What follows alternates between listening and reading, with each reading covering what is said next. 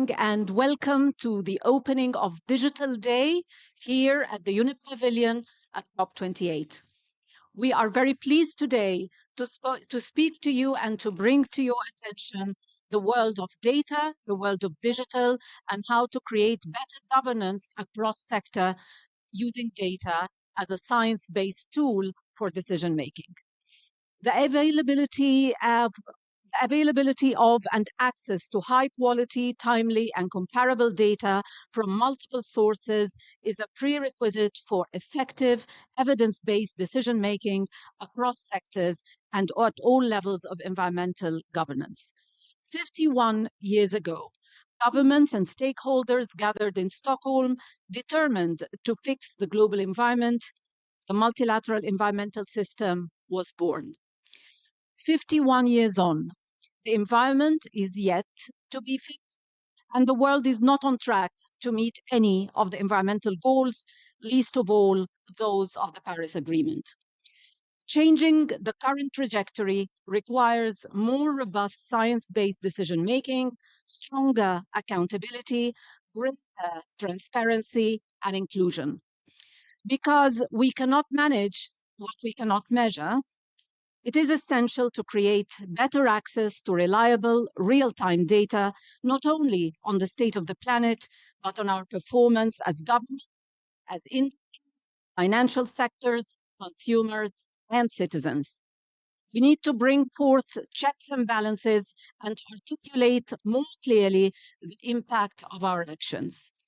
In 2018, the UN Science Policy Business Forum, with support from the governments of France and the government of Estonia, convened a series of high-level interagency discovery sessions to determine the data gaps, the needs, and the ambitions. Led by Estonia in its position as the presidency of the UN Environment Assembly, the UNEP Ministerial Declaration of 2019 mandated a global environmental data strategy by 2025, and the UNEP at 50 declaration further reiterated calls for action on big data. During this session, and building on the work of the expert group on big data, which met in Vienna last September, we will explore means to empower science-based decision-making and greater accountability and transparency across sectors. Please allow me to introduce and to welcome our distinguished panel for today, who will talk to us about some of these issues and explore some of the opportunities ahead. I'm very pleased to welcome Sally Redwan, Chief Digital Officer on UNEP and the lead of the Global Environmental Data Strategy. Catherine Sarsalo Liacci is Ambassador at Large for Climate and Energy Policy, the Republic of Estonia. Dr. Kristen Viertinger is Executive Director of the International Astronautical Federation. Justin Keeble is Managing Director for Global Sustainability at Google. And let us kick this off with a question for Sally. Sally, why does the world need a global environmental data strategy? Thank you, Shireen. Good morning, everyone, and thank you for being here. It's great to have you at the UNEP Pavilion. Just a quick plug, when we're done here, we have, of course, other sessions coming, but I would encourage you to play around with some of our new digital applications on the screens in the back, which actually leads me to the answer to your question, Shireen, because they're all data-driven platforms. And we've all heard the mantra of data is the electricity or the water or whatever other utility of the 21st century. Now, what we're hearing is data alone isn't enough. It's what you do with the data. It's what data sets you can combine together. It's the insights you can draw out of them. So I've started talking a little bit about monitoring fatigue, that there's a bit of fatigue around the world of using a single data set to monitor a specific phenomenon.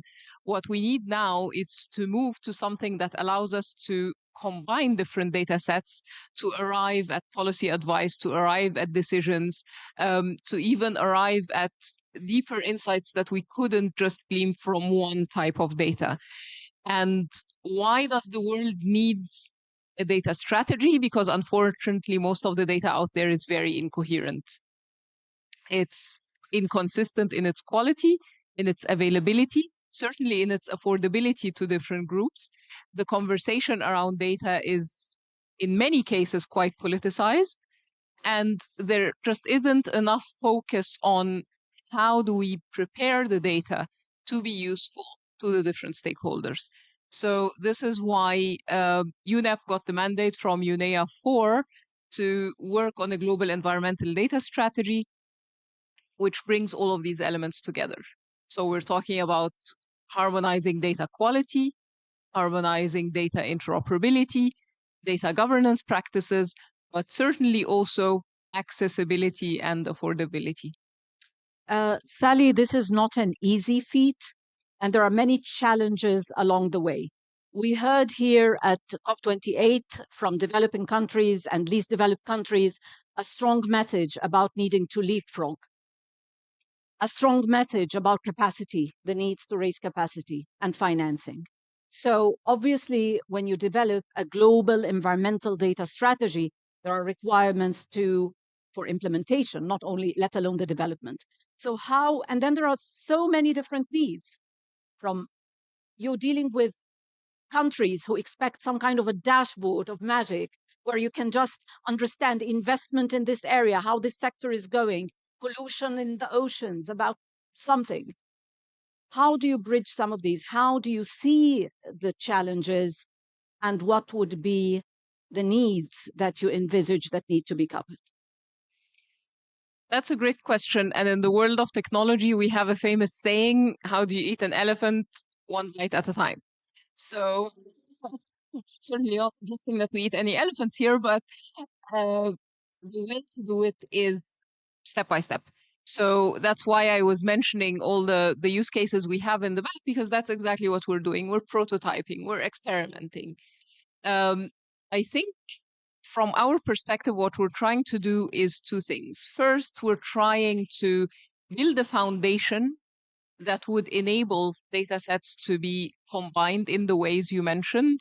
So not just environmental data, but climate with migration, with transport, with poverty data, and then see causes and effects and future scenarios even.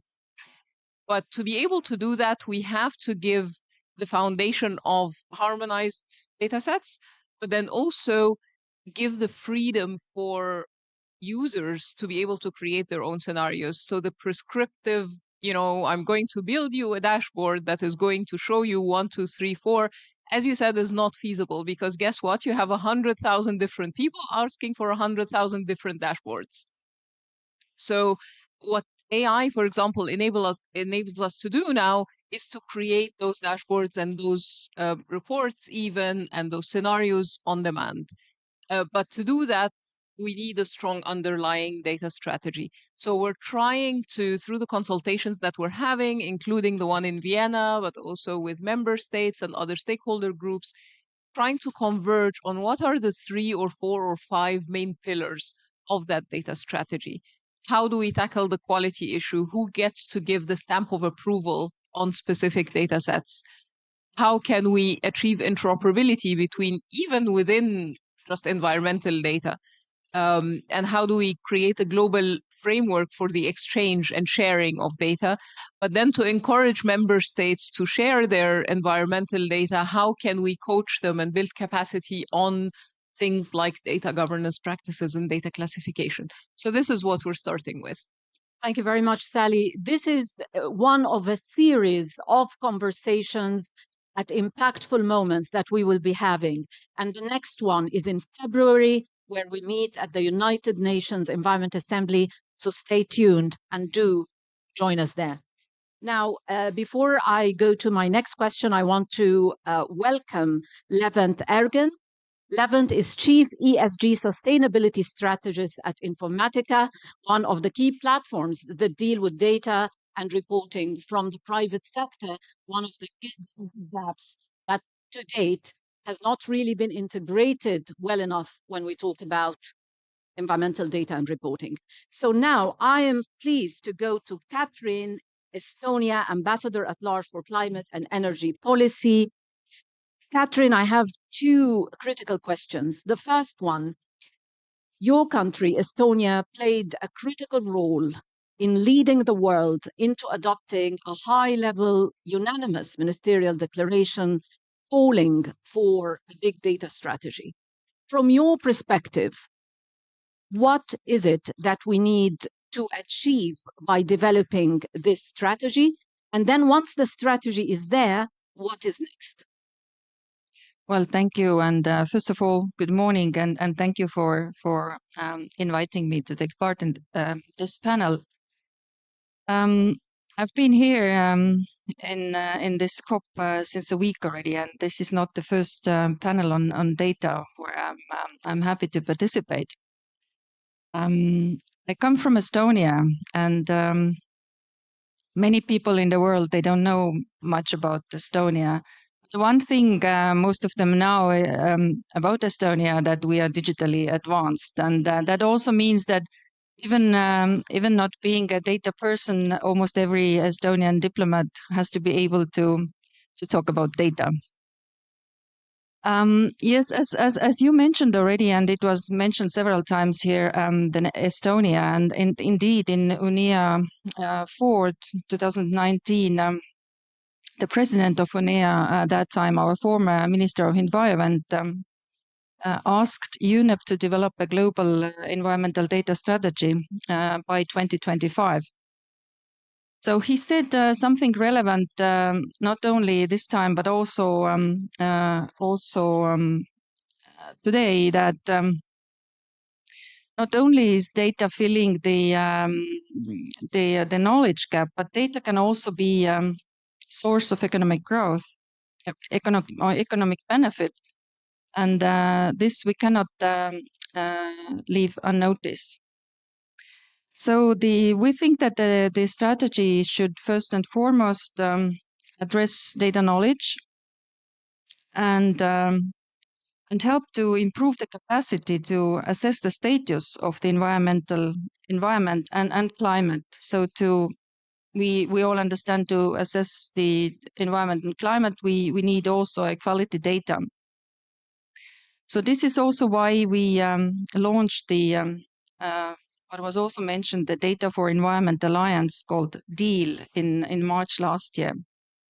What is DEAL? DEAL is a multi-stakeholder platform for data-driven insights, and the aim is to foster the collaboration and also knowledge exchange, so that we can really learn from each other, to build strong networks, and also at the same time support the development of this global data strategy.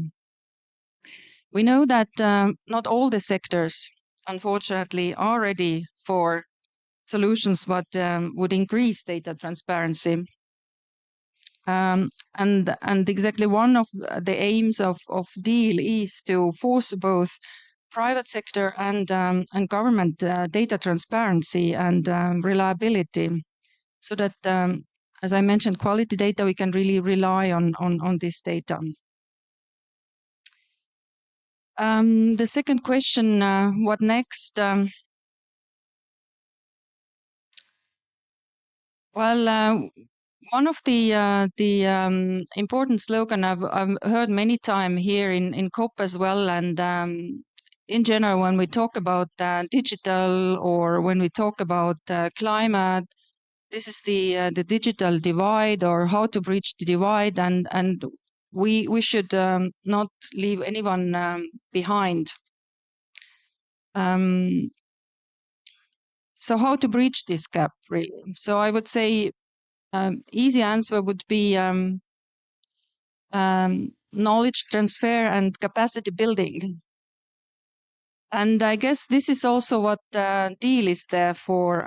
That's a perfect tool to bridge the digital divide through this international and multilateral cooperation, to help to this capacity building, cooperation, collaboration, and as I mentioned already, knowledge exchange, and we can also exchange our best practices and experiences.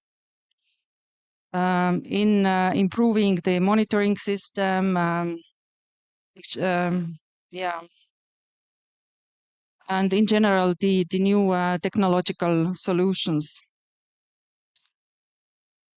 And well, much have been said also about the data harmonization, but I leave this for the data people here. So thank you. Thank you very much, Ambassador. Now, you gave us a very good lead into technology and AI. So I'll just go there with Justin Keeble from Google. And Justin, please tell us how the advancements in AI and digital and all the wonderful technologies that you have, how these can transform environmental management and enable climate action. Thank you. Thank you very much.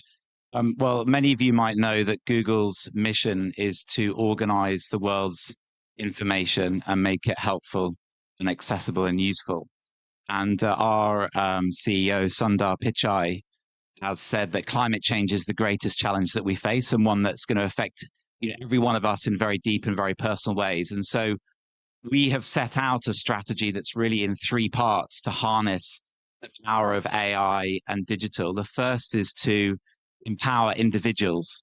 So if you think with Google, we have many brands that are used by over 1 billion users every month. And so we have a tremendous responsibility to be putting insights and information into the hands of individuals. So if you think about Google Maps, for example, we now offer eco-routing so that a traveler can find the eco-friendly route, and that's obviously being informed by data from live transport. With Google Flights, we provide carbon intensity data for the flight. So these are examples of where we want to introduce insights to individuals to make different decisions.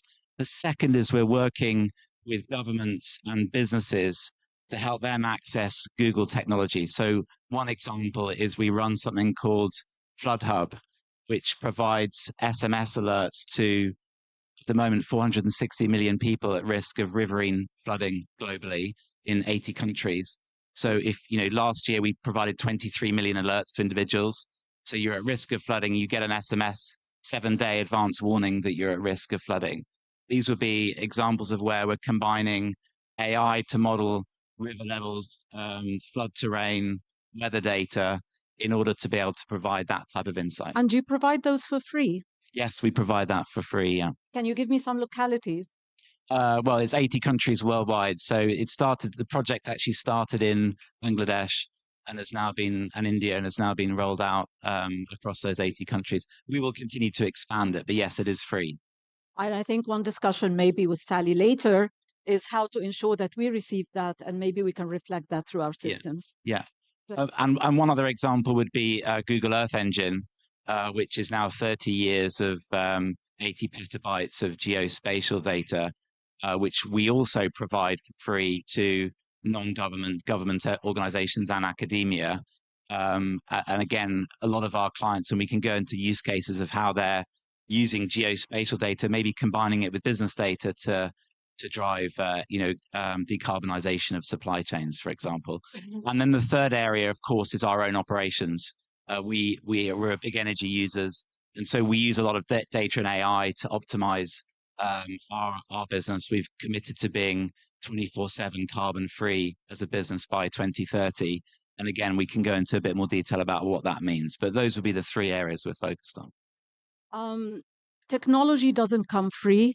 You just gave us some very good examples of how Google can provide, or the digital AI community can provide amazing information to safeguard communities. I think the world needs to know more about that and to be able to access that.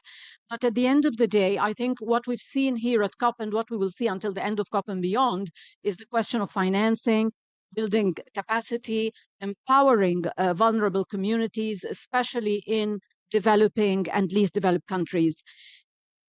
How much do you think about that in an institution like Google, and what are your ideas? And I know financing is not always, and how can we bridge the technology financing gap, the digital divide? It's not the most popular question, but I'll ask you that. No, I think it's a great one, and it's something that I think we think about a lot. And to give you one example is we've just completed a sprint with the UN Climate Champions Race to Resilience. And the task there has been to look at how can we apply Google technologies to help deliver their goal to help 4 billion people globally improve resilience. The world's most vulnerable people to climate change. And we've looked at two directions. One is a bottom-up view, and with some community groups in Uganda, Tanzania, and Kenya, we were able to look at the role that simple Android mobile phones could be used to provide alerts both to climate risk, but also importantly, being a simple natural language interface so that people in multiple languages could ask questions about the risks to their property, what are the simple low-cost measures that they could deploy to protect their home to flooding, and that would start to build a picture of communities at risk, and then a top-down view that could be informed from that bottom-up of where institutions might be able to provide capital to support communities most at risk. So it's very much in its early days. There's a public session on Friday with Google and the Race to Resilience where we'll be sharing the outcomes of that work and what we've got planned for next year. That sounds brilliant. Thank you so much, Justin. I'll go now to Dr. Christian Feistinger. And Dr. Christian, your organization organizes the most influential space community, whether across government or across the private sector. And the two big events this year, the International Astronautical Congress and the Global Space Conference on Climate Change in 2023, emphasize the need to scale up space technology to support climate change adaptation and mitigation, especially in areas related to methane, for example, and other harmful emissions. I want you to elaborate a bit on this recommendation or these recommendations by the Congress. And what are the key barriers and opportunities to achieving that? We spoke together before, and we have a great partnership that's growing on whether the space technology is being used to full potential. Thanks a lot, and good morning to everybody. Thanks, Shireen. I would like to express my sincere thanks for being invited to speak here and represent the space community within this very important topic. The cooperation between the International Astronautical Federation and UNEP is not very old, let's say. We are just about to setting this up. We look forward to sign an agreement with UNEP very soon. And I think it reflects now the need and the wish to raise the awareness that space and the space component can be a very important part in the discussion about climate action. Just to tell you who we are, I mean, the International Astronautical Federation is a very traditional organization, already more than 70 years old. And now we are bringing together 513 organizations from 77 countries worldwide. So everybody that is engaged in space, from space agencies to space companies, associations. And as you mentioned, we are bringing this community together in our events, global conferences, the International Astronautical Congress. And a few years ago, we've decided that space for climate action is one of the important pillars, because we've seen that, first of all, the space community seems to be a bit in a bubble. And we wanted, with this conference, to reach out to non-space actors and bring them together with the space community, also with political decision makers, and of course through the media also to the broader public. And the outcome of our recent discussions in this global conference and in our Congress have clearly shown that, first of all, the space community is doing a bad job in communicating. I mean, if I would like to ask the audience, who of you have really heard in your national or international media about the contribution of space to climate action? Nobody raising the arm. Well, one, two. I mean, I take it that this is most probably our mistake or a deficiency, and we've clearly said we need to kind of communicate better. We need to bring these communities better together. Other points that have been really identified is that we've come very far, because today more than half of all the relevant climate variables can only be measured by and from space. And therefore, of course, this is a very important contribution, because it's the basis of a good deal of this huge mass of data that is available. But data is not good enough. We need to provide solutions. We need to make information out of this data. And what we have identified is, for instance, this missing last mile to close the gap between the availability of data and the usability for local communities. I remember one very famous quote in one of our big conferences recently, and that was especially developing countries that are the most vulnerable against the effect of climate change or for climate adaptation. They are drowning in data, but they are starving for information. So there is a need of capacity building. There is a lack of financing in these countries, certainly, and we need to be aware of that. Another aspect that is extremely important is that these effects on the environment are getting, with time, more and more intensive and more numerous. So we need to keep up with the speed of these events by providing missions, satellite missions in a bigger frequency. And there, of course, the new space and space, the commercial space comes in, because agencies for huge missions, this is always taking quite some time. But space companies, especially new space companies today, are able to set up small missions targeted to a certain task in a very efficient and very quick way. We also need to have continuity, because climate observations need to take a very long or observe a long period of time in order to find out really tendencies. And therefore, you need to have the financial commitment of governments. And that is pointing mainly down also to the political continuity. Sometimes governments are changing and priorities are changing, and then also funding for space projects, but of course more broadly also for climate action is changing. And then what is very, very important for us in our community is the fostering and importance of the next generation. The next generation is really the ones that will be mostly affected by climate change, but they are also the ones that have the biggest potential in order to contribute to climate action. And therefore, we try to put them really into leadership positions and to involve them. And I think this is also important, especially in emerging countries where you do not have the infrastructure to build up workforce so easily. And therefore, the support from the so-called developed or space nations in order to bring this knowledge to emerging and developing countries is important. And that's what we try to do with our platforms. Thank you so much. And I want to welcome Hindu Omaru Ibrahim, geographer and co-chair of the International Indigenous People Forum on Climate Change.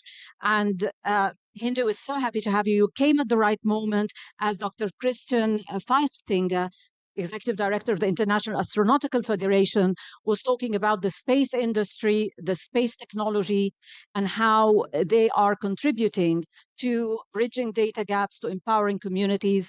We spoke with Google about digital and AI.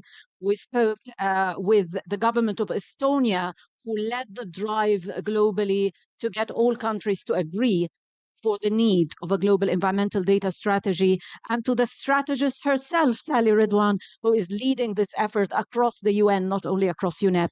So in all these conversations, I think the issue of how do we empower local communities and how do we create a space for developing countries to make full use of data, but also contribute to data, is an important part of the discussion. So let's come to you now and ask you first, What is the role indigenous communities play in contributing to environmental data about state of the world environment and the impact of human activities on ecosystems? Thank you so much, and good morning, everyone, or afternoon. I really don't know. I'm so sorry, running between meetings, so that's why I really apologize to all my panelists to join you later and to you as moderators. So, firstly, to note in the data, indigenous peoples represent 5% of the world's populations. Indigenous peoples live in quarter of the earth, 25% of the earth, of the land. And indigenous peoples protect 80% of the world's biodiversity. And indigenous peoples capture 2 times the carbon released in the atmospheres. That means 7.6 billion tons per year. So coming from all those data, make indigenous peoples a guardian of the planet, the guardian of the ecosystem.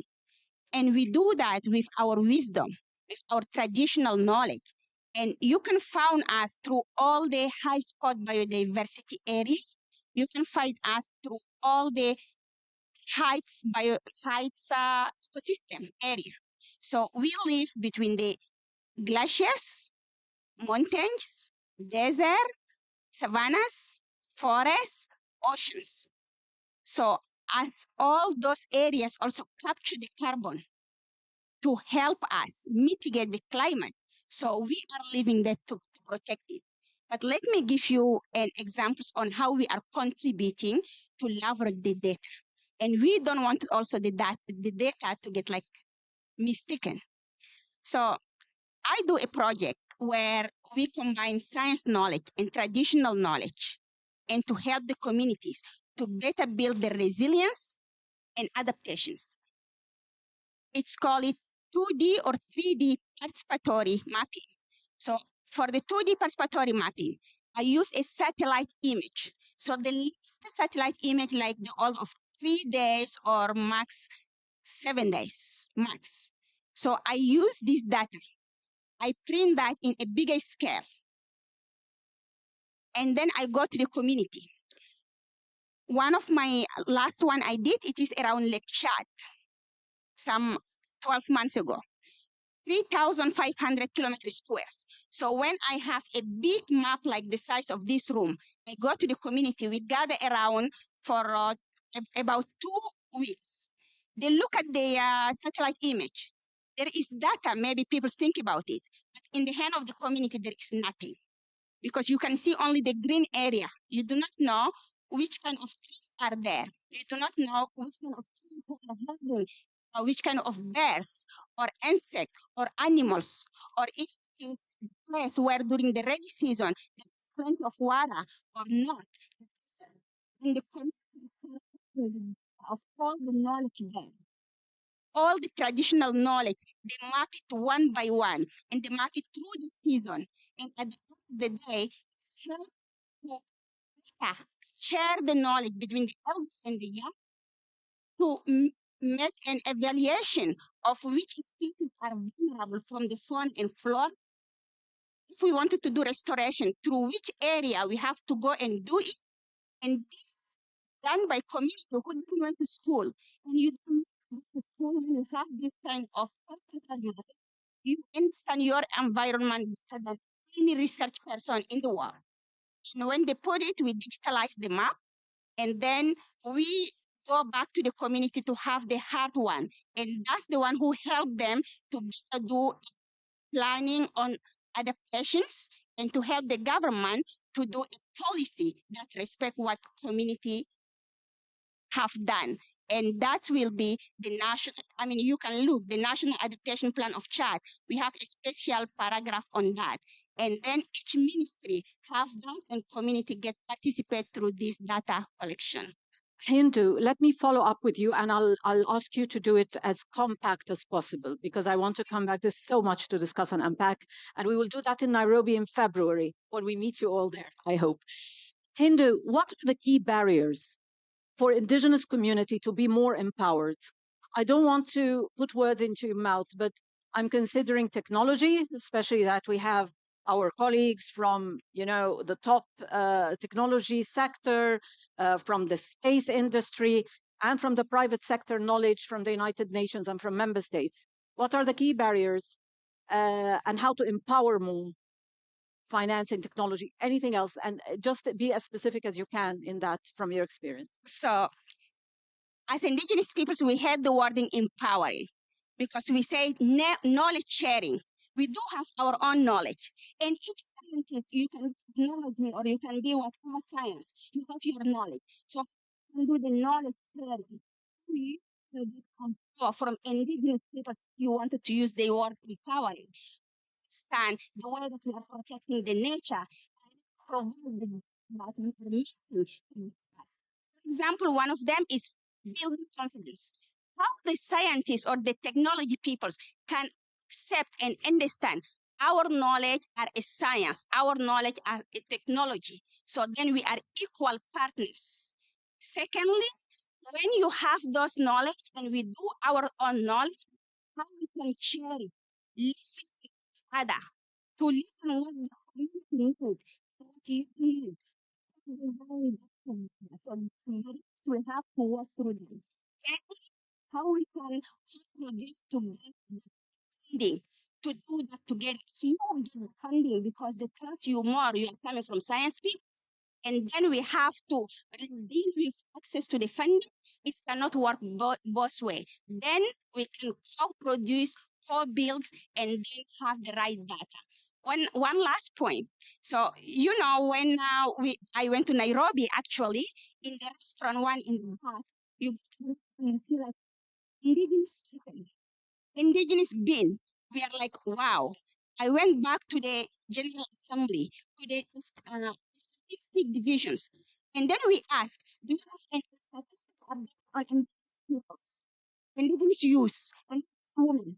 We do not have. What we found is and indigenous scouts and the professor. So we think we can have the right statistic of what we need.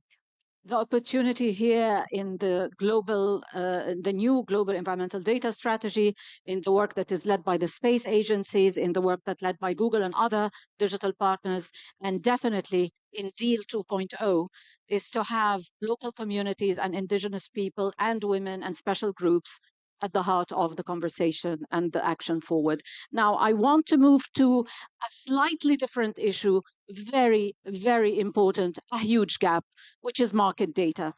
And again, I will go here and reintroduce Levent Ergen, Chief ESG Sustainability Strategist for Informatica, but I'll also be coming to Justin as well in Google. When we look at reporting that governments do, and Ambassador, please also, your work with us, with member states in that is so important. The information and the data that's given to us by governments, especially, reporting on the SDG indicators, 25 of them, the multilateral environmental indicators, when it comes to market data and performance, it is always lacking. Why is that? What is wrong with the ESG data? And what is wrong with the communication between this pool of data and information and then it going back to government and then finding its way back to us in the UN system? Go. Okay. Well, thank you, Shireen, firstly, for inviting me. And apologies for being a couple of minutes late. I underestimated the distances at COP28. So I think the challenge is multifaceted, and we have lots of data silos, and I think the main topic at COP28 this year is the global stocktake. So how far have we come since the Paris Agreement, where we all agreed the legally binding agreement to limit global warming to 1.5 degrees? And what's been quite a positive development since then is the majority of the G20 finance ministers and central banks have all shown their support of adopting whatever the ISSB is going to be advocating. Now, this is an acronym soup. ESG is another acronym in itself, environmental social governance. We're focusing on the E today as part of this data strategy harmonization conversation. But when we look at why ISSB, so the International Sustainability Standards Board, was first set up by the IFRS, that's because at the time of the Paris Agreement, we had more than 400 different voluntary reports. 400. So how do you go about harmonizing all of that when you have so many different standards? So this is why the ISSB was formed. Their role was to create a global baseline that everybody could work towards so that we can compare apples with apples and oranges with oranges. And can I see a show of hands? Who's in the private sector in the room?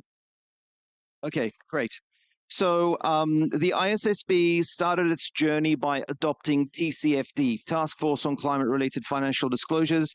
I loved your insights. We are now slowly moving into the biodiversity and nature side of things, but at the moment, it's all about carbon. So when we look at the G20, all of the private sector is now mandated to report on their ESG disclosures. And when we look at all of the different reporting frameworks out there, the greenhouse gas protocol, if you were to draw a diagram, right at the center of it all is the greenhouse gas protocol. So we have a huge opportunity to leverage that data for the environmental data strategy.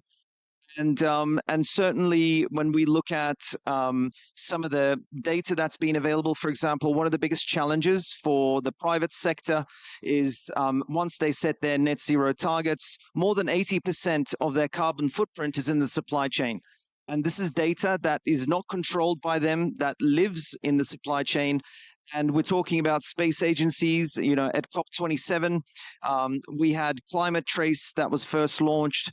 And certainly at Informatica, we are linking satellite and remote sensing technology to physical assets, where Climate Trace is giving us data around the actual emissions of more than 70,000 of the highest emitting physical assets around the world. So when we look at one of the challenges in the industry today, everybody is typically using a spend-based carbon calculation method, which is not that accurate.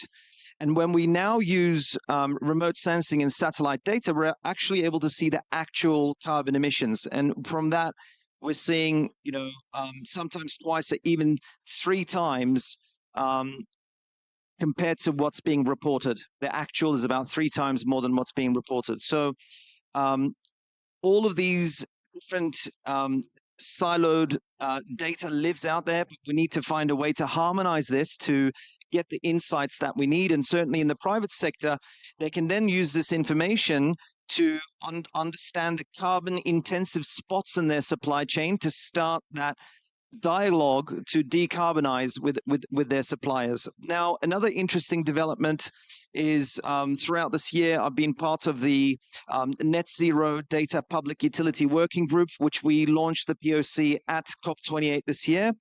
When we work with the private sector, a lot of our customers purchase data from CDP. So globally, we have about 20,000 companies that are proactively reporting to CDP, which also includes their scope 1, 2, and 3 submissions around greenhouse gas emissions perspective.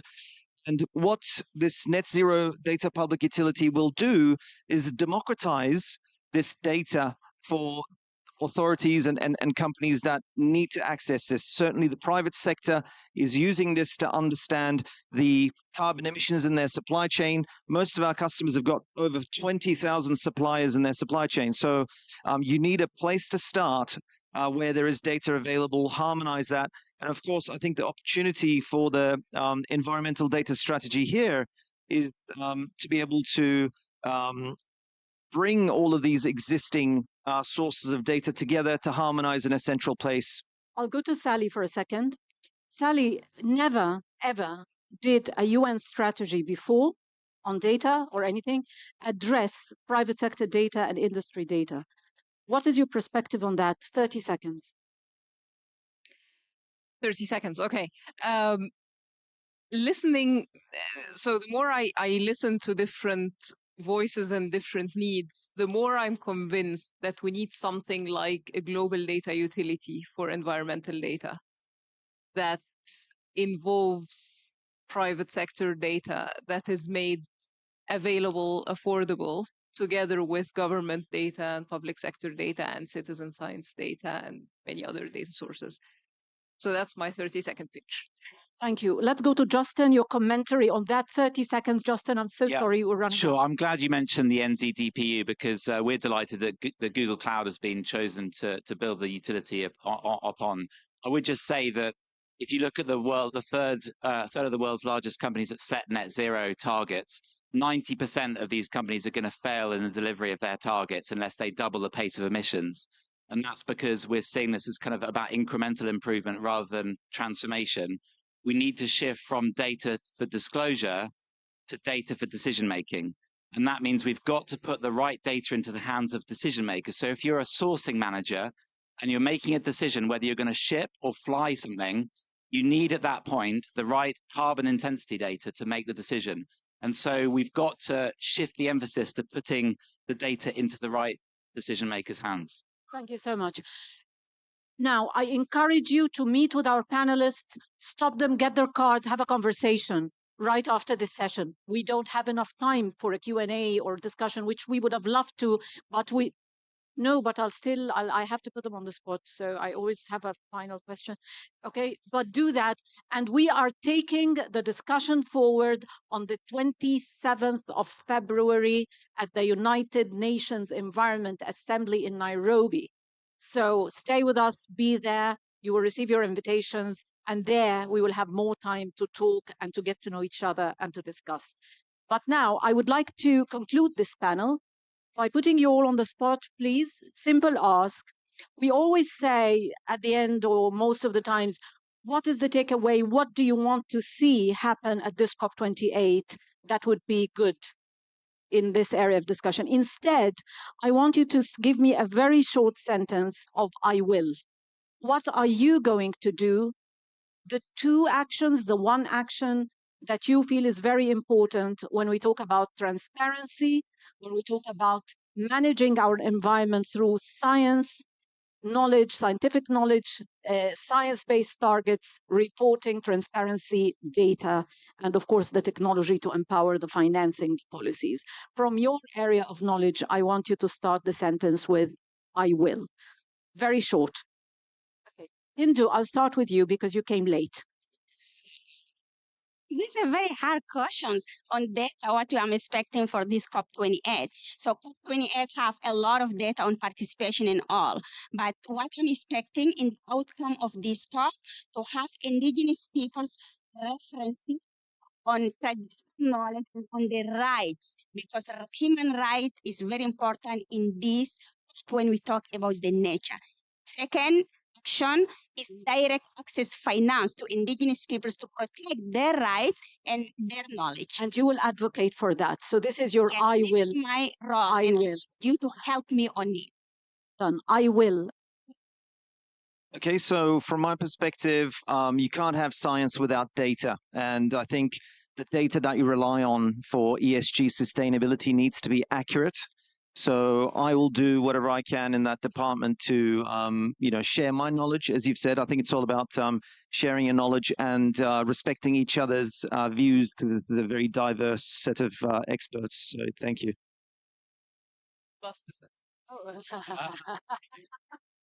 Well, I will, or I should rather say we from the International Astronautical Federation, we will continue to advocate for and to promote that space is an efficient tool for climate action.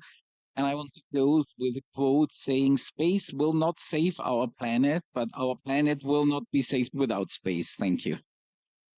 We will talk about space debris in Nairobi and climate change. Well, there is a lot to wish as an outcome of the COP, but since we are talking about data, I wish we would have the necessary high-quality technology there. I wish that we will really have high-quality data. And what is needed most is the trust. We need trust in our governments, in our different stakeholders, and in this quality data. Thank you. So I will bring Google technologies, particularly AI and cloud, to help build bridges between data silos, particularly across corporates and supply chains, but also public data sets. So I will say two things. The first is I will really try to push for this idea of a global data utility for the environment. I think it's much needed as part of the data strategy. And the other thing is please don't go anywhere, because we have another session on data coming up, delving into use cases on environmental data. So hope we can continue the conversation. And thank you so much, Shireen, for doing this. Thank you, everyone. I will close this session. So thank you to our wonderful panel, to our wonderful participants, and have a bright and successful digital day.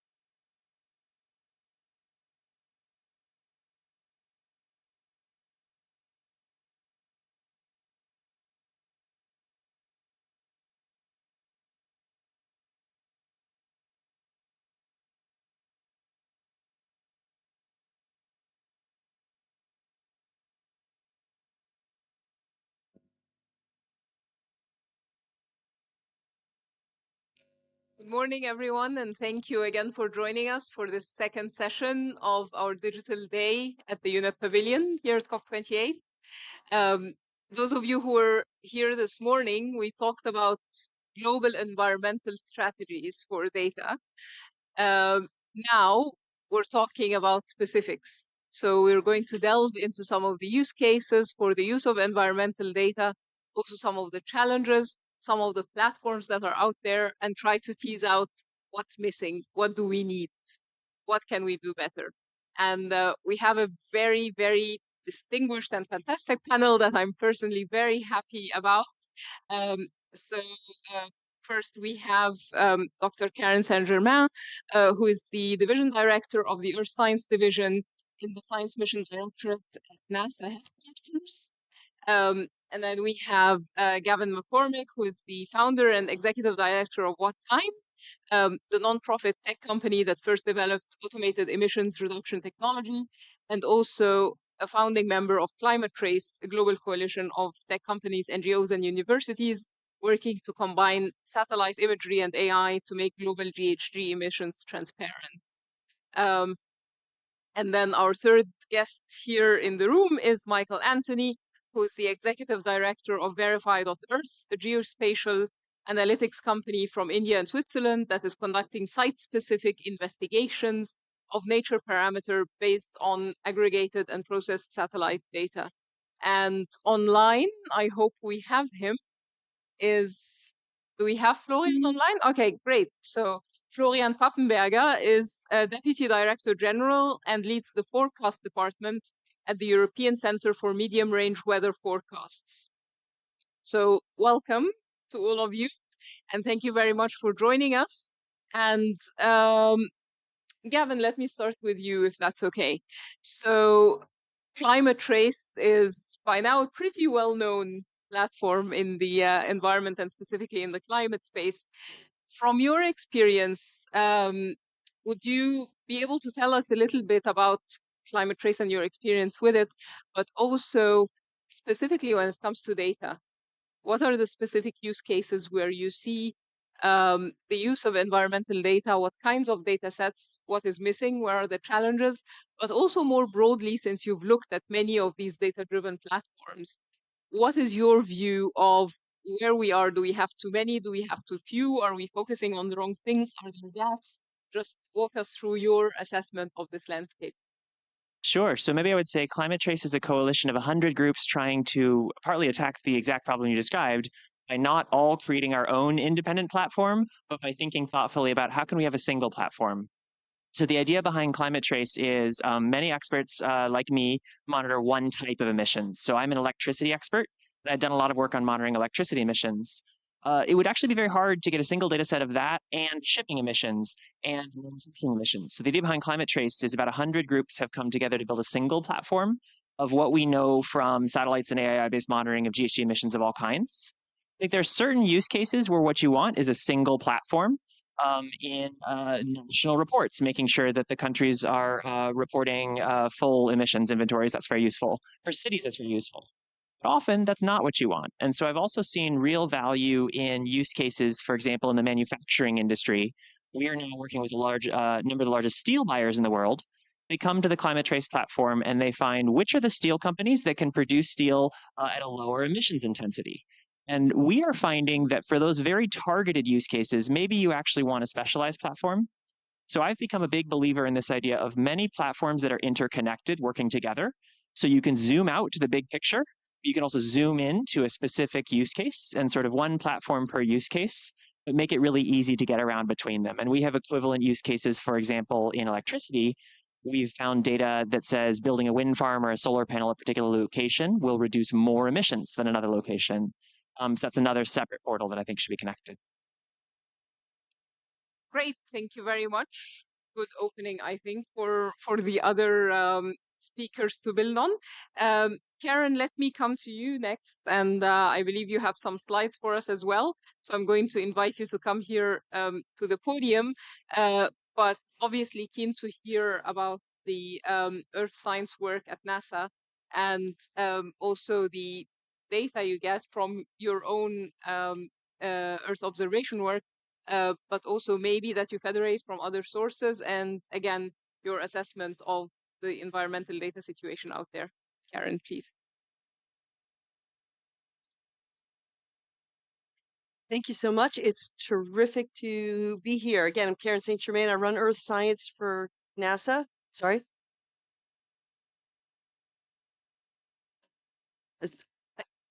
Turn what on? The, the mouse. Yeah, sorry, I hadn't clicked it yet. Sorry. Yeah, I'm good. But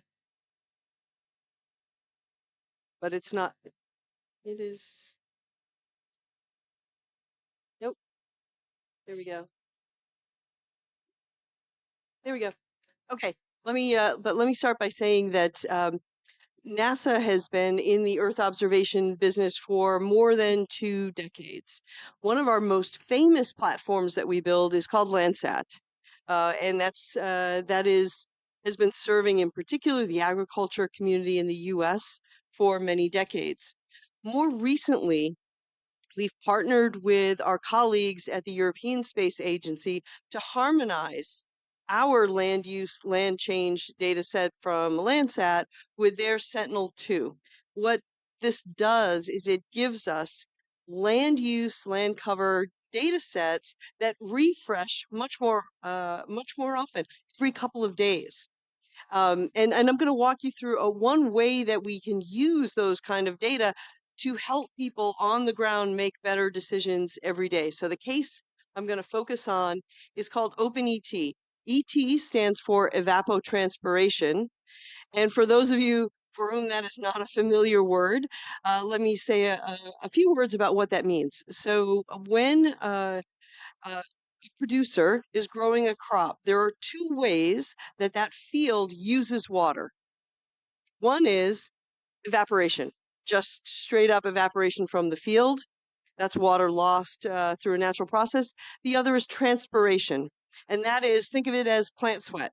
It's the water that the plant loses in keeping cool.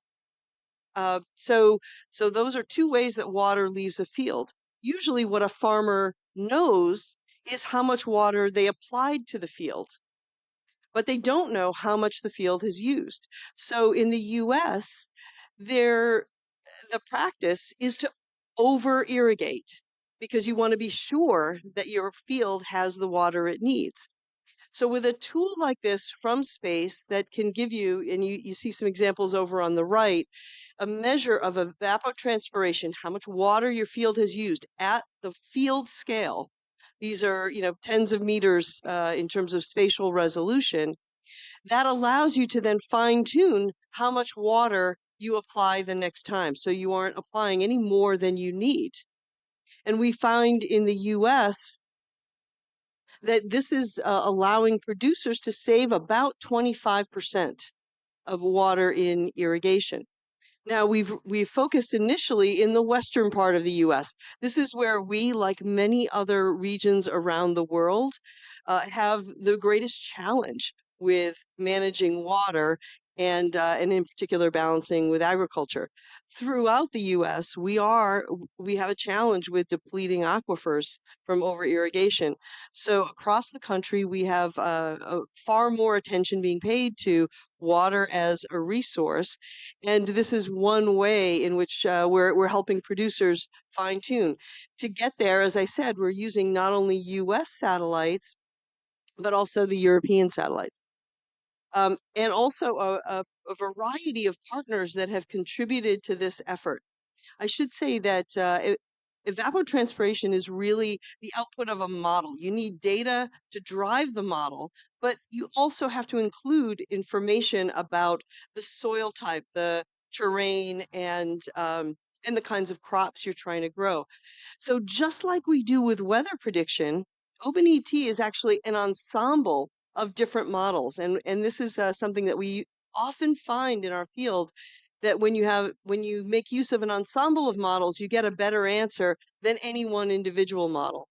It also solves the problem of the users who previously had multiple models to pick from if they were going to try to use evapotranspiration. They had multiple models to pick from, and they had no way of knowing which one was better. So providing an open source ensemble for them to use has really made an enormous difference. And I want to say one more thing to get to your point about data sets. So I mentioned that we harmonized the US and European data sets. This is just the steps that we have to go through to get to a unified data set so that the user doesn't have to worry about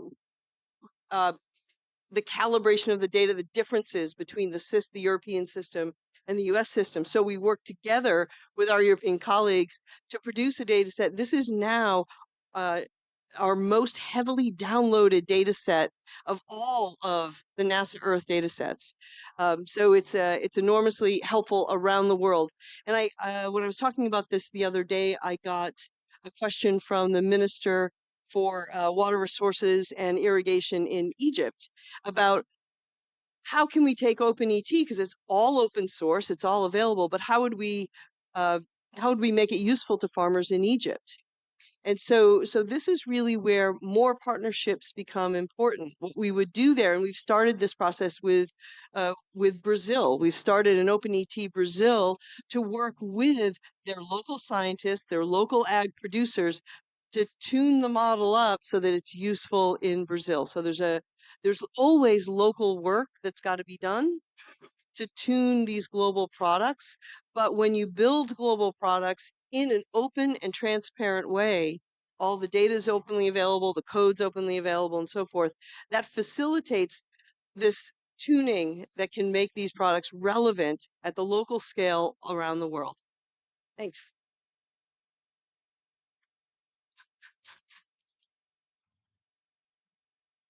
Thank you, Karen. That was amazing. And I'm not surprised that the Egyptian minister asked for this. I used to lead AI for Egypt before I came to the UN, and we were trying to solve exactly that problem. And at that time, satellite data could help us detect boundaries between agricultural fields because they are very fragmented in Egypt. It could help us detect crop type and stage of growth, but it couldn't help us detect the level of water that is left because exactly as you said, there's over irrigation and then the water is soaked up by the ground and you can't really see how much is there. So you tend to over irrigate again. So I'm so glad that you now have this. And I hope you can work with the government of Egypt and other governments to make this a reality for them. It's a much needed solution, actually. Michael, let me go to you, and I think you also have a slide, so let me give you the clicker. So, yeah, I'm not going to give a huge introduction, but just the same question to you. Where do you see the use of satellite data primarily, but also other types of data sets? Where do you see opportunities and challenges? Over to you. Thank you, Thali. Yeah, so we are what you probably call it sort of a downstream user. So you guys, you produce satellite data, you aggregate satellite data. We find very site-specific use cases for it with our clients, of course. And just to dwell on Karen's example on before I come to this one on the slide, before that, let me just tell you one example. Since it's already on, I'll talk about this one. I'll talk about yours later. Specific use cases, because what you often have is that global data set needs to be contextualized in a very specific local context. It often needs ground data, it needs an contextual understanding, it needs perhaps even a local scientist who can make sense of it in the local environment. This is what we do with in general, more of a focus on India and South Asia or Southeast Asia. Occasionally one or the other examples as well, if we have a client who has a different locality. This is actually an example from Latin America, where we had been asked to assess the environmental impact of lithium production. So what you can see on the slide, and I have to turn myself so that you have it in front of you, is a very sort of straightforward global data set, which is a water surface index. And this is taken from the Sentinel data because it is a slightly better spatial resolution. And we had to go quite specific. And we wanted to understand, in the process of lithium mining, which is using a lot of groundwater, can we see an effect this is having on surface water? Because measuring groundwater with satellite data in very specific location is extremely challenging. So we used the proxy of surface water. And what you can see here is there's a river stream in this particular site in the Atacama Desert in South America, where a lithium site is being planted. And you see the first image from July 21 and the second image exactly 1 year later when the site has been constructed. And you could actually see that the river has been drying out. So there is an environmental effect on this very particular site. Now, of course, we have to take out weather data. So we looked into precipitation data to see that there might not be perhaps an impact of precipitation, that maybe there was a sort of a lot of rain under July 21, etc. So these are sort of localized effects that you also need to draw, or we can draw from global data sets. But so we made sure that this is not something that is impacting this particular site. Then next, of course, we look what is the downstream impact on agriculture. So this is in the desert, so obviously there's no agriculture, but then the river flows down. So if there were to be any agricultural impact, it would happen downstream. And again, this is something where global data sets from the very source that Karen talked about, very straightforward indices, not really complicated, could help us to examine exactly that question. And in this particular case, there was no impact on downstream agriculture simply because downstream agriculture was so little. There were so few fields that were actually in this area further downstream. So that's just a very simple, it's actually a very straightforward example that you can access. Not through, you don't have to do any coding for it. You can simply download this one from any of those data sites that we've been talking about, that we've been referring to. The Sentinel Hub is one from the European Space Agency that would have exactly those data. You can sort of type in your coordinates and you would get this type of data. So that's an example. And since Karen talked about the evapotranspiration example, I just want to add on sort of the perspective on the other side of the globe, because you were describing how US farmers are using it. Now, we've been using it in smallholder farmers in India.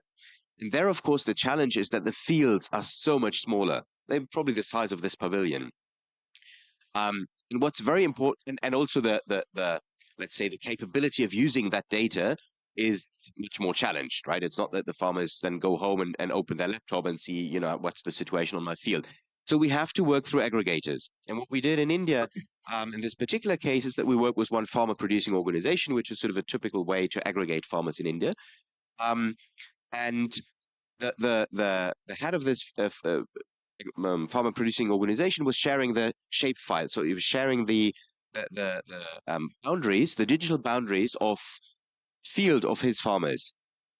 And then we were kind of overlaying those two, and that was allowing head of this farmer producing organization to go around to his constituency, to his farmers, calling them on WhatsApp, or sharing even this image. He actually shared it on WhatsApp, guiding them. You're using too much, you're using too little, etc. And we did that with evapotranspiration. We also did it actually with soil moisture, because this was the same we did here, start of the season. So you can also use soil moisture data, which is another global data set, particularly relevant from radar satellite data. So those two examples, I think, illustrate the relevance of, yes, using global data sets, then contextualizing it with local circumstances, and also in this case aggregators or conveners who help to bring these data sets to the relevant communities. That's great. Thank you, Michael. And I'll have a few follow-up questions for you. But first, let me go online to our final panelist, Florian Pappenberger. Florian, I hope you can hear us. And I hope we can see you at some point. Can we see Florian? Oh, hello. So ECMWF is one of the most active, I think, parts of the European Commission on the generation and use of environmental data, but you're also involved in Destination Earth, which is the digital twin project by the European Commission. I wondered if you could tell us a little bit about what can a digital twin add to the conversation about environmental data and platforms, what challenges you're facing, what use cases you're thinking about, but also the wider work you do at ECMWF. Thank you very much, and thank you very much for having me online. As you can see, it's a bit frosty in the UK. I can see you're all a bit warmer than me, so that's very nice. Anyway, yes, I'm here talking from the European Weather Centre. The European Weather Centre is an independent international organisation, so we're slightly different from the European Commission. We run loads of initiatives of trying to use the data which you already heard about. We talked about river discharge and so forth. We try to use these 800 million observations which we get every day to produce a map with our facts, which sort of creates a picture of the Earth which connects the evaporation we're talking about, but also discharge, precipitation, temperature, in all the variables we think of. And I think one of the really exciting things is at the moment is the European Union has started what it was mentioned as the Destination Earth program. And the Destination Earth program is trying to create a digital twin of the Earth at a really, really high resolution to support mainly policymakers, but also local applications. Although I have to fully agree they have to be contextualized and used in a local context, which is a completely different game when I'm talking about global data. We're really working towards climate change adaptation, from extreme events and environmental changes. We are, as I said, we are producing those data every day. We're actually, in fact, producing every day 200 terabytes. And the Destination Earth digital twin will produce 1 petabyte of data every single day. It's an innovation program. It's really there to, as I said, create a digital replica of the Earth as a whole, and with that trying to reproduce the past, the present, but also future states of the planet. So really trying to create a time series which is more fun. We're talking really about anything. How we talk about the atmosphere, talk about the ocean, sea ice, or even the biosphere, and so forth. And that then we'll be able to use this over a digital platform, which is actually provided by one of our partners, the European Trade Agencies in the program, that will allow you to access and analyze this data the same way as we just talked about the Landsat data or similar or Sentinel data in that particular respect. ECMWF itself is responsible just one part of Destination Earth program is the digital twin engine and digital twin specific topics, so the application of that. The digital twin engine is really at the heart of it. It's the core of how you model or use all the systems integrating the system as such. And we use all sorts of stuff. We use physics, but also artificial intelligence and machine learning to try to represent that. I think one of the main challenges, opportunities of Destination Earth is that the use of these global observations, which are really the large, diverse, and dynamic data which sort of were coming here, and trying to synthesize them for use or for local applications and such. So you have already programs such as the Copernicus program, which produces a global reanalysis. Destination Earth will supercharge that and create even a bigger data set for more local usages in that sense. In terms of applications, it's actually all applications you can think in the Earth system. We talked about rivers, so we talk about flood forecasting or drought forecasting, but we're also talking about health in all sorts of heat health and all sorts of applications, but also atmospheric composition, so other types of aspects in that sense. I think that's all I had for the beginning. Thank you, Florian, and also very interesting pointers for a follow-up. But let me actually pose a wider question to all of you, and I leave it up to each of you to pick whichever part or all parts of it that you'd like to answer. So you mentioned some very interesting use cases for Earth observation data and environmental data in general. As you may or may not know, at UNEP, we're working on a global data strategy for environmental data. And I just wanted to pick each of your brains on where do you see the gaps? Where do you see the need for a global environmental data strategy? What would be your top items on your wish list for a strategy like that? And do you think we need to tie it to also the data-driven platforms that we have? As Gavin mentioned, there are almost too many of them by now. So how do you see that linkage going ahead? But also with regards to the different audiences, we talked about, farmers in the US, farmers in India. We talked about emissions and planning and regulations forecasting. We talked about different types of stakeholders. So how do you think we can serve all of them using a global environmental data strategy? Gavin, I'll start with you. One thing I'm very struck by is we're now talking about 200 terabytes a day. It's even more than I knew. Just so much data that if you don't have a very serious strategy for how you're going to sort through it, you can't make sense of things. And I think one of the things very striking about satellite data is we can all agree on a single way to sort through it. We all agree this place on the globe, it gives us sort of a unique key to translate easily across data sets because we have a way of indexing it. But a lot of data doesn't work like that. So for example, I'm very struck by corporate reporting on emissions. You don't get a location of where did those emissions occur. So you actually cannot match those up against satellite imagery. It's actually the same with national reporting on emissions. We don't get any locations of where all that happened. And so I think one of the things we can really do if we are trying to move the ball forward on making this all interoperable is to go to non-satellite data and to really encourage the creators of those data to get and share through a single platform like this. Where did these physical things happen? Because that's the only system we've seriously found that works in nearly every application to trade back and forth between data sets. And I think that's the key to making it all interoperable. Great, thank you. Karen, do you want to go first? Sure. Yeah, so it's a very complex question because when you're talking about things like anthropogenic emissions, you've got a different set of challenges than when you're talking about different attributes and aspects of the natural system.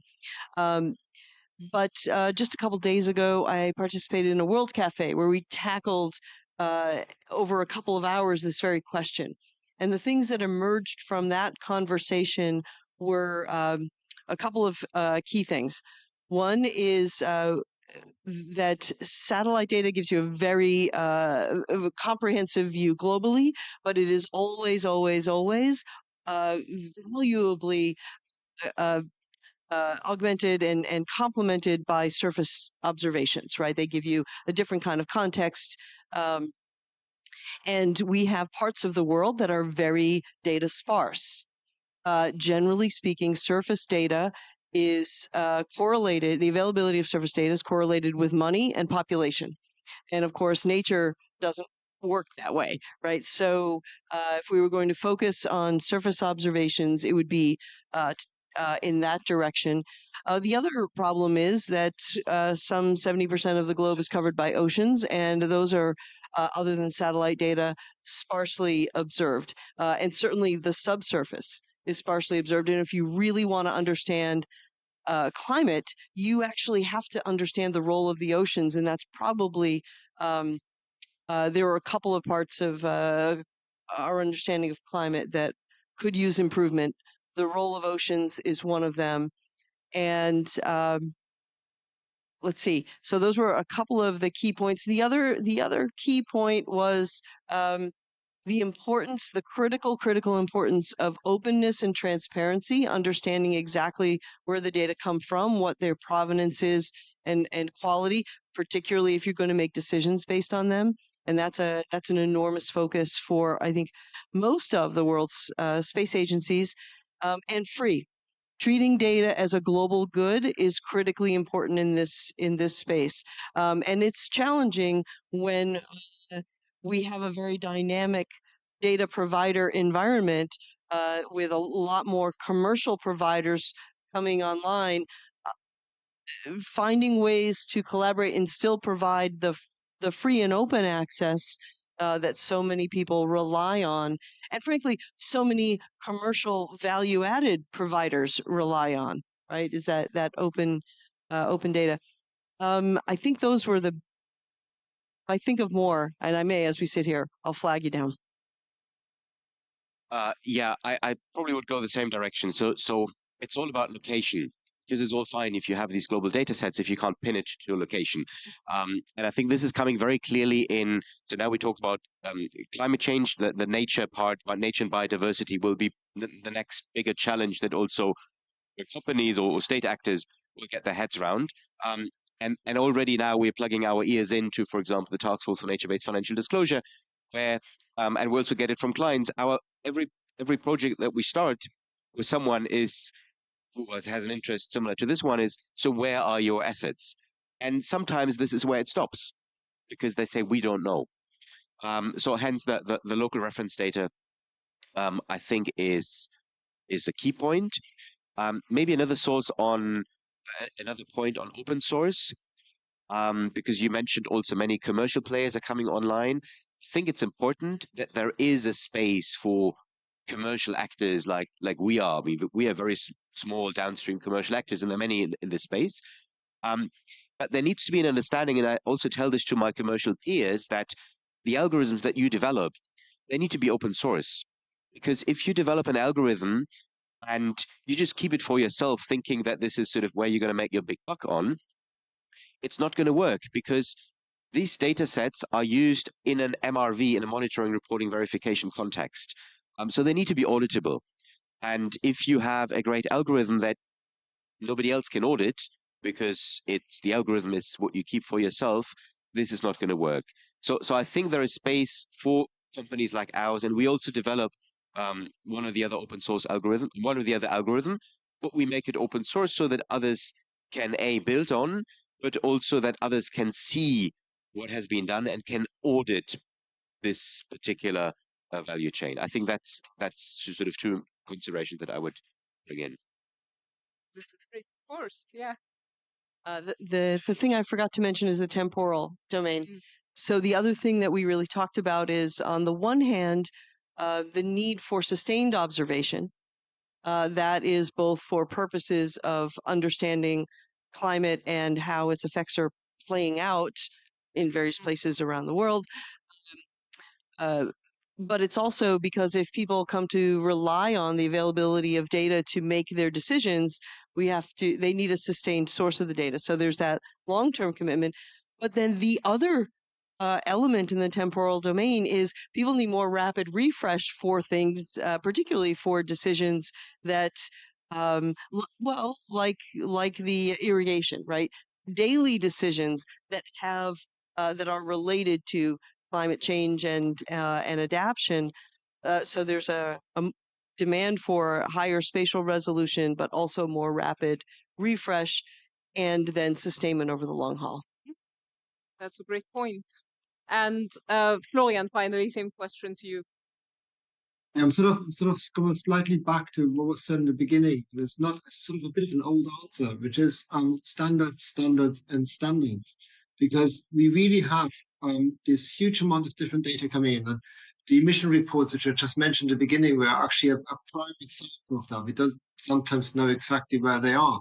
If you want these data to be of high quality, interoperable, and actually be used in any decision-making framework in any kind of form, we need to make sure that we can all understand and read them, and then use them in the right sense in the openness, which was already sort of mentioned. There's one, sort of didn't come up yet, I don't think you can really talk about a data strategy without talking about high performance computing, in particular how artificial intelligence and machine learning will be able to use, utilize these large data sets. So if you want to do that, particularly if I'm of course thinking again about a destination Earth, interactive Earth system, if you have that strategy, you do have to have a computer or usage strategy next to it. And that sort of gets into the next point, which was a bit already mentioned there. In order to make this all work together, we do need to find better mechanisms supporting policy making, or adaptation mitigation strategies, or public awareness, commercial exploitation of everything. I think a data strategy today is actually more than just data strategy. You have to go, as I said, at the really low concept, which is finance, think about the compute and how we're going to use those data in the most efficient way, and making usable to everybody in the most efficient way. We talked about petabyte of data produced every day. This is not data you're going to download anymore. This is not data you're going to be able to in your laptop. These are not data which, if you're sitting somewhere, you're going to be able to even download on your maybe a small HPC system. You will have to think further. You will have to think about how you use those data. In information, you they close the Euro HPC systems, which are one of those mechanisms that allow us to do that. But we need this to be replicated. We need to be part of a wider data strategy. That's an excellent point, and also specifically about the compute, because again, that comes with its own environmental footprint, right? And what we're seeing is, unfortunately, those two discussions are still fragmented. So we can talk about the twin transition, we can talk about the two sides of the coin, and making sure that we deploy technology for sustainability, but also that technology itself is sustainable. But the reality is, there's a group of people sitting in a room talking about the first one, and then there's a second group of people sitting in a completely different room talking about the second one. So we need to somehow bring those conversations together.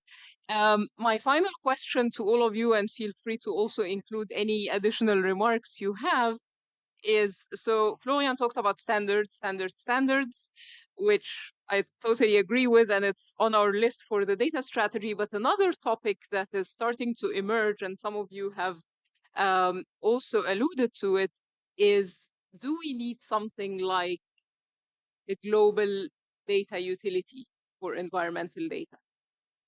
Do we need to somehow find a way of having a quote unquote warehouse of some sort that makes environmental data, including emissions data, but also including Earth observation data and so on and so forth, available to everyone? And if so, what does that look like technically? And what does the business model for that look like, especially for the commercial ventures that depend on data as a revenue source, or at least part of your revenue structure?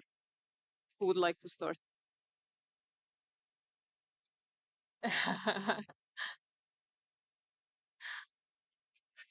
Maybe I'll start with a surprising answer. I don't think we need a global data utility. I think that there have been many, many efforts in the private sector to build something like this. And it sort of threatens the business model of the companies like Google trying to do this, to have sort of one global project do it well. And so as a big proponent of open data, as a big proponent of building platforms, I think there's a danger in sort of a one platform solution that makes no space for sort of other big platforms. So I would be a big proponent of solutions to make much of this open and share it. But I think that we actually suppress good private sector work in this space when we try to go so far as to have a single utility that is the global utility. I don't know if you would agree. I have a very simple suggestion on how to make global data better available. And that's just an anecdote from some of our work. So earlier we talked about the importance of reference data. So when we calibrate algorithms, what's extremely important is to have ground data. So we work on something which is monitoring soil organic carbon with satellite data, which of course is extremely challenging and has to be adapted with different local data points. There's great data points available for Europe, so our model runs fairly good in a European context. But in India, there's a very small amount of quality data actually available. So we approached, and we did this for a mandate to create an open source algorithm on soil organic carbon. Solify is the name of the project. So we approached the CGIAR community, who did great work on collecting soil data. But they said, no, we're not sharing it. You have to pay for it. And that made me freak out, obviously, because we're building an open source project. You got your money from donors, so how can you not share your data? So it brought it to the attention of the donors, and then of course, things started to move. But I think what's more important is that there is kind of an understanding and probably also some compliance by the donors that if you ask someone to collect grant data, there needs to be a policy in place, and probably a fairly detailed one, of how do you make that data available afterwards, so that others who have an open source aim or mandate can use it.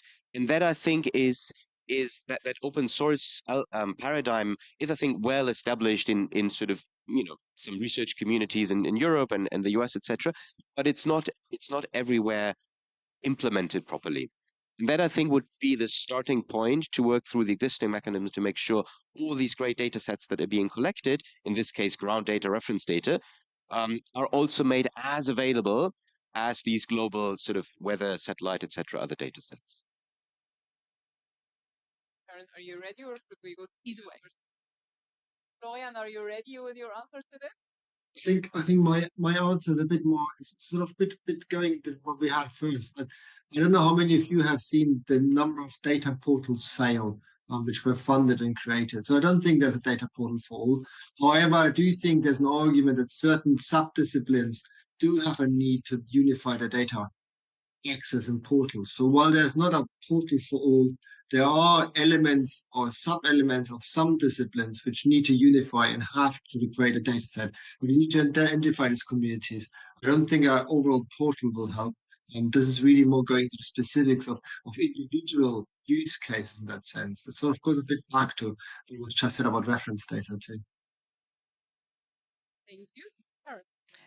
Yeah, I think I agree with many of the points that have been previously made. That and I do think there's a big difference here between the space-based data and the surface data. I think the challenge is much greater for the individual efforts to collect surface data around the world, and that's the challenging problem. I think the space-based data, the agencies themselves are doing a lot of work to make their data interoperable. And I mentioned the one case of the biggest data set we have, the Landsat and Sentinel-2, is we did the work to harmonize that and make it broadly available. So, yeah,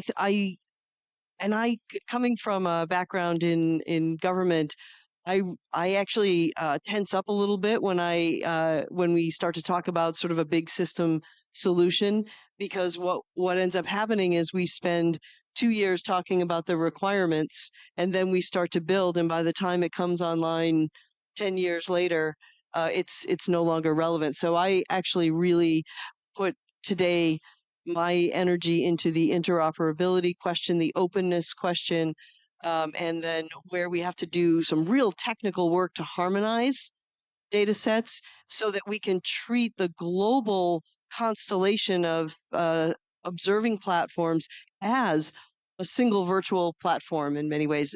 That's really where I think a lot of energy is required. And if we do that work, the portal is not the hard part, right? Yeah. I just think you're all referencing something really interesting. That one thing that maybe we do need is a sort of a global environmental protocol. A lot of groups are doing interoperability, but sort of unifying work on interoperability, I think, could make such a difference. And the example I'm just hearing when you guys say this is the internet, right? There isn't a single data portal, but if we didn't have a single definition of what HTTP means, we couldn't have the modern internet. And I can just add that international efforts, like in the satellite world, it's CEOS, the Committee on Earth Observing what satellites? I don't know what the S stands for. Systems, satellites, I don't know, something. But anyway, that's a technical organization that is actually really trying to advance things like standards and interoperability, and we do so along what we call virtual constellations. So to the point of particular communities could use harmonized work. That's exactly how we're viewing that. There's an oceans virtual constellation, for example, and so yeah, that kind of work I think is the key enabler. So interoperability and standards is what I'm hearing. Okay, great. Unfortunately, we're out of time. Unless there's a burning question from the audience, we can probably take one very quickly. But we're actually really out of time. So let me thank very, very, very much our distinguished panelists today, Karen, Gavin, Michael, and Florian, for joining us. This was a fantastic conversation. I hope we can continue it. And thank you all for attending. Don't go anywhere. Our next session starts in half an hour exactly at 1 p.m. and it's on gaming for climate. So this should be a very interesting one. But again, thank you very much and thank you for attending. Thank you very much.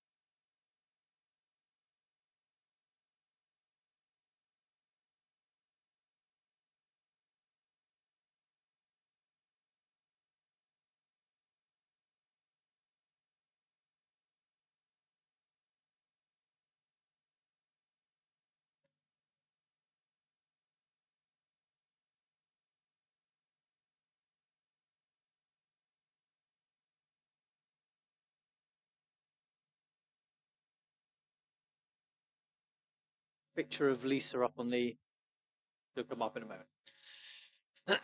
Okay, well, good afternoon, everyone. Welcome to the UNEP Pavilion and this talk and this discussion on gaming for on pro-social gaming. This is a huge theme: the power of gaming to make a. Oh, there we go. The power of gaming to make a huge difference is one of the most exciting things that I think is yet to be unlocked in the climate action debate. My name is Rupert Younger. I am at the University of Oxford, where I'm delighted to be working in particular with one of our panelists, Kieran Mayers, on a on an environmental gaming nudge piece of research where we're looking to understand how gaming can be developed with pro-environmental nudge behaviors built into the gaming strategies. My own areas of research are on social evaluations. So how do we get people to trust other people? How do reputations get built and destroyed? How do you build legitimacy, credibility, stigma? How do you avoid stigma? Those types of subjects. So it's my real pleasure to be here to help moderate this panel with a group of really brilliant people. So I'm going to ask them to introduce themselves because they'll do themselves much more justice than I will do. I'm going to start maybe, Davia, if you could just quickly introduce yourself.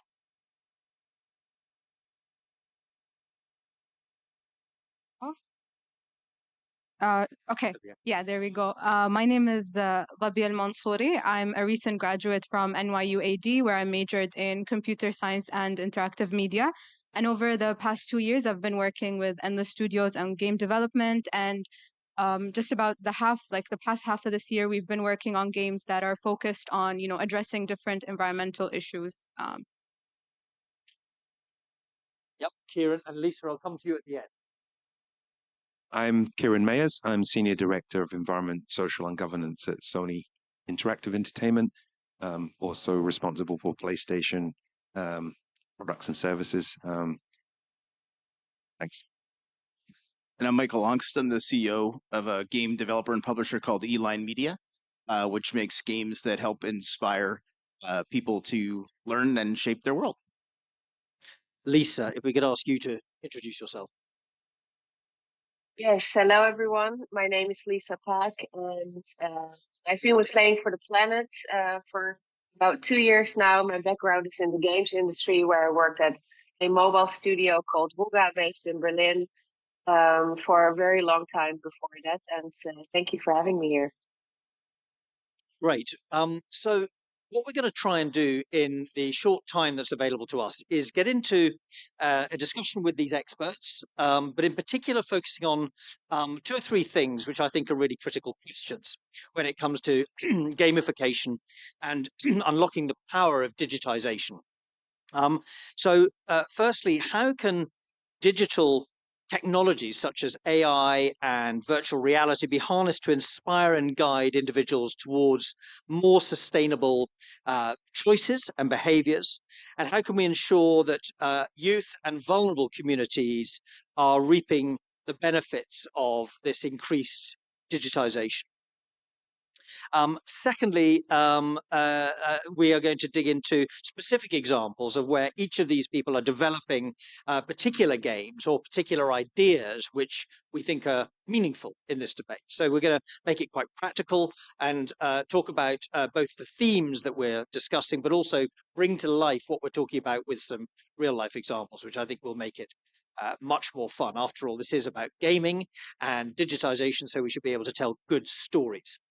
So I'm going to start, if I may, with you, Davia. Can I ask you to set out why you believe that social networks and online communities offer such potential in addressing environmental challenges? Yes, sure. First of all, I would like to say how honored I am to be on this panel, and thank you for giving us the space to talk about this. First of all, I feel like when it comes to, digitization, when it comes to social networks, online communities, there's two separate ways to answer this question. One from the point of view of the content consumer, people who are part of these communities. And what social media has done is sort of skyrocket the word community to the point where you have people from all around the globe caring about issues that don't affect them directly, but they care enough about these issues to not just share, but to also try to catalyze a movement or make real life change. An example of this can be you must have heard of like Mr. Beast, where he worked with Mark Rober on a media campaign called Team Trees. You better explain, just in case people don't know what Mr. Beast All right, is so about. Mr. Beast is a content creator, and he worked with Mark Rober, another content creator. They worked basically on a media campaign called Team Trees, where for every dollar donated, they would plant a tree. And just because of the noise that campaign made, I think they exceeded their goal by $4.5 million. They raised $24.5 million and, got big names to donate like Elon Musk. So this kind of campaign shows young people around the world that if you all bond together, you can bring upon this kind of change. And then I guess the other angle I wanted to address is young creators and the people who 20 years from now are going to be the leaders of the gaming studios that we have today. And I think giving them a space, giving them opportunities and mentorship and resources to be able to build games is very important. And I myself was part of Endless Studios apprenticeship program where I made my own game, and I was, given that sort of mentorship that I advocate for. And currently, I'm part of, peer mentoring teams that are working on games, as I mentioned earlier, that address environmental issues. And I guess one that I wanted to shout out here is called Carbon Clicker, which I think has a fantastic concept. What they're planning to do with their game is develop this game that teaches people how responsible farming and like sustainable farming can come along, and how to balance different environmental aspects of farming while also maintaining a successful farm, because you want your farm to generate revenue, which is, I think that's I would never think of that if I was told to make a game about the environment. And just to summarize what I said, it's basically online communities can bring upon like massive real world change, and then giving youth the space to address the environmental issues that they care about the most really matters. It's fascinating. Can I just dig into a couple of things? Yes. So the first is, I think I'm right in saying that half the planet games. 4.5 billion people. I think I'll be held to account by my 2 billion. Okay, a quarter of the planet. That's still good enough. A quarter of the planet game. You're talking about online communities, which extends that audience. Yes. I guess there's two questions that emerge out of that, because you're talking about huge reach. Mhm. And with huge reach comes huge responsibility. Yes. So how can we ensure that young developers, young people, first of all, have the world experience to develop the right type of immersive gaming experiences? We'll hopefully hear from people who are maybe a little bit older than you, who can talk a bit about bringing experience into the game development world. How can young people ensure that they build experience, or that they supplement for experience when they're so young? I think you might need to summarize that question one more time. So let me ask it. Yeah. Apologies. Rephrase it. Too complicated. That's okay. Games are more effective when they reflect the real world, Yes. or that they speak to what we see in the real world, Yes. or that they connect with something that we imagine might be relevant in the real world. Young people developing games, they have less experience. How can we ensure that young people are developing environmentally responsible games without the experience? So I think a lot of the game making process, at least as someone who's made, VR, AR games on, when I was studying as school projects, I think a lot of the experience is just to let them fail, try and try again until they get it right. As, if you're also talking about narrative, less, the skills, I think narrative building is just natural. I think even if you get a 6-year-old and ask them, what do you care about the most? And it's like, for for example, the forest fires. I care about the forest fires a lot. All right, great. Draw me pictures and let's put those pictures on a website and let's create some sort of interactive narrative. But I think failing is a very important part that you should sort of plant in young people's head that it's okay to fail and try again. I really like the idea of planting the idea of failure is fine. Yeah. I guess just one quick follow-up, which is that you've just finished it at university. Yes. Was there the right type of courses, training available to you to construct what you needed to construct in a sustainable way? I think so. I think I was very fortunate enough. I did computer science as my main major, but I also did interactive media. And within that major, there were many courses that, were web development, and then they were also focused on Unity, the game engine.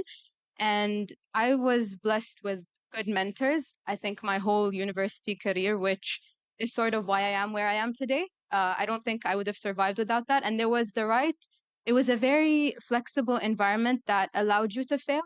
So if you failed, you could 100% go at it again without, it being the end of the road for you.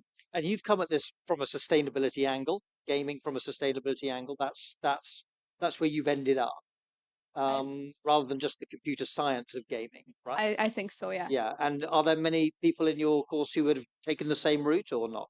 I'm wondering, but I'm not sure. Because I don't know what everybody has ended up doing right now. We just graduated 5 months ago, but I think I've seen a lot of projects come out of university specifically. If we take away, my internship with Endless Studios, there have been a lot of capstone projects which address, sustainability and the climate crisis using interactive platforms. Right. We've had somebody do an interactive sort of dance with projections, and when she dances, the projections change behind her. We've also had people develop this sort of interactive video game where you're doing this, and if you do too much, you kind of use up your resources. So I've seen it. Yeah. And yeah, it happens a lot. It's fantastic hearing that, because I think that this exposure to, I'm guessing part of what you find yourself doing as a game developer, as a creative in this space, is reflecting the world that you see online. And a lot of what we see online is around the environmental degradation and the need for sustainable practices. Yeah. Well, look, congratulations on graduating. It's a bright future ahead of you. Thank you very much. Lisa, if I could come to you. I guess I'm just going to ask you to start by explaining or introducing Playing for the Planet, and also this really cool thing called the Green Gaming Jam as well. So if you could just talk a bit about both and a bit about your background as a starting point. Let's start with that. Yeah, definitely. Happy to do it, Rupert. So Playing for the Planet was founded in 2019 at the Climate Summit in New York, together with 21 CEOs from the gaming industry. UNEP plays a facilitated role where we try to make sure that studios are leading the work that we're doing within Playing for the Planet, and UNEP supports. So we make sure that we don't create dependencies. And I think Playing for the Planet has gone through a couple of different stages. We started off trying to figure out in 2019 if there was an appetite in the industry for creating a community or like this that would support this agenda. Turned out there actually was, and a lot was already done around sustainability and the environment in the games industry. The second phase was kind of looking at how can we fund this and make sure that the initiative runs on its own. That's something that we've established last year. Right now, we're in, I think, a great stage with a lot of returns on the work that we've done in the earlier years.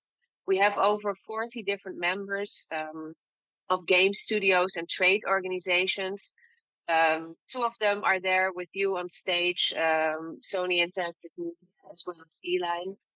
And yeah, right now, next for us is trying to figure out, do we continue running Playing for the Planet the way it is? or do we potentially turn that into an organization in the future? So let's start with just, can you just go back a little bit just to explain what does Playing for the Planet actually seek to achieve? What does it do? It brings together these different 21 players. What we're trying to do is really to collaborate within the entire games industry. The industry is very competitive naturally, and we're looking to come together and find ways we can, as an industry, tackle the climate crisis and do our part in here.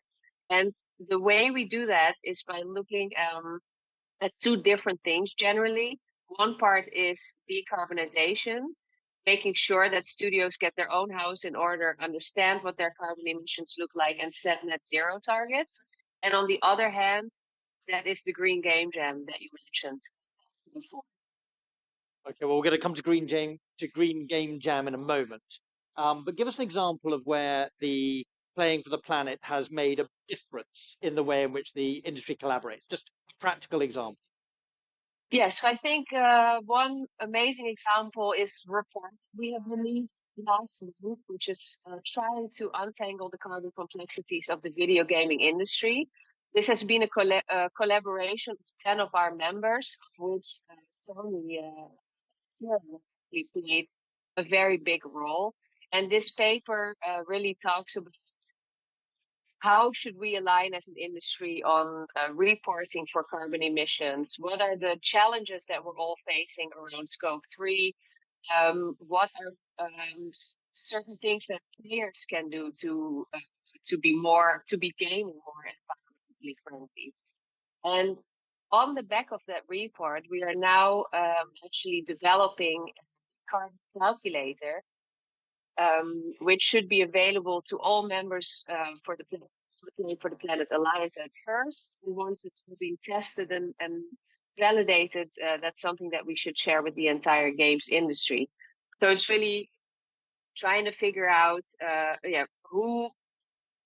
which of our members can come together to work on this, share what they are doing, finding common threads, and sharing it with the industry so that they can learn and we can try to align ourselves. Super important. Can you then just do the same explanation on the Green Gaming Jam? What's that about? What's its objective? Yeah. So the Green Game Jam is not a game jam as many of you might know it, where you make games from scratch in a very short period of time. But instead, what we are doing is we're challenging gaming studios to implement green activations into games that already have an existing audience. A green activation could be anything that ranges from time-limited event, a new world, a new level, a marketing campaign, basically anything as long as it has a little theme to it. And the goal of the Green Games is to really use games as a vehicle to teach people about climate change and the environment, because we know that every generation can be found in games. A lot of people spend a lot of time on games. Games are super creative, very good at storytelling, very good at teaching us to learn one thing. Once we've mastered that skill, the game teaches us to do another thing. So how cool would it be if games are teaching us how to be better for the environment and create? So, two fabulous initiatives, and congratulations on both of those. I've got a follow-up question, if I may, again for you, is working with the original 21 is one thing, but to really have the impact that you want to have, both on decarbonisation, but also on getting the way in which games can be built sustainably, that relies on building partnerships with many, many, many more people. How do you approach the idea as Playing for the Planet of building partnerships? And in particular, maybe also talk a bit about this very interesting point you raised about the industry being hyper competitive. Because if you're trying to find out ways that people can learn from each other, that demands collaboration. So how do you get these big beasts like these two to both compete but to also collaborate? So a little bit about both of those questions. First question, really, how do you build partnerships? And secondly, how do you ensure collaboration not just competition? Yeah, I think on the piece of building partnerships, we have a team that's kind of like split between knowledge in the games industry and knowledge on the environmental side. Between that, we have quite big networks. Building partnerships, I think, is actually can be quite tricky because in a game studio, there may not necessarily people like Kieran that are focusing on sustainability. And you might just have to look for that one person within the organization that is passionate about this work and willing to drive this work forward. Because that was, for example, myself when I was working at the game studio Wuga here in Berlin. And building these partnerships, I think a lot of that is networking, trying to understand where studios stand, who is of that. Everybody, I would say, is in a different stage of their environmental journey, trying to understand where they are helping organizations around that specific point. I think we just have to be open, transparent, and really like share about what it is that we're trying to do and finding the right people to work on this with. And I think once studios have committed to join the alliance, or they've committed to join Green Game Jam with one or more of their games, this collaboration kind of flows naturally because we are a group of people that are really looking to make a difference. Everyone is super motivated, positive. So I think collaboration happens or possible when it comes to this. And I think another nice example of that is a plastics working group that we have within the alliance, where gaming console gaming studios have come together to discuss how to reduce the amount of plastic in packaging for their games. And I think that's something that is very interesting to many, but it's something that just one organization is likely able to take on its own. Great. Well, look, thank you very much for that. Stay with us because there's going to be more questions coming back to you. Kieran, can I move to you? Kieran, just to remind everyone, is Sony Interactive, Global Head of Sustainability. Kieran,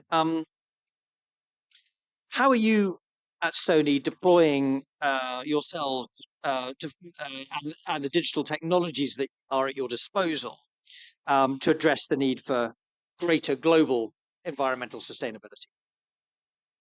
Great question. I'm going to try and answer without coughing, so please bear with me. We mentioned about the power and reach of gaming and 2 billion. So we, as part of that, have an audience of 108 million monthly active users. So by using our technology, we believe we can inspire action and change with the community into everybody's living rooms. People have consoles under the TV. It's there, it's present. That's why we joined the Playing for the Planet Alliance in 2019. That's the mission we all share. And actually, we were challenged by Lisa and her colleagues. Can you come up with a virtual reality experience? Because we think that will have impact. And I'm really pleased to say we have it here today. It's taken a while to develop, and I would love you all to try it. And basically what we have is an application called Climate Station. And using this, anyone can view, interact with, and understand complex climate data. This data, if you're an expert, a scientist, you get it, you know it, but maybe not in the way that this application shows it. It's in 3D geospatially mapped data, 20,000 data points across the planet. You can see what's going on. And what that means is anyone can find something that no one has seen before. In particular, you can go to where your town is, where you live. You can go back in time and see your grandparents. How was the climate then? You can go forward. You can imagine how our grandchildren might be affected in the place where you live. What is it going to happen to the biodiversity? What's going to happen with flooding risk? So everyone then has a very personalized story. And by gaining that understanding, we would hope that that would compel you to change, as well as the fact that immersive 3D visualization just gets you in a way that looking at a dusty book or slide doesn't get you. It grabs you. And that's why a lot of people trying the experience over this week, we've been collecting feedback and they're saying, everybody must see this. When you're in there, it's like you're in another pavilion. It's virtual, but it feels like that. So please do try it. Please give it your feedback. Next step is we're going to launch that on all the consoles worldwide, free of charge, in VR and non-VR. And next step, we're going to go with our friends at Oxford here to Nairobi at United Nations Environment Assembly and try it with the member states there to see a unique opportunity, actually, to see how such a tool might work in a policy context as well. So there's a lot with that. There's a few others. I don't want to run out of time. Okay. It's good. So there are a number of things. You know, our friends here at UNEP always encourages us to go further. In fact, each year they say, "What are you going to do this year?" And I very proudly go through it, and they go, what else?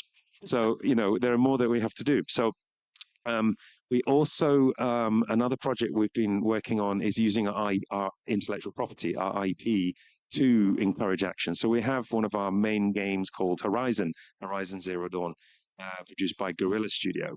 And that, you are, the protagonist is Eloy, and Eloy, she's trying to restore balance to Earth after a future event technology has ravaged the planet. So you have to restore the Earth in this game. So we thought it would be a very good idea to establish and restore forest in the real world. So we are restoring forest and ecosystems in the real world. It's called the Forest of Aloy. And that's really got gamers engaged. We've just launched a video a year in. We've gone back and filmed and taken pictures of all those locations. And you've got desolated areas suddenly green. We've got seagrass planted. We've got wildflowers. And we're using our IP, and our artists are saying how nature inspires them. And we're using our IP to draw attention to the work of those organizations and to burst through some of the skepticism that, you know, people don't believe that action is real. And therefore, if we act, we can actually change. So there's that one. And then I'll go one final one, and that's where we're working with Oxford on another project. Our Media Molecule studio have developed a mobile game called Pecking Orders, and it's only for research, and it's a mobile game. And you're a journalist running about time trying to catch this pigeon that's causing chaos. But as you go through, there are different food choices, and depending on the version, you get different feedback or not. So we're researching what type of environmental innovation in a game might inspire change. So Oxford are going to research that game with thousands of different gamers, and hopefully we'll get some guidance out of that. There's more that we're doing, but I'm going to run out of time if I keep going. We're trying different things. We need to not be afraid of failing. This has never been done before. So we're trying different ways to use our technology to bring life to the debate, to inspire the debate, and to bring it into everyone's living rooms, into everyone's hands. Just a couple of extras for you, Kieran, and then Michael, I'm going to turn to you to pick up on the storytelling aspects of this because it's so important that. But before I move on from you, Kieran, just one thing that is particularly exciting for us from Oxford is that we're not only looking at the environmental nudges which are available in the game, we're also looking at the role of social pressure, peer pressure. If you're seen to be with others who are behaving responsibly, do you then behave more responsibly yourself? This idea of putting peer pressure into the mix. That's a very novel thing to be researching, and we're at the front edge of that. So we're excited about what that will produce. Delighted to be working with Sony Interactive on that. I have two quick questions. Make them quick, just to save your voice, but also because we've only got 10 minutes left. First of all, is there any evidence that pro-environmental behavior in a game translates into pro-environmental behavior outside of the game? I'm hoping you're going to tell me that, Rupert, when we finish the research. I don't think there is yet a body of evidence. There are hypotheses and theories. From looking at movies, you would assume yes, because there is an impact. I think there's a hypothesis because of the interactivity in a game that effect might be greater. That's why I'm excited to see. I did forget to say, please do try our game if I didn't make it clear. Yeah, I was going to mention that at the end. Yeah. It's sitting at the end. There's someone in the game right there. So you have a go at it at the end. It's here all week if the queue forms with the 5 minute, but if you can see anything, you need to try this. Yeah. Okay. The second, and by the way, there is some research that explicitly looks at pro-environmental behavior on electricity use and heating systems in homes after gaming. And it's some really good economics work on that. The second thing is, how do you build inclusive gaming? In particular, I'm kind of intrigued for you to talk a bit about the handset that you have innovated around. Just give us a bit about that. Yeah, that's a good one.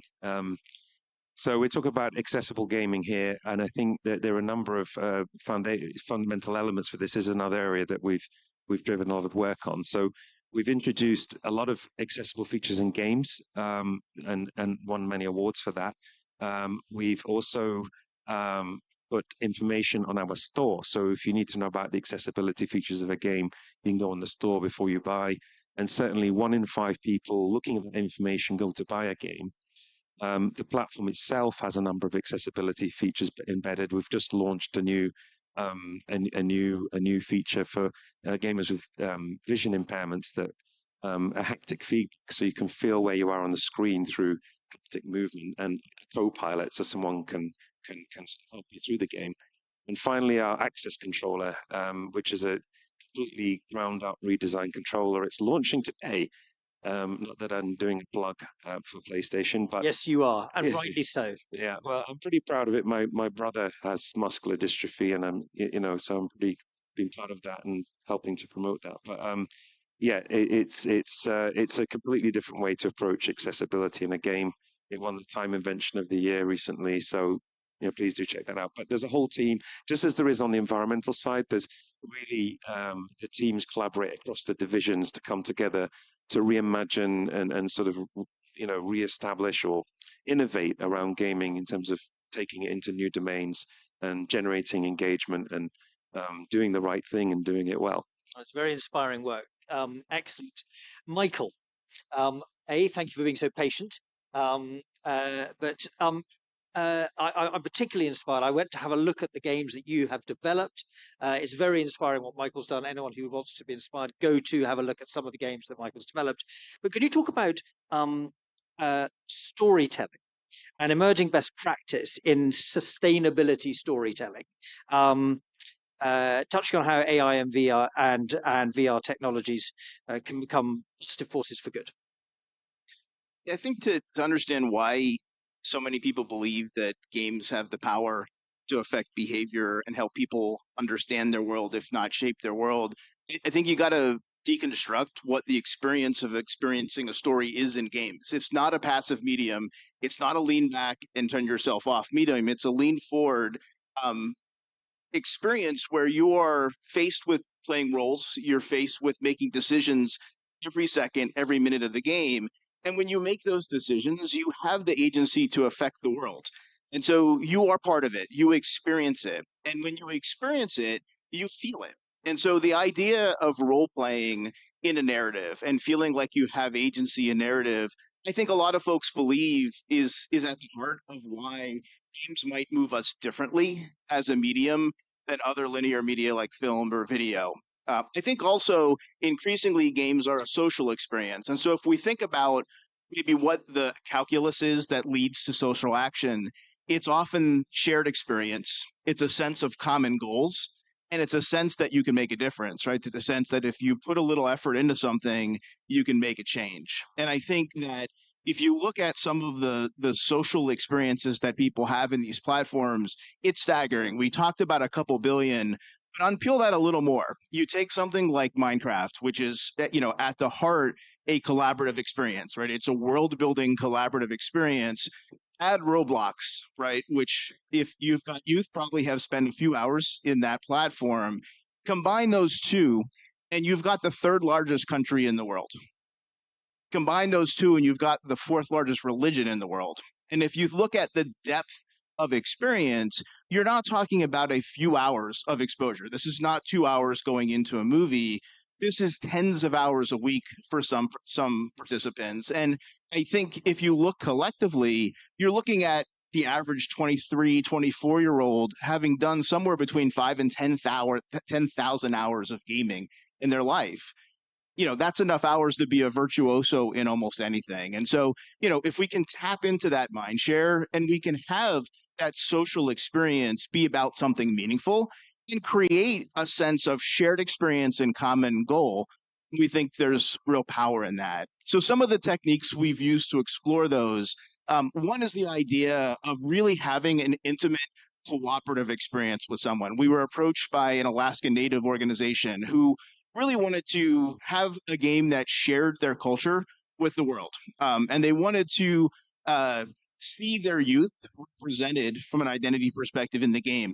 The game was about interdependence. It was understanding how, as a community in some of the harshest climate in the world, they've been able to survive and to thrive. And at the heart of it is a sense of interdependence with each other, to rely on each other, and interdependence with nature, to understand what it means to live a truly sustainable life from an organic perspective. And so in order to really get to the heart of what an active experience would have you feel that, we made a game where you cannot succeed in the game without relying on your partner, without relying on another person. So it's a two-player cooperative game. The game's called Never Alone, appropriately. Well worth playing, I absolutely assure you. And it's the story of a young girl who's trying to save her village, and she goes on a mythical journey with a fox, and they experience all of the biomes of Alaska. They go through all of the challenges that it takes to survive in Alaska, and they do it together, and they have asymmetrical capabilities. So the girl can do some things, the fox can do other things, and together they're able to figure out how to survive and thrive. We made that game. We were hopeful that some people would pay attention to it. I've never seen media support for a project in my 30 years of making media. We had over 1,000 articles before the game was released. We've reached over 15 million players. And to give you a sense of the impact that it had, folks would talk about their own culture. They would talk about their own intergenerational wisdom and what they learned from their elders and from the storytelling that was in their life. We soon got a call from BBC who had seen Never Alone. And one of the things that we did in Never Alone was we shot very short mini documentaries that were unlocked as rewards. So the game is a fictional experience, but when you progress in the game, you get these little mini docs. They're 1 to 3 minutes long. And it was the 30 people from the Alaska Native community talking about all the creative decisions that were made in the game and give you an understanding of the values and the stories behind those decisions. It was one of the most beloved part of the game. And so we had 15 million people essentially watch, up to an hour of an Alaska Native documentary while they played the game. We got contacted by BBC, who said, we're making Blue Planet 2. This was during their production of what is probably their best nature series in recent history, and said, would you be interested in making a fictional game inspired by the science and inspired by the exploration that we're depicting in the Blue Planet 2 documentary about the ocean? And so we went on a similar journey. And in this case, instead of working with experts from the Alaska Native community, we worked with leading scientists, and we sat them down and said, listen, there's so many games and so many media that are dystopian. If we were to paint an aspirational future, if we were to think about something that was positive, what would that look like? If you could answer some really pressing questions as scientists, if you had technology that was moonshot level technology so that you could really understand how to keep the beating blue heart of our planet alive, what questions would you want to answer? And what do you think those answers would be? And so we set the game about 15 or 20 years in the future. You step into the shoes of a sort of really tough hydronaut, an explorer that's looking at answering these questions in the ocean, and you go on a multiple-hour journey exploring that in a very immersive way. Again, just the outreach for the game was significant. We're close to 10 million players at this point. And when you look at the reaction to it, you see people beginning to adopt whales and dolphins from organizations. You see people who are showing up at Impari and showing up at other places where they can learn more about ocean science.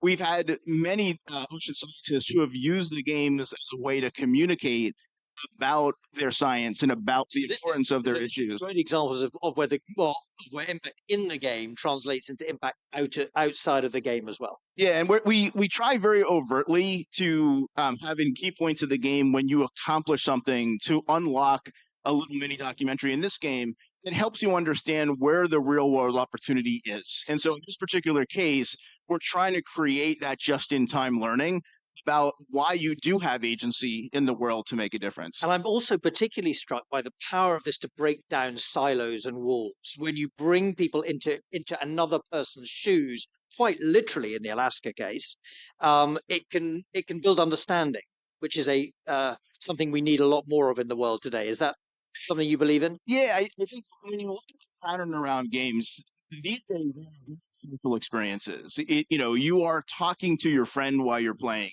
You're debating about what you're playing. You're arguing about what you're playing. They create, I think, a common and shared experience like no other medium. And I think the power of that is significant. And I think that when you look at how quickly a meme spreads in social media, or you look at how quickly an opinion spreads through social media, I think what we like about games is that they bring context. They bring an ability to more deeply interrogate that issue so that your opinion that's formed from your social experience is just based on something more meaningful, more deep. And I think that we see an audience around the world that wants to embrace games that are about something, that wants to embrace games that are about meaningful themes and authentic voices. And so we've been shocked at the level of player support we've had for these games. We're a little company. We made that first game with 15 people.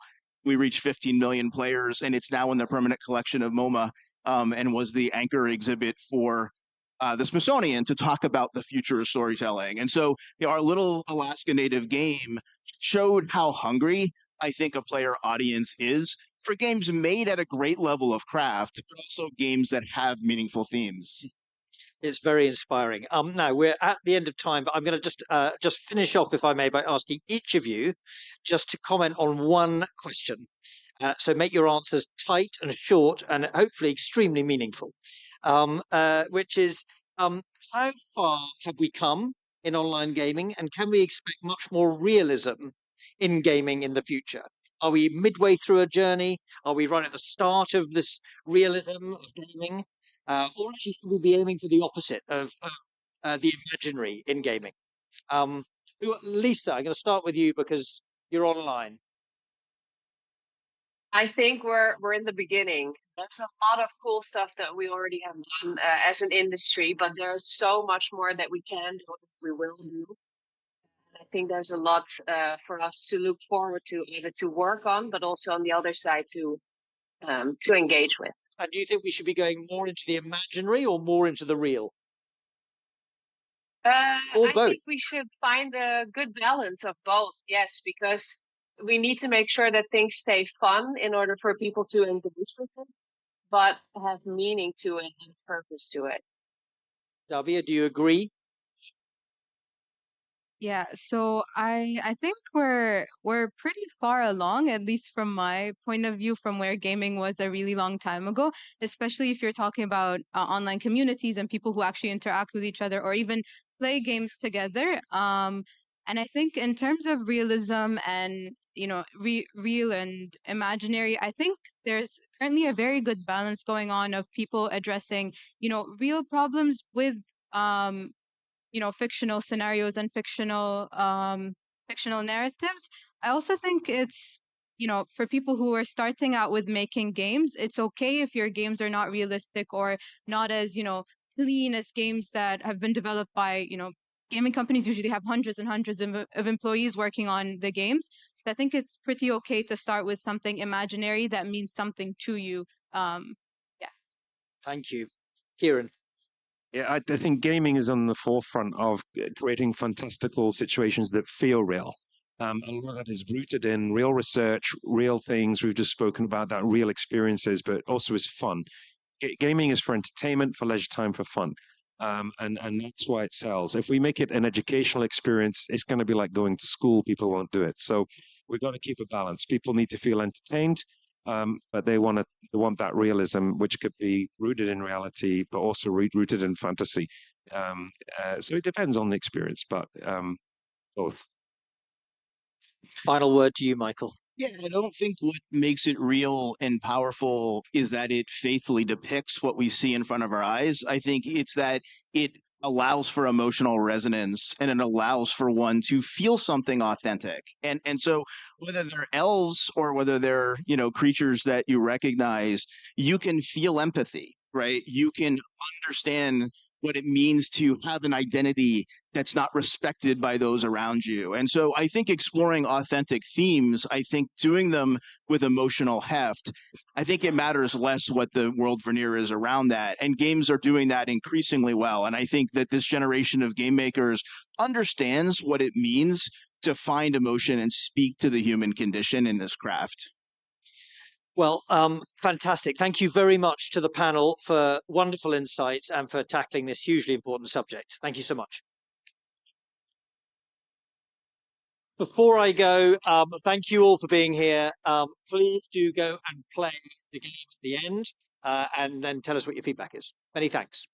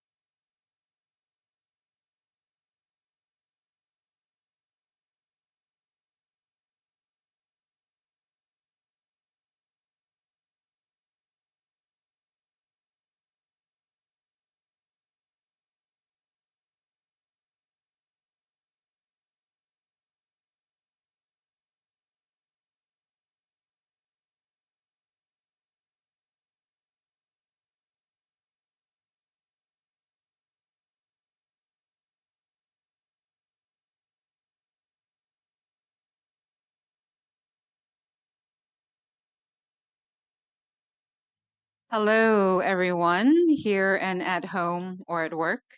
My name is Rika Nakazawa. I'm Group Vice President at NTT, and I'm also an investor in technology-based startups, particularly women-founded startups. So we have a good gender diversity here today. We are talking about AI for climate. Some would say that AI and climate action are oxymoronic, and that's something that we're going to be talking about here today. And the heading that we have is really around AI, friend or foe, when it comes to sustainability. And we'll talk, perhaps, if we have time, more than climate. But before we get started, please allow me to introduce you to our esteemed panel today. Standing next to them, I feel a little underdressed. They're all very sharply dressed here today. So we have Rana Haji Rasuli. She's the founder of The Surplus. Want to wave? We also have Susan Graham, CEO of Dendra Systems. And we have Osama Al-Makbal, CTO Seafood Souk. And Farid Tejani, the CTO, COO, and founder of Yokahu. All right.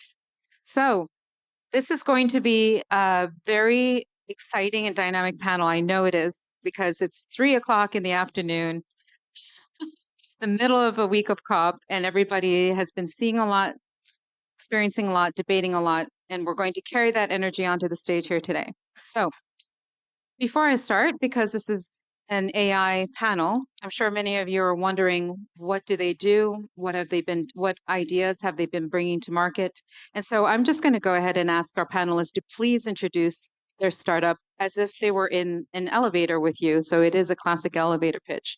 So I'm just going to go straight down the line. Rana, you want to go first?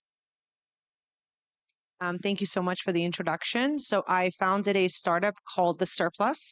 The Surplus is a climate tech company that's kind of under the umbrella of resource management and manufacturing, quite a neglected part actually of climate action. And what we do is we enable ecosystems for governments and small companies to map out their underused resources, such as warehouse space, excess inventory, underused materials or byproducts, and then get intelligently matched with other companies that want it, reducing their emissions and also making a profit. So Rana, how did you come up with the idea? It was actually a bit of a personal story. I was personally affected, by a situation that happened to me. My father passed away suddenly, and there was a defibrillator component shortage. And a couple of months later, I actually found out that there was surplus defibrillators down the road. So, the realization came to me that the visibility of resources and understanding who gets access to what and when is a really important part in this systemic challenge. Yeah, thank you very much. Susan. So Dendra really started to tackle the twin challenges of biodiversity loss and climate change. And at the heart of those two challenges is our natural world. And if we can restore our natural ecosystems more effectively and at scale, we actually solve for the climate challenges and biodiversity loss. But that's the part that's hard, doing that at scale. And the reason it's hard is because environmental teams around the world are today using very manual practices. And I mean across hundreds of thousands of hectares, they're out there, boots on the ground, pen and paper. And so we decided to reimagine ecosystem restoration using technology, empower these people who are so bright and so dedicated with technology so that they can scale up the restoration work they do. So we combine drones to capture data with AI and ecology best practice to provide the insights into biodiversity, into nature-based solutions so that people can restore environments more quickly. And we've got drones that plant trees as well. So just to top it off. All right. And Dendra, where does the name Dendra come from? Dendra is Greek for trees. So that's where it stems from. Perfect. Thank you. And Osama? Yeah. So Seafood Souk is a global ecosystem for the seafood industry. We built Seafood Souk under a mission that we need to look after our oceans, and we need to look after the frontline communities that have the oceans as their source of income and source of protein. Around 60% of the seafood in the market that you see is coming from these small fisheries and from these small communities within the coastal of many regions. What we've built is we built an ecosystem that helps them, first of all, look after themselves in terms of how they can fish sustainably, so they can have access to high value markets. We work with different countries around the world, mainly in Senegal, South Africa, Oman, and Bangladesh, and we give and empower the fishermen to do the trades. We help them with financing as well, and we have partnerships with NGOs that train them on sustainable fishing, so they can get the best quality out of their seafood product. And do you come from a family of fishermen and women? Not at all. No, not at all. How did you start this? So I joined the co-founders Sean and Fahim Al-Qasimi earlier in 2018, and both of them are very advocates. They love the sea. If they find any free time, they're on the sea. And fortunately, I took that trait from them. So now every time I have free time, you'll find me on the beach, either paddling or swimming. Excellent. Okay, thank you, Osama. And Farid? Hi, I'm Farid Tijani. I'm founder of Yukahu. It's a financial resilience solution for climate risk communities. So essentially what that means is that we provide micro insurance, around major natural catastrophe events. Essentially, we focus on low and middle income economies. So typically like Southern America, Sub-Saharan Africa, Eastern Asia. And we're really fixated on providing this kind of level of resilience and capability for communities to be able to absorb and withstand major shock events in the natural world. So typically that can be anything ranging from big like hurricanes, frost, drought, extreme weather events, landslides. There's a whole range of different problems which are obviously increasing in intensity and frequency. And our job is really to allow those people to keep themselves out of poverty and strengthen their own communities. And as a result, the kind of pyramid grows and the countries can remain stable as well. We're based out of London, but we operate obviously internationally. We don't really operate in the northern part of the world. But we're based in London, and we're a relatively small team: insurance experts, data scientists, and technologists. The key part of what we do, which is different, which is the fact that the financial products that we offer, they solve the solution immediately, directly to the end person, the end consumer, the end beneficiary, the person that's at risk. So we don't really pay through government agencies. We don't really pay through major large organizations. We pay the individual, and we pay them automatically. So we take large data sets, we analyze exposure and model the risk. We then monitor the weather events, we monitor the natural catastrophe events, and we issue payouts immediately.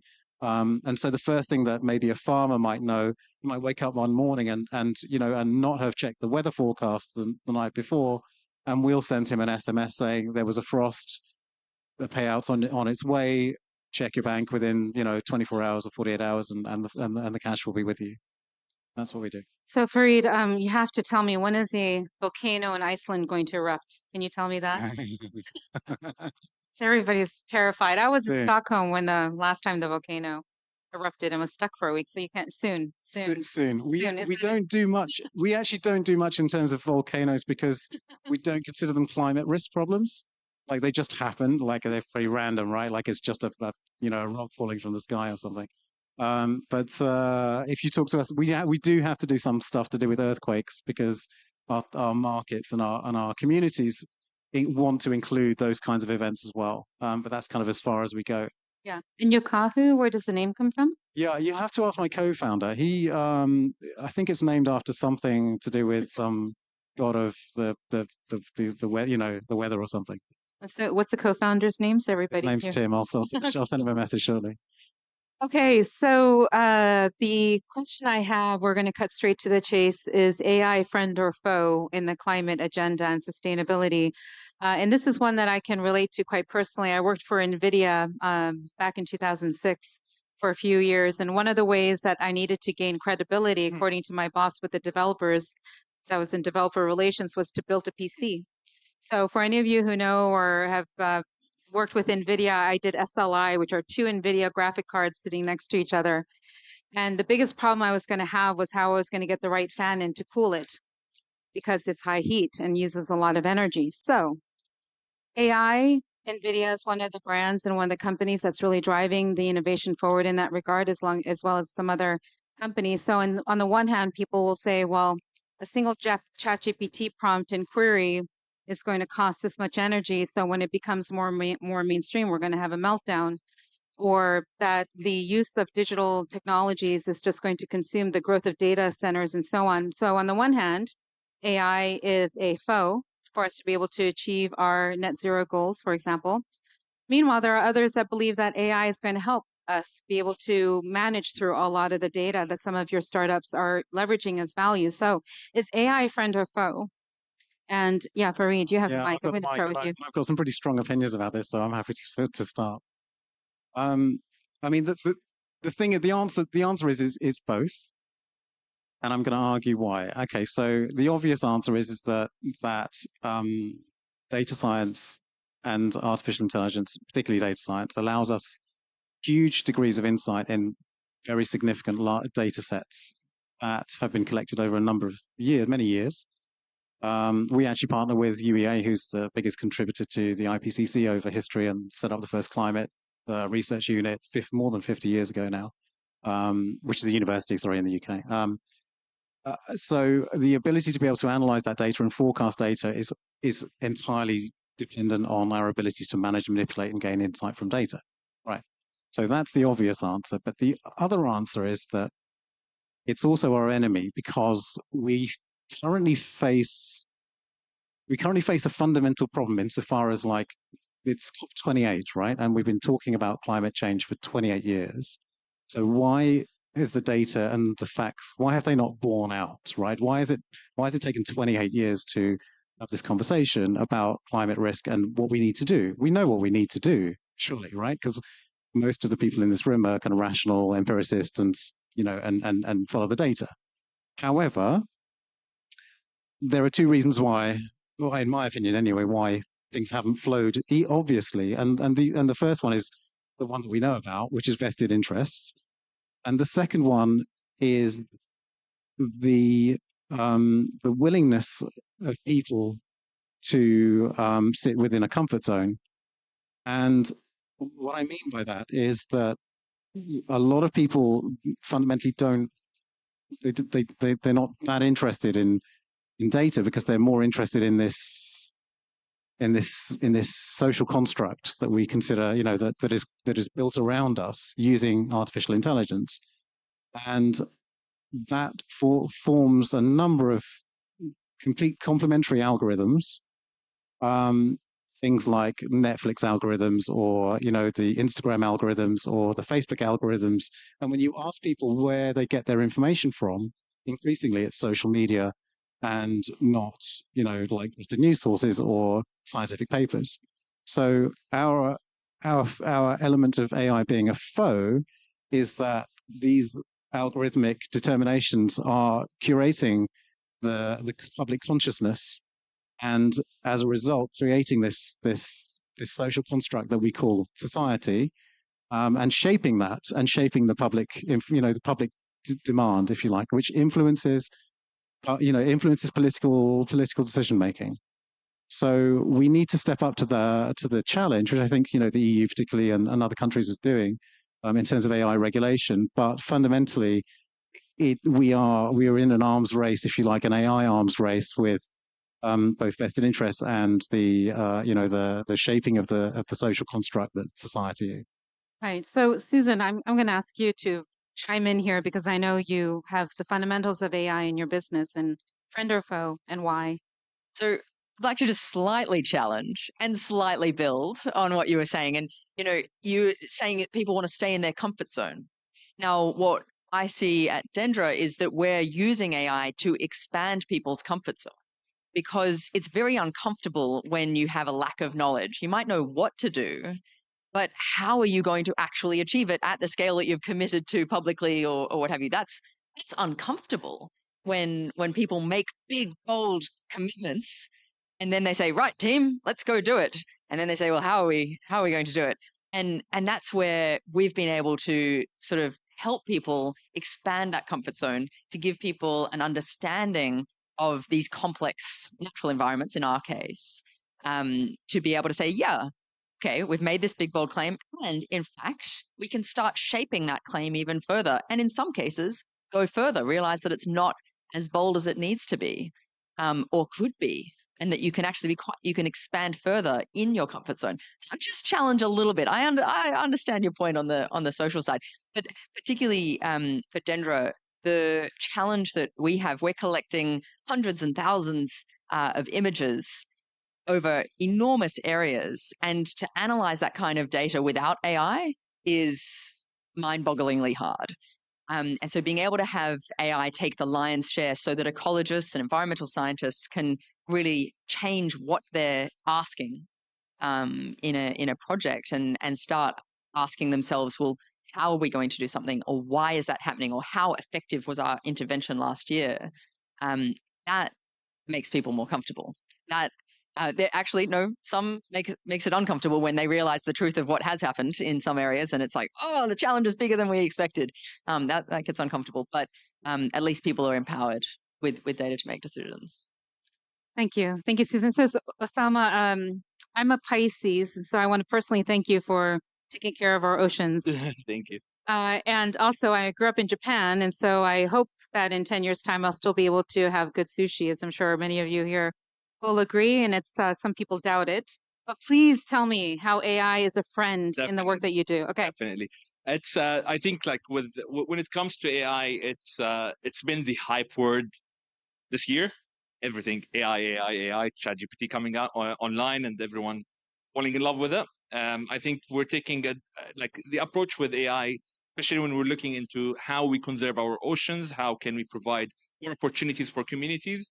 It's more really about the use case and the application for AI. So with what we've built under Seafood Souk as part of our ecosystem is we're empowering fishermen, and we're telling them and we're training them on sustainable fishing so they can access high value markets.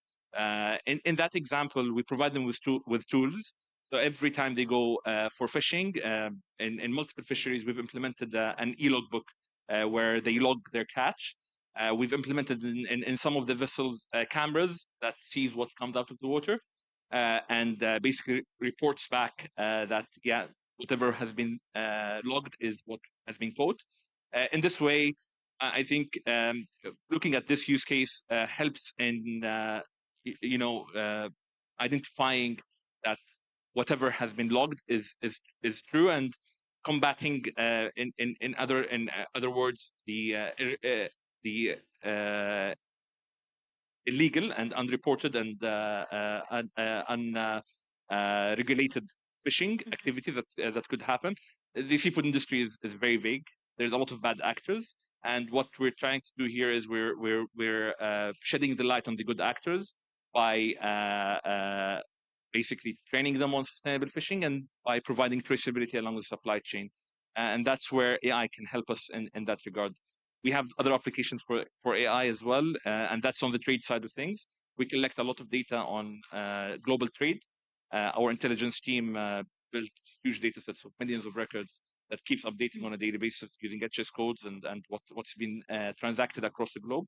So we have a good understanding of demand and supply across the world, and we can find and identify how fish can be moving around. Where we have high demand, we can source from supplies that are more sustainable in a way. So if you're, for example, if you're looking for grouper, we can source it from somewhere that's close to your ordering. We work in minimizing the amount of steps that gets your product to your door. Basically. And do you have the opportunity to share the data that you're seeing and the trends that you're seeing with the likes of the United Nations Environmental Program Definitely. or other? Yeah. So we've been part of the Ocean Decade. We had an article in 2021. And that's when we basically started our SPS Trace, our traceability solution implementation. And a lot has been done within this period, and we're planning to share more insights into it. I would also like suggest for people to visit our website to see the initiative that we have in different regions across the globe. So will sashimi still be available in 10 years? Definitely. Okay, okay. Okay, so thank you. Sure. Rana, the work that you do, some people might not necessarily think of it as an AI-driven business, but can you explain a little bit how AI is fundamentally transforming the way that you're servicing your customers? Thank you so much. And it's true that actually AI is not at the core of what we do within the industry, but we're trying to change that. And there's lots of other players that are doing that too. So back to the friend or foe piece, I think my personal opinion initially was always, well, there's a huge global disparity. Who has access to AI? Is there literacy programs? And, there's already kind of huge fragmentation between the global north and the global south. So the question for us was always, how are we going to deploy it? And also understand the right type of algorithms that we need, but we need that baseline data. The quality of data has always been a little bit of an issue, especially because supply chains are not historically very transparent. They don't want to share that data. So we tried to change the baseline of it and take a little bit of inspiration from some spillover effects that were, particularly helpful for us. So, taking Google's DeepMind, for example, that was a really good example of how they reduced like some of their energy related emissions by 40%. And then that can also be, from the data centers. And then that was cross pollinated over to the kind of built environment. But the way that we look at it is that we need the granular level data to understand what materials can be used better. How do we stop overstock of inventory? And I know it doesn't actually sound, like a really significant piece, but 45% of global emissions actually come from all of the stuff that we use on a daily basis, and these are all within supply chains. So if we can actually challenge that and get the kind of right predictive analytics in terms of how we're, really capturing that information, what's going on within these supply chains, and is there an opportunity to localize them and make better recommendations of what businesses can do to empower them as people, then we can actually make it more of a friend, less of a foe. And that hopefully will also contribute a bit more to the inclusion piece that we're really passionate about. Great. Well, so all of you are working hard on your ventures, building it, and you can't do anything without funding. So I'd love to turn it around a bit and ask about the role that AI plays in empowering you as entrepreneurs in this space to help raise capital. Susan? Yeah, I mean, we've certainly found that it's often a moment of inspiration and a wow moment for investors when we can actually demo our platform and specifically our AI, which is on our internal platform that we use for delivery, and real time be able to zoom in, click on a plant, then say, find more of those plants. And you zoom out, and then across an entire ecosystem, you see that you can zoom back into all these different spots. It's just this moment of wow, and it's not futuristic, this is going to happen. No, it's today. This is what we can do today. And so understanding the world of AI, because everyone's talking about ChatGPT and what have you, but then being able to explain that same vector database, can be used in an imagery setting, and this is what it looks like. This is how it's used to save time and dramatically improve delivery. I think investors, they're getting clued up and they're very excited about this. So it definitely plays a role in investment. Osama or Farid, do you? Yeah. So I'm not really responsible for fundraising. It's the co-founders of the company. What I know for a fact that we've been in a lot of discussions, and we've raised funds through blue economy funds. We're focused on the oceans, and we're focused on frontline communities within coastal areas. And there is a mission where we're empowering the different regions and different frontline communities with what we're doing. So that made it much easier for us as well to raise funds in that regard. Yeah, if you can just explain what you mean by frontline communities. Frontline communities. So if you look at small fisheries and fishermen in general, they are the first to be impacted with any changes, not just climate change, economical changes, and any different change that could happen to them. They're the vulnerable part of the supply chain, and they love what they do. This in a lot of communities, this is the main thing that they've even inherited from their ancestors, and in most cases, it's their main source of protein as well. So empowering them, giving them the tools and the technologies that and the know-how as well is what we're focusing on as well to basically get the quality products up. It sounds like so what you're doing as well with Seafood Souk is that you're not just using AI to enable a commercial application, but you're also bringing in the fishermen who may not be digitally literate. Exactly. You're bringing them into the AI equation. 100%. So with the logbook, for example, especially with fisheries that have, for example, if you look for like smaller villages, that you'll find a fishery association or a group of fishermen that have multiple vessels. With the app that we've developed, we help them out on when they log their data and how they're catching. Let's say in a year later, they can see suggested places where they can find the same species in the quantity that they found. So it makes it much easier for them to, open the app and, okay, last year I was in that location and I caught yellowfin tuna, and we give them a suggestion that you should go there. You might find the catch. So next year, I want you to tell me that you've hired some fishermen to work in code for your company. Okay. Definitely. Okay. Definitely. All right. So, Fareed, you're in a space that relies heavily on data. Yeah. And at the same time, data is a friend when it comes to financing investments and getting capital. Where have you seen AI accelerate or support some of your work and your efforts? Yeah, I mean, I think it's a very interesting question fundamentally because there's different segments of AI, right? So LLM, large language models like ChatGPT have taken loads of the AI funding recently. And I think it's really interesting when we talk about, kind of vector databases and being able to zoom in and zoom out and show a customer or show an investor something. Everybody loves their kind of to be able to visualize. And data visualization is a fundamentally a different art. AI used for kind of customer capture and customer engagement, retention, acquisition stuff is not very interesting for us. The stuff that we do is like deep. It's like 100-year data sets of very, very granular satellite data or temperature or IoT data or sensor data or historic event data that we look to find interesting correlations in multiple data sets. So it's in the kind of deep learning mode of analysis. But what we ultimately end up with is a model of risk of an event happening in a given place. And that's very hard to visualize, right? We can say, well, here's our model. Here's the probability of this happening. Once we folded in all of the historic data, once we folded in all of the climate data, all the forecasting data of how climate's going to affect this location or this place or this industry or this community, it's very unsexy to present, because ultimately showing how we know something is only particularly interesting to a relatively small segment of investors. Like the industry, the investment community that gets this stuff, this deep fundamental insight into risk, is kind of limited to investors in financial markets already.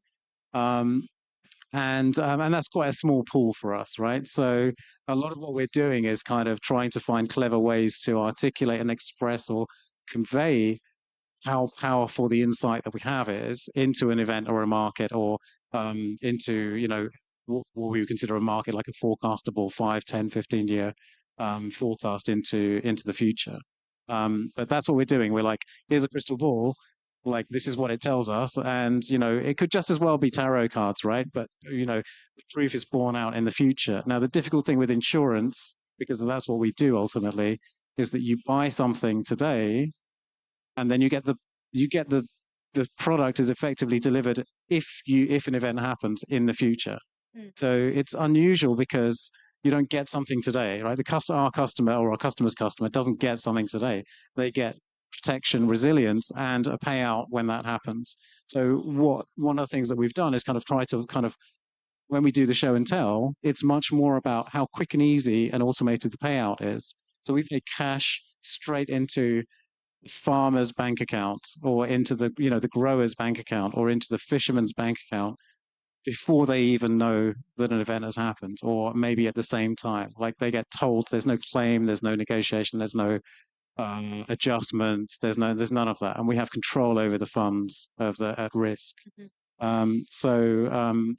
In that respect, AI is like it's sexy in some industries, some verticals of tech startups, and in our stuff, it's fundamental.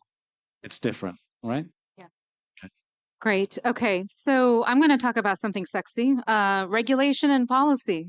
Oh, no, for the policymakers in the room and the NGOs that are working on regulation, policy, influencing, and informing, this is one of the hot topics at this COP and previous COPs, but this has been a very diverse COP. Out of the 70 to 80,000 people, depending on who you ask, who have been descending across Dubai. There have been a number of conversations that bring in industry, technology innovators, funders, and policymakers in regulation. And so in sustainability, regulation is a very big topic. Policy making is a big topic. And now AI has also been scrutinized and targeted as something that needs to be regulated, or certain policies that exist within a country. So I'd love to hear what your perspectives are in terms of what kind of policy or regulation does AI need in a way that's going to be helpful for you as a startup. So I'm going to start with Rana. I'll need a minute to think on that one. That's an interesting one. I'll pass it Go off. ahead. Susan. So in our space, the pillars of restoration really are science, technology, scale, and community. And those first two pillars, science and technology, have this interplay. And in terms of regulation, in our space, in terms of environmental regulators, they want to understand how this is founded in science, because it's obviously a different methodology to previous methods for monitoring and managing ecosystem restoration. And so what we look for and what I think is needed in terms of regulators and regulation is to have open dialogue. This hasn't always been the case, but it is now for us.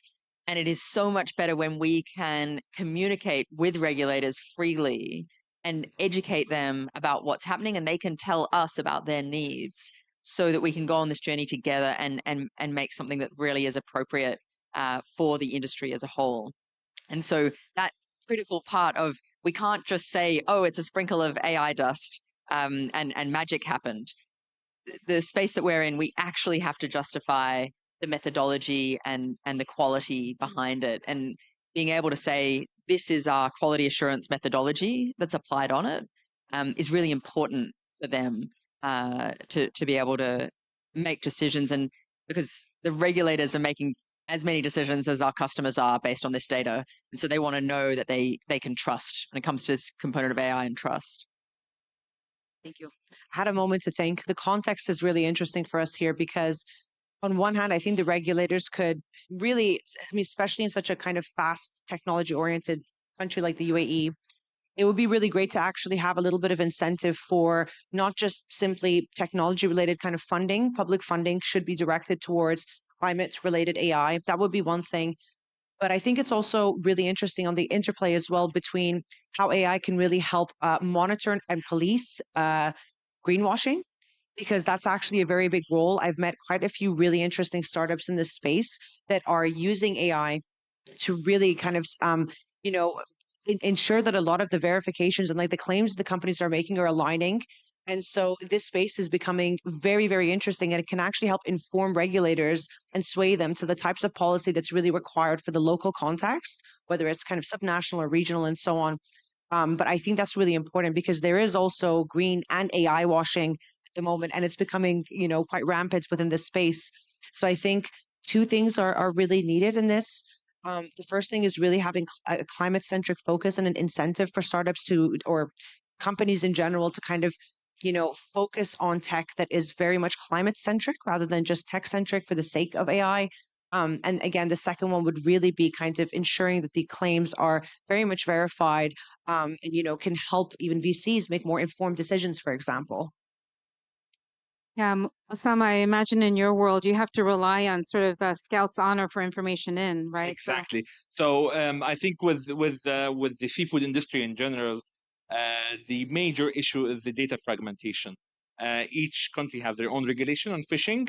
There are regulations from the FAO which basically control some species and have regulations around some species.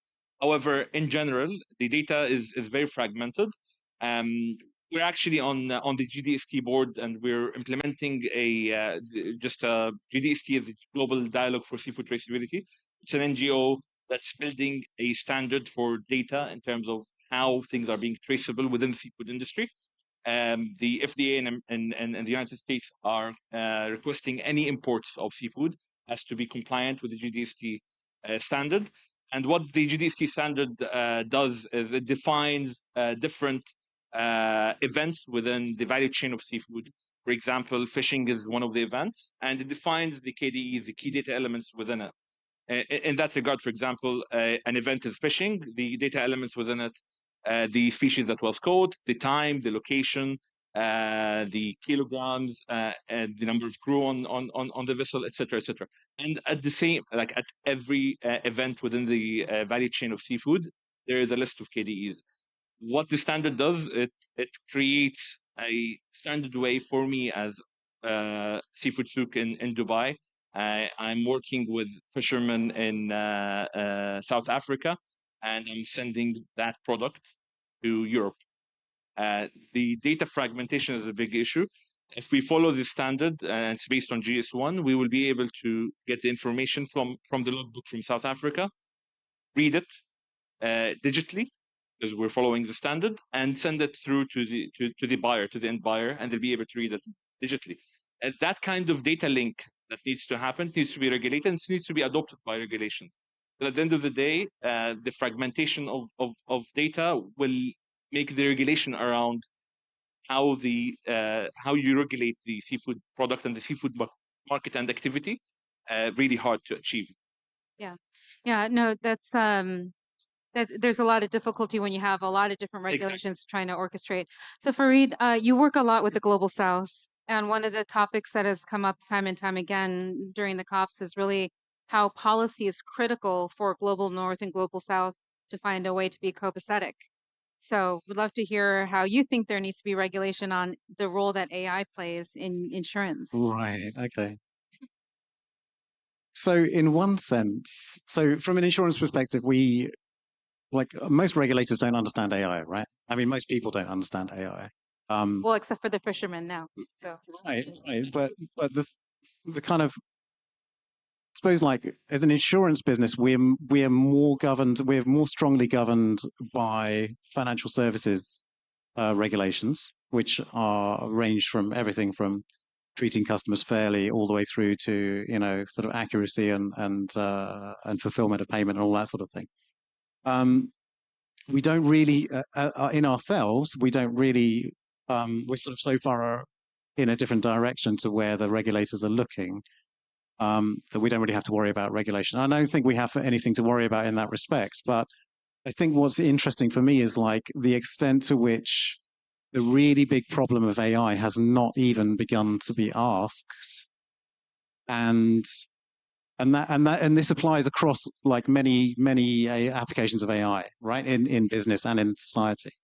And it kind of goes like this. AI is intrinsically a technological tool which allows us to make better, more insightful, faster decisions by discovering insights that we weren't hitherto already aware of.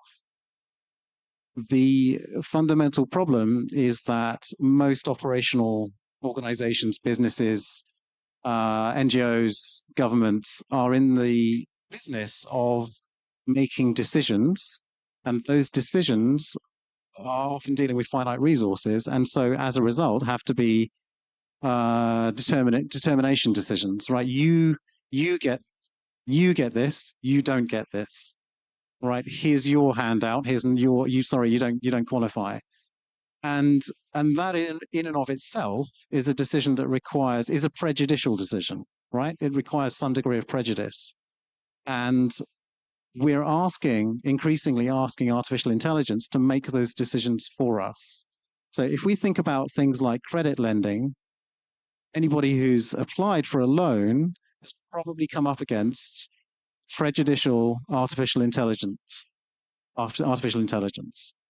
So we're now in a situation where we're asking technology to make prejudicial decisions on behalf of organizations in situations where that affects real people. And we have very little, if any, transparency over that decision. And that's fundamentally a problem that we haven't even started to really think about in terms of artificial intelligence. It's great that we can say, okay, we're going to send this customer, I don't know, this special offer, and that's brilliant. Like, the guy sitting next to them didn't get the offer. They don't know anything about it, and it doesn't really matter anyway because it's only a 10% offer, right? But when you're saying you can't have a loan or you can't access these resources, these restricted resources or finite resources in society, and we're increasingly outsourcing that to technology with no real idea how it works, we're on a slippery slope. Well, hold that thought of demand because we are in the last few minutes of today's session. And what I'd like to do is to do a quick fire response to this, because maybe saying fire is not good in a sustainability session. So quick sparkle of a response to this. Okay, so imagine your favorite AI guru. That can be Elon Musk, it can be Jensen, it can be Sam Altman, it can be anybody that is out there at the moment on the controversial side or otherwise. You have a lunch date with them. What is your one wish and your one want from the person that you're sitting across from? My one wish would be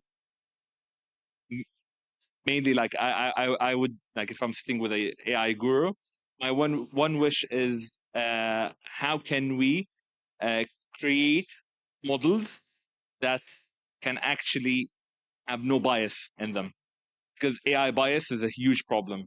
It's whatever you train the data on, it will let you. It will give you the feedback on. That's what my why. And my what? Yes. I would say, what do you think is gonna be the AI advancement in 20 years from now? Where will we reach in 20 years time? Okay. AI. Okay, thank you. Susan? I'd say we're hiring a couple people, so can I take some of your top talent? And wouldn't mind some free compute resources. So I'd just take it just short term. That's exactly what I want, and you have it. So yeah, I'd like some. Okay, Rana? Matching probably the needs and the wants, because recommender systems have only gotten us so far. But it'd be really wonderful to see if that would be like a potential possibility, because that really addresses a lot of the really systemic problems, I think, at roots. And the need was it. The wish or the want or the what, as Osama spend it. Yeah, that was probably, I think that would be both for me, to be honest. Is it possible, and how can we ensure that, the critical access to resources to kind of upskilling and ensuring that AI also gets to kind of government level, because that literacy is so important. And trickle down hasn't done much favors for anybody, I suppose. So I think those would probably be my two, the accessibility piece and also the matching piece as well. Yes, thank you. Farid, take us home. Last one, okay.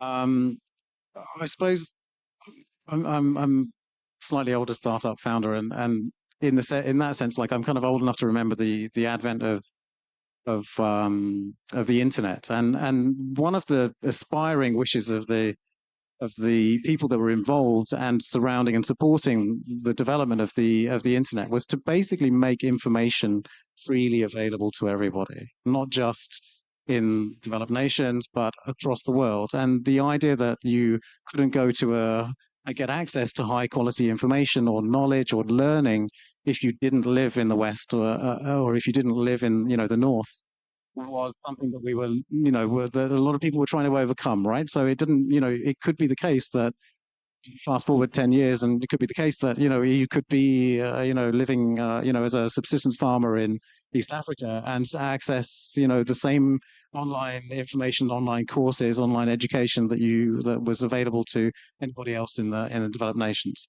And so free access to everybody, and so of information. And so what I would say, like the key question, I think that one of the key challenges for us collectively is how do we make AI and the insight and the benefits of AI available to everybody in the world without this kind of idea of like a behemoth of a startup or not even a startup, like a big tech titan in the middle, not only profiting but also curating like the access, right? Gatekeeping the access. How do we get out of the way? And by the way, you weren't last because I'm going to tell you my wish and my want, although you didn't ask, but here we go. So I would say that we should not be so obsessed with artificial intelligence that we neglect natural or organic intelligence that's in the world around us, because Earth's original technology is nature. So with that, I'd like to thank my panelists who helped us cover a lot of ground across financing and helping startups like theirs get funding through AI or otherwise, and building businesses and grabbing value from AI and the attention around it, around frontline communities and defining that and why they are so critical in the conversation and how we think about the way that we bring solutions forward as a global community. Inclusion. So fishermen and fisherwomen who are going to be future programmers thanks to Seafood Soup. And last but not least, technology and innovation that is not just digital, but holistic from an ecosystem perspective, bringing in policymakers, bringing the natural world around us into the way forward. And so with that, I hope you've been inspired by the possibilities of AI for climate and other things within the sustainability and sustainable development agenda.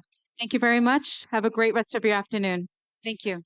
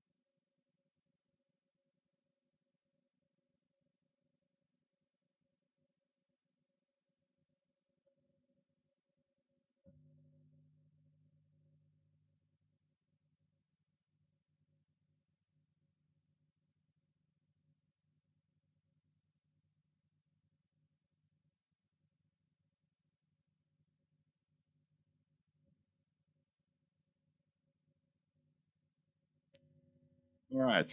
Hello, everyone. Good afternoon. So thank you very much for this rather late afternoon hour being here in the UNEP Pavilion on a digital day, which I understand we are kicking off now the last session of the day, which was the day that has been pretty active discussing how digital technologies can help fighting the climate crisis. So I'm Thomas Lamanauskas. I'm Deputy Secretary General of International Telecommunication Union. And also we are very proud to be here together with UNEP at UNEP Pavilion, and for me personally to be moderating this panel, because we, together with also UNEP in this COP28, we're working on what we call Green Digital Action Track. And already we basically, this morning, we finished all the Green Digital Action pillars, from greenhouse gas emission reduction to e-waste reduction to ICT enabling piece, and we're now, of course, nicely wrapping up with looking at the national strategies, which I think today is a great opportunity to do that. And of course, on Saturday, for whoever is still here, will have a closing with some surprises as well here. So I'll be very, we really welcome you there as well.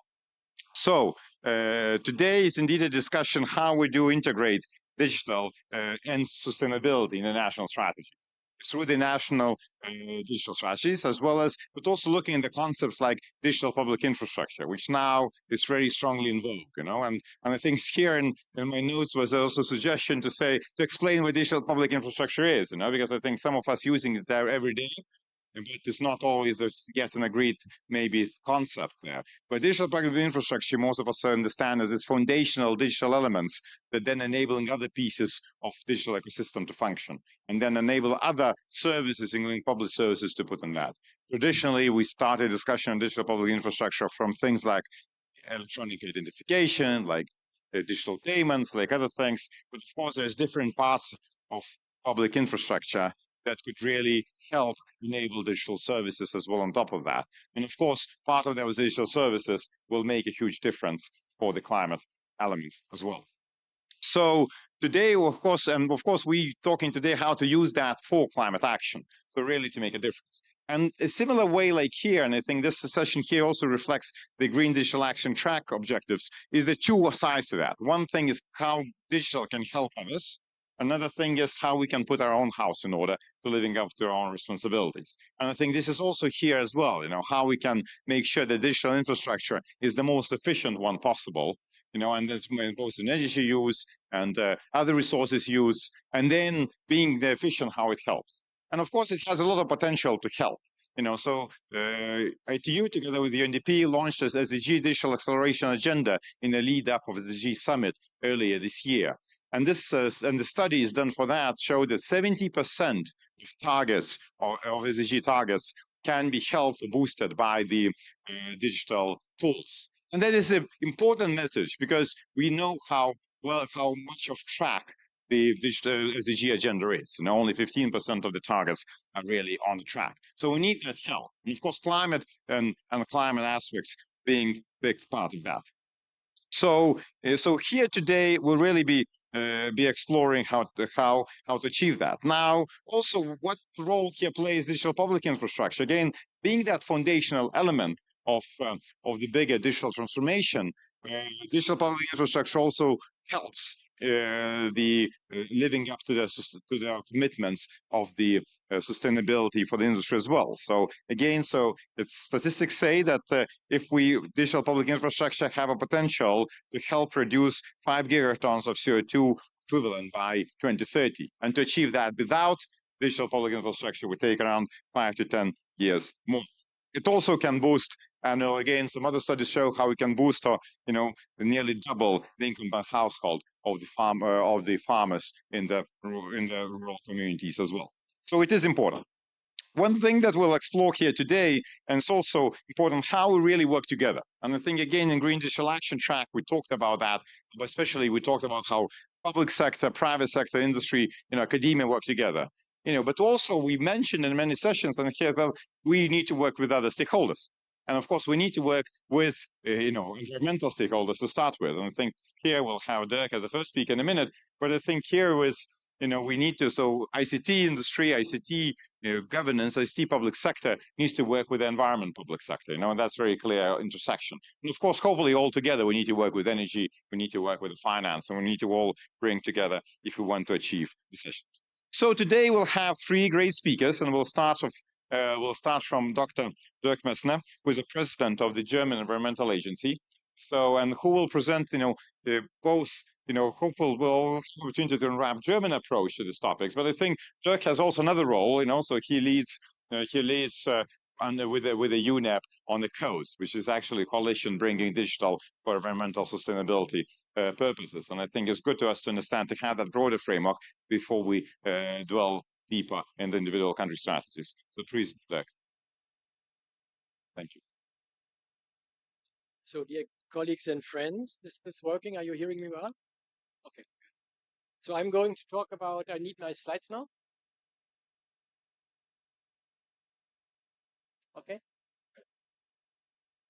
So I'm starting on the international level because, as Thomas said, we are a national environmental agency, but part of our work is that we have been building a coalition of partners. ITU is one, UNEP is another, UNEP, the International Sound Science Council, and we are looking at exactly on the interface between the digital transformation on the one hand side and the sustainability transformation on the other hand side. And the starting point is that, as you know, and as Thomas, you said, this have been two different communities not having worked together. Look at the SDGs, digital free, right?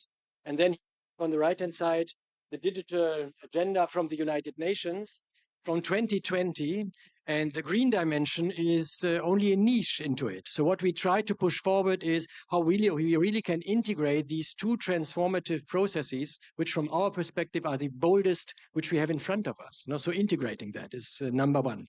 Number two is then what you can see here on the panel on the screen. We formed a coalition to move into this direction. We are working with UNDP, with UNEP, the International Science Council, ITU, and other partners in order to bring these two trends together. The main point is, Thomas, you mentioned this already, we have to rethink how we look at that. How can we look in an integrated way on the transformation towards sustainability in digital? And based on this kind of perspective, we developed an action plan in cooperation with the United Nations. So we are working with the UN Tech Envoy, Amandeep Gill, who will also talk to us and speak to us at the end of this afternoon session. And the idea was this deep integration. And we understand ourselves as global agenda setters, as catalysts of implementation, but also as a group who is combining our expertise in a growing community. So we are investing a lot in networking and communication. So on the next slide, what you can see is a very simple structure which we are working with. And I think, Thomas, this helps to structure what you talked about. How can we think about the combination of the two trends? And we have three shifts which we are having in mind, which are very simple. The first shift is we have digital strategies in many organizations. We have sustainability strategies in many organizations. We have to align this. So if you look at the biggest countries on earth, 40 to 50% have digital strategies and AI strategies, sustainability and climate strategies, but no combination between the two. So the first point is aligning these two transformations in coherent concepts. Number one, very easy.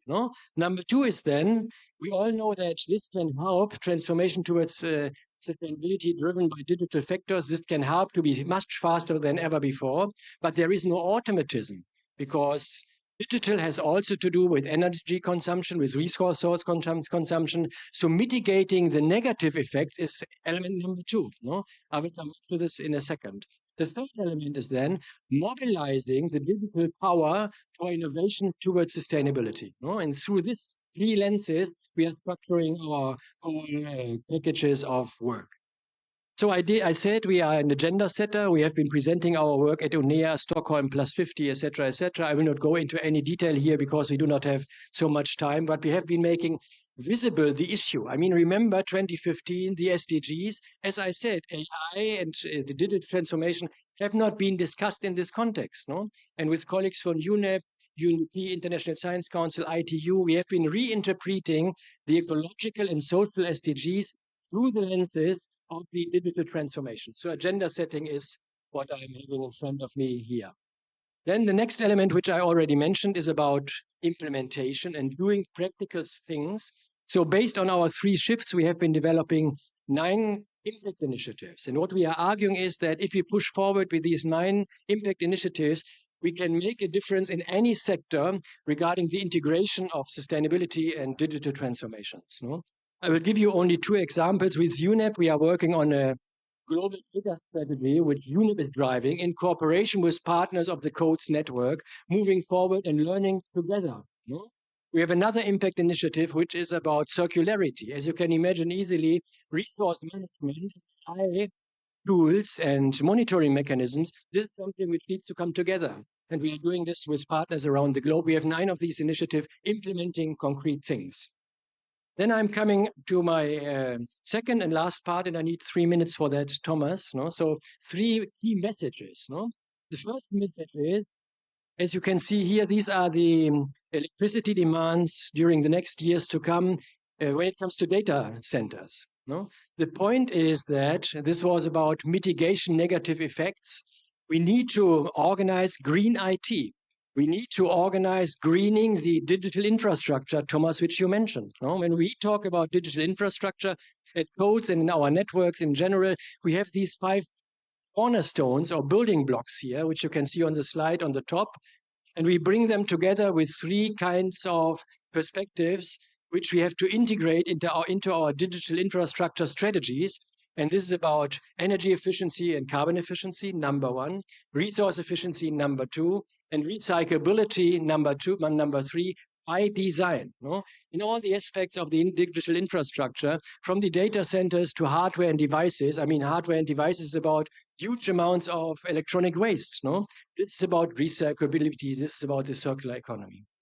So the next and second example and message is about innovation. Oh, I said greening IT is one, and astonishingly, we are not making progress as we thought, no? Because this sounds so plausible that if we would like to use digital for innovation, first we have to green the IT infrastructure itself, but a lot of work to do. No?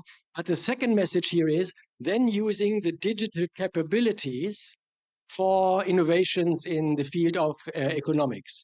And on the right-hand side, in this green list, you see where we found out that we are confronted with digital capabilities which help us to make the transformation towards sustainability deeper and faster. No? Look at the categories here: mapping, integrating, analyzing, visualizing data, optimizing, simulating, sensing, tracking, creating virtual spaces. All of this can help us to do sustainability transformation processes much deeper if we have the right goal system. No? So taking these capabilities and combining those with all our sectorial strategies, from buildings to mobility systems, energy sectors, is the first element: innovation, digital innovation for sustainability. And Thomas, you mentioned some examples. There are hundreds of those. No? And if you look into our societies, we have already many of these innovations in many sectors. But now here's the last and the third message which I'm bringing to you. What we need to get climate neutrality in 2045 or SDGs done in 2030, imagine what a task we have in front of us, is systemic change, is the change of entire systems. No? And to get this right, our recommendation is, you see on the left-hand side, the digital capabilities, not using one or the other digital capability in one or the other sector, but using the whole package of capabilities in any sector, and then managing not only to optimize towards climate neutrality or circularity or ecosystem stabilization, but to manage the trade-offs and to manage the co-benefits in the integration of all the 4 ecological goals which you have in front of you here systematically. And based on digital infrastructures and AI, this is possible now. And this is about systems change. No? And as you can feel intuitively, which is very important, digital is not a sector. Many people think that digital is a sector. Digital infrastructure, which you saw with the 5 cornerstones, cross-cutting. You can use those in any sector of our economy, and we have to move towards these systemic changes. Then we have a chance to get climate neutrality right in 2050 and the SDGs with a better result than we are now expecting in 2030. Thank you. So thank you very much, Dirk, indeed. And I like that very comprehensive approach, so that you presented, including all the circle, of different actions that need to be taken. And I think I like really your note that digital by itself is not just a sector as a standalone vertical, but indeed whatever we do with the digital sector impacts others. And I guess in your slides we also saw how we can, which are the areas we need to do reductions ourselves, including energy consumption and others, but in which areas, if we look comprehensively, we can help others. So with that, we'll have one remote speaker here. So Laura, let her know. She's an expert advisor on digital and ecological transformation in the office of the Prime Minister of France. I think she's joining us virtually. So we'll ask our technical team to put her on the screen if we have. And I think she will explain us how France integrates digital and energy and digital and green transformation as well. So please, Laura, I hope you can hear us. I hope you with us. Everybody, can you hear me? Yes, we can. Please. Are you able to put the slide on the screen? We're asking our technical team to kind of see whether we can have the slides on the screen as well. Yes, we can, but then we don't see Laura, no? But I guess that's how it should be, no? Yeah, no problem. All right. Thank you very much for the organization of this great and I think so necessary event. And I'm very glad to share the floor with the German and Brazilian counterparts. I'll try to give you an overview of the French roadmap on digital and data for ecological planning. That's going to be into public consultation by the end of this year. So first, we started with the why. Why we have to use digital technologies and data to fight climate change and biodiversity loss. So with the stakeholders, we wrote down a manifest explaining in a nutshell, first, the digital technologies and data are absolutely necessary to fill the implementation gap that this pointed out, basically. And we need this tool to implement an efficient and fair ecological transition. So this is the IT for green part. But second, we acknowledge as well that there are some inherent risks in these technologies. So the green IT part offer, it has well the fight against techno-solutionism, misuse, digital divide, AI, privacy loss, etc. And we commit in the last paragraph of the manifest to develop digital technologies in a ethical, citizen-oriented, and humanist framework. So this part, the why, is vital, but this is the easiest one, as as was said before. And then we try to tackle the what. What very concrete actions should be part of our roadmap.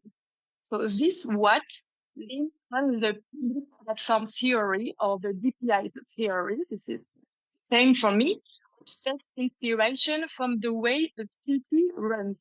So in a city, the authorities set they dictate the rules of organization, so traffic regulation, etc. And second, they develop the infrastructures allowing exchange between the stakeholders, so the roads, water and electricity networks, sewers, etc. And then the private sector builds the buildings, except in few cases like social housing, for example.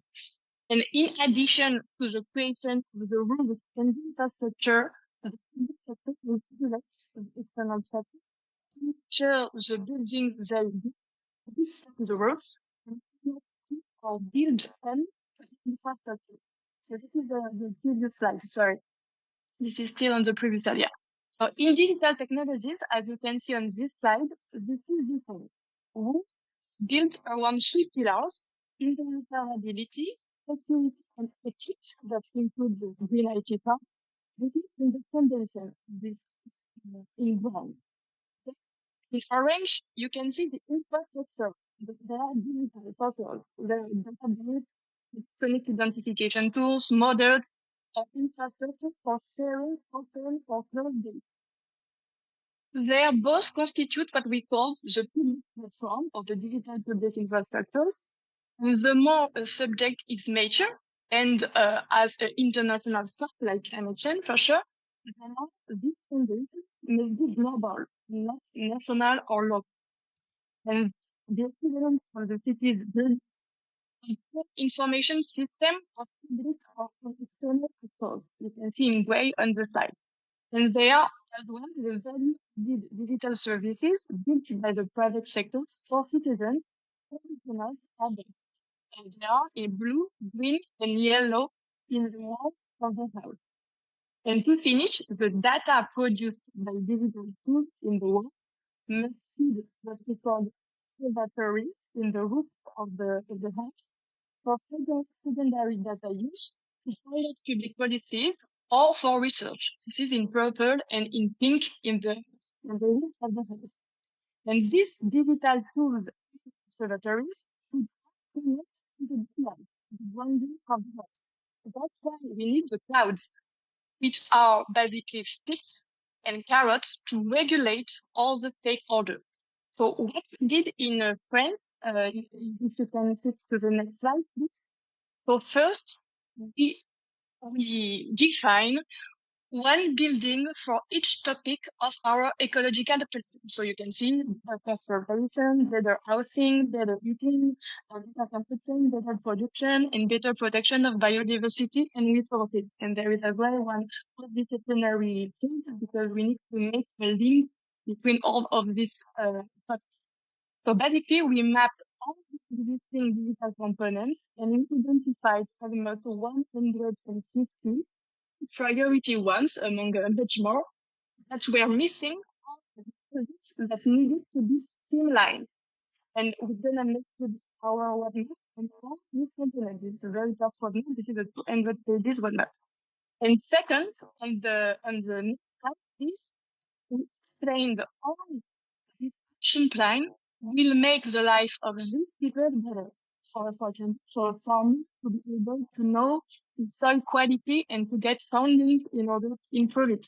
Or for a citizen to renovate his house. Or for local civil servant to deploy efficiency renewable energy. So on very concrete and practical use cases. And on the next slide, you can see the timeline of the roadmap for next year of the main actions. If you can switch to the next slide, please. So this timeline includes a public consultation with all the stakeholders, including cities, work on the local and international levels besides the national one, and a total transparency on the progress of all this work with meeting points every 6 months with the conferences, digital and data for ecology, as you can see on the timeline. And then to finish, we talk about the why, we talk about the what, we have the how. So this is the most important, the most difficult, and the most forgotten part, as we know, sadly, when we work in the public sector. So as I said, if we can switch to the next slide, please. We need to regulate all the external stakeholders with sticks. So this is the evaluation cloud. With carrots, this is the financial innovation, which includes AI clouds. And with the most important cloud, actually, the one with foster internal and external commitment. And the key point of all of this is to make it a positive journey. So on the slide, you can see different positive thoughts greeting the work done by all the French ministers involved. Next slide, you can see same from representatives of the local level in France, so regions, cities, etc. And on the last slide, you can see quotes as well from European and international and all external stakeholders, private sector, NGO, etc. As you can see, this is a very collective journey. So that's the main difficulty, actually. But this is as well, I think, the main key to success. Thank you. Thank you very much, Laura. Thank you. So indeed, thank you very much for that such a comprehensive presentation of the strategy of France to actually use digital for environment, and actually, as you said, from all the elements to down to the how we can implement that. And of course, we always talk in this world about putting our own house in order. So thank you for actually showing us what that house is and how to build a village out of it as well. So So thank you really for that. So now I think it's a great journey of the speakers, because we started with the Environmental Protection Agency. We continued with someone who is a digital and ecological transformation, and now we'll go to telecoms fully. So Raul Vinar Silva is he's competition superintendent of the Brazilian telecommunications agency, and he's responsible for economic regulation there. And of course, then Rao, from someone who comes from telecoms world into the climate world and into the environmental world, how do you connect digital and digital technologies and sustainability in Brazil? Thank you, Thomas. So I'm going to take the podium to facilitate my presentation. I'm very glad to be here. This is an amazing opportunity for a telecom regulator, because I think that sometimes we think that these discussions related to environment and climate change is just focused for specific organizations dedicated to this issue. But I really think that we need a commitment of all public institutions on that agenda.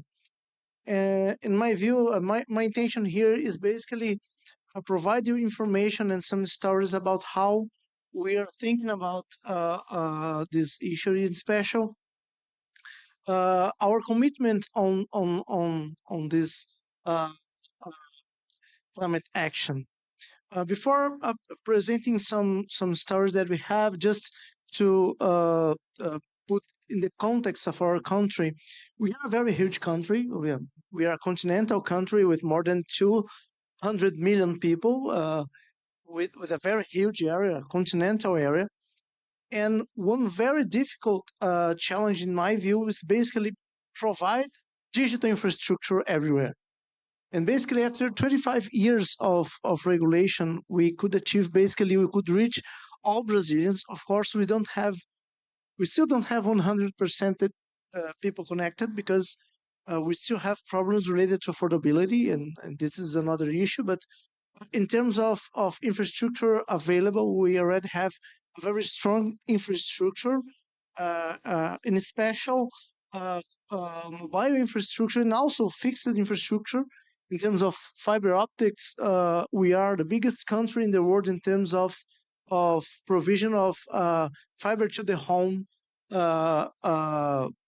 infrastructure. In terms of the continental countries, of course, we have countries with much more percentage of fiber, but comparing Brazil to other continental countries, we are the country with the highest capacity in terms of FTTH infrastructure, which is very useful in terms of capabilities and possibilities of externalities for other purposes.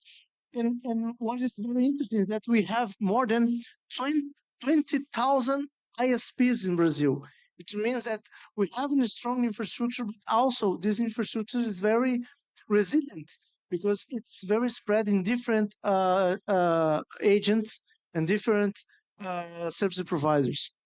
And in context, the question is how connectivity and climate change relate.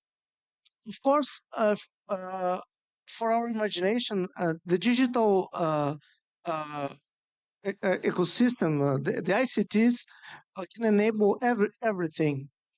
Specifically, talking about climate change, I think that we really need the commitment from the digital ecosystem in order to create several partnerships and initiatives regarding enhancing our capacity to protect, not only to protect, but also avoiding the consequences of the climate change.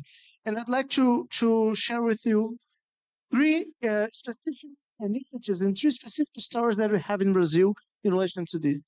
The first one is ending rescue teams in extreme weather events. This picture is an interesting picture. This is a real picture regarding an event that we have in the first semester on the coast of São Paulo state in Brazil. There was a very big landsliding from the hills, and which could basically cover several households, and basically there were thousands of people displaced, and also hundreds of people trapped. And this type of disaster in general have hundreds and hundreds of deaths. But we have a very strong partnership with the local security authorities, between Anatel, which is the regulator, and the local authorities, and we use our equipment that in general are used to identify pirate stations, irregular stations, but we use those equipments to identify where the mobile phones were covered by the ground, and basically the intention was support the rescue of people there.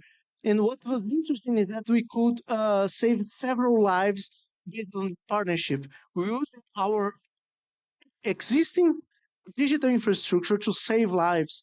And basically, if we compare this type of disaster in general, we have hundreds and hundreds of deaths.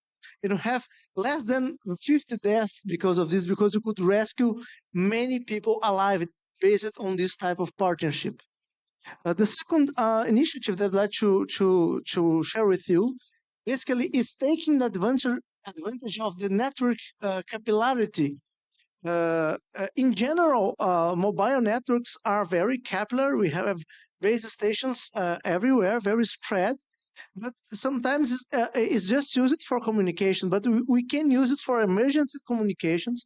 And what we did is the regulator obliged all companies provide interfaces to the local governments in order to allow them to send urgent communications, in special using cell broadcasting technologies, in special for situations of disasters and public calamity. This initiative costs a little bit, but we could create a situation of incentives in our regulation, obliging the company to do it without $1, without expending $1 of the public side. We just use it private money to do it. And all this infrastructure is available to the public sector, to the local public sector, to send specific situations of massive alerts.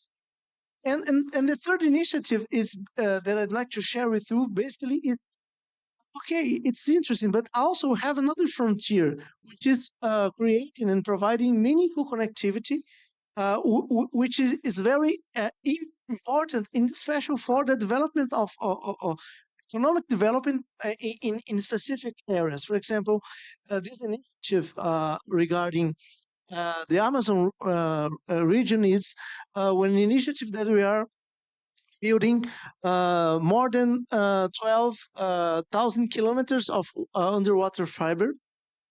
And this region is very important because Amazon region is a very important region in terms of environment. But this region is very degraded by illegal mining and deforestation. And what is interesting is that based on this project, we are creating conditions for local development, and we have several initiatives regarding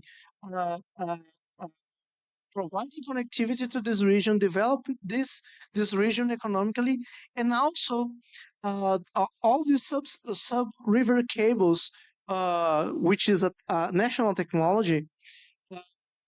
They are able to support many other capabilities for monitoring and tracking local situations in terms of temperature and other important indicators about climate change.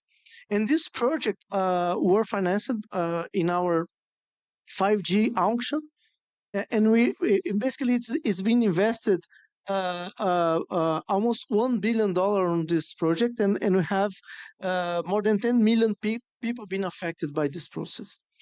And I think that the key message that I'd like to give to you basically is, what's the message is commitment by the regulator.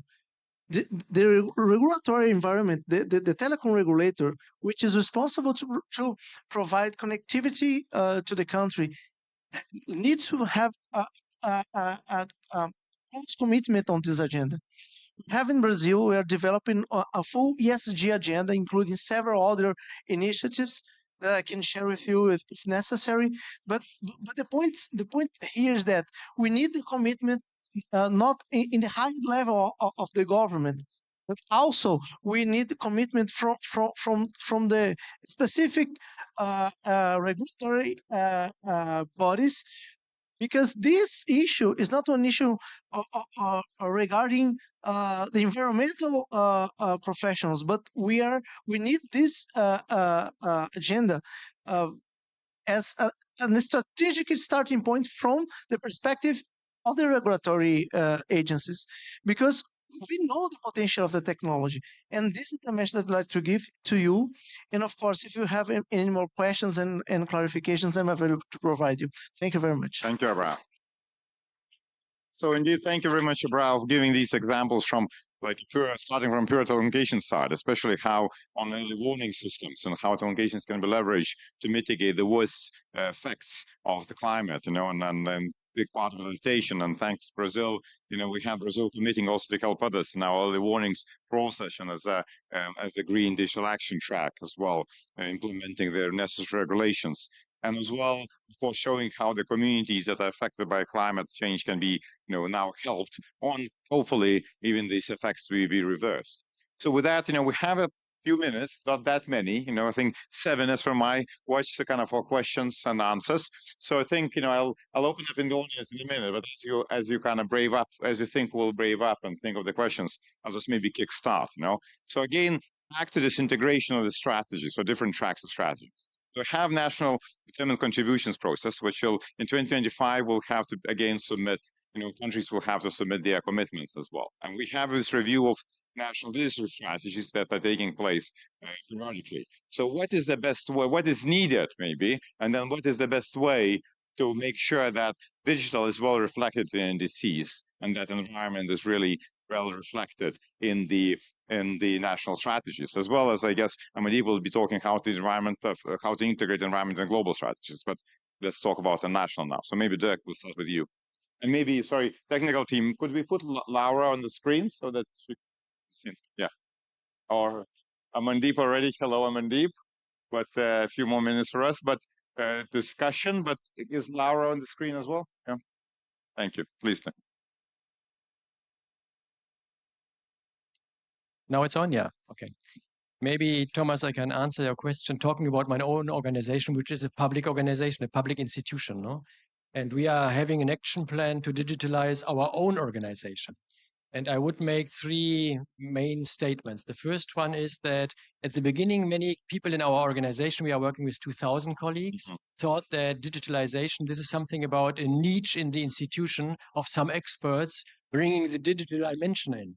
But then we learn step by step, this is my point number 1, that all our functions need to be linked, as you said, in your sector, no, with digital innovations. And we are doing mainly 4 things, no? We are doing research, and AI and digital are transforming methodologies and the way we do research and science in any discipline, no? So this sector is being transformed. The second element is that we are organizing policy advice. No? So how do we communicate to decision makers? How do we work with data to make things as visual as possible?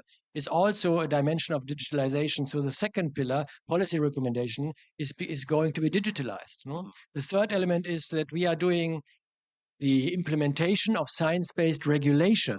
No? And again, digital helps us in this sector. For example, we do chemical risk assessment. No? If you talk about chemicals, this is about 60,000 substances. No? You can combine all of those. This is about big numbers, about complexity. AI can help you to understand patterns. No? And the last thing is then public dialogues and communication with the society, and elements like ChatGPT being aligned with our kind of work could help us. No? So across the sector. Then the second heading is we built up an AI lab for sustainability solutions.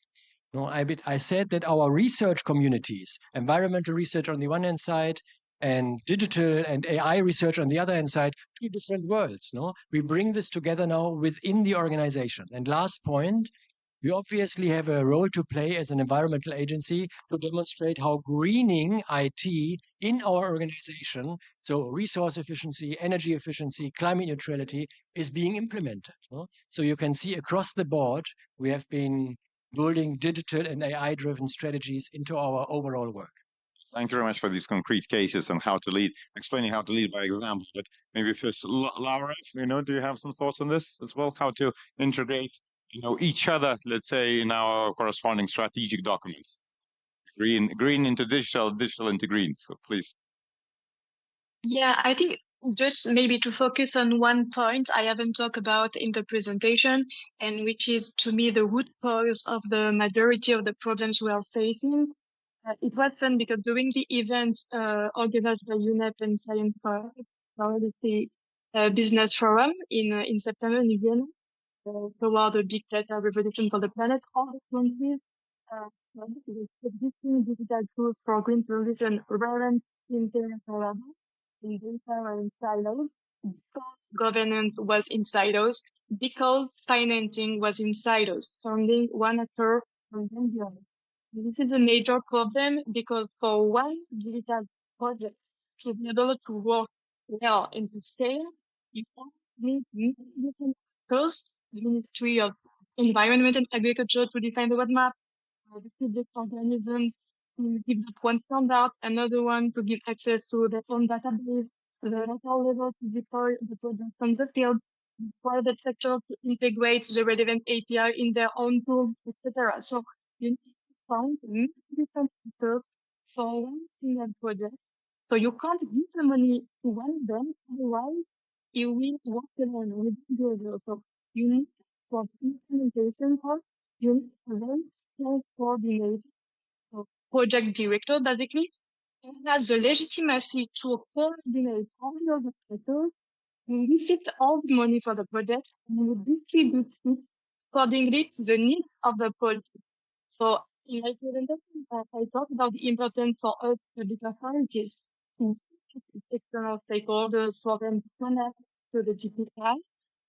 One major progress of the roadmap we are going to do is really, as was said just before, internal transformation we're currently doing with the coordination of all the roadmaps from the Prime Minister office itself, with new human resources and new culture of work as well, and the creation of an interdepartmental fund that's gonna fund project of the roadmap, not one stakeholder, one by one. So I think this is the cause of the main problem we are facing then in the definition of the strategy itself, and most of it in the implementation of the strategy. Thank you very much, Andrea. Yeah. So basically, as I said in my presentation, one important initiative that we have is how to transform our organization internally first. We implemented our digital solutions internally. Now we are a paperless organization. We have several initiatives internally to reorganize the organization, the institution, and also creating a mindset regarding this process. It's how we think that the green can come to digital, because we think that we had to create a mindset in our employees. So that's why for now, for example, we are introducing new requirements for regulatory analysis. All regulatory analysis should have one specific session regarding the environment. And all of these, we think that is important to create a new mindset in our employees.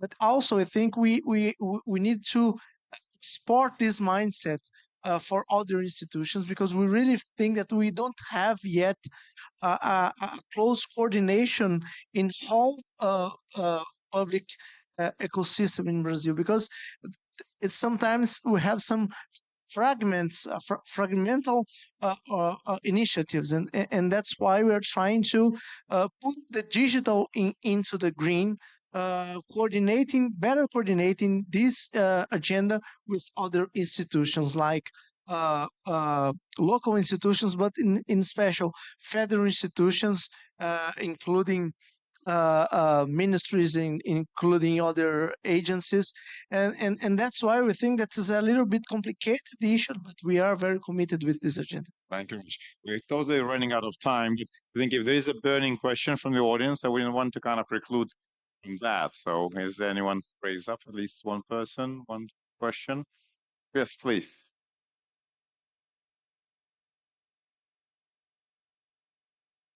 So the question also that Laura can hear, what is the role of digital skills and how digital can and how green skills, digital skills, how the digital can play into this. And I think with that, I'll ask everyone to do like a last round, like in just few sentences. What is the biggest takeaway, if you want to make it work, meaning on a national level, integration between green and digital transformation. And then if you can capture in that skills would be great. So again, this quick round, please, Dirk, with you, and then Laura and Abrao, please. For me, the biggest challenge is to close the gaps between the different communities, the digital and AI community on the one hand side, and then the sectors on the other hand side, across our societies. This is true for science, this is true for research and development, this is true for any sector, and it's also necessary within public institutions. So closing these gaps and building bridges between digital AI and sectors, as I already mentioned. And this is related to the skill question. So it's not about having well-skilled high-top people only. We need high-top people, obviously, but across the board, we need digital capabilities in many sectors, and this is something which we still have not been built into our systems, not at universities, not at schools. Thank you very much, Laura. No, I agree with what was said. I think we need a systemic vision, and we need to make it a very collective journey with all the stakeholders and not only the tech experts, as you said. I completely agree with your point. Thank you. Digital skills are crucial for everything related to the digital, and we are basically we're developing a specific program regarding meaningful connectivity, because in Brazil we have more than 10 million people that they have conditions, economic conditions to have access to digital services, but they don't have access because they don't have skills. And we think that it's a very big challenge, especially for developing countries.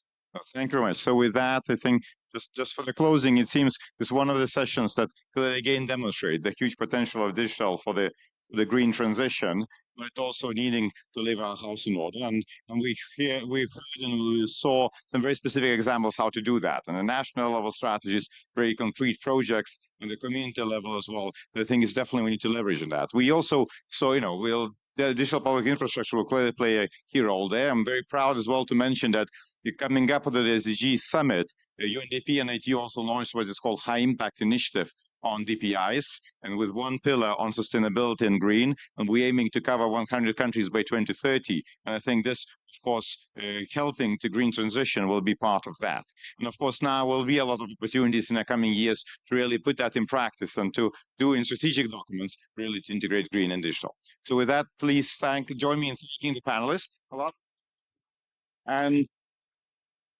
And we'll now we'll now open the floor to Amandeep Gill, who I think already we saw briefly on the screen. So Amandeep is the United Nations Secretary General's envoy for technology.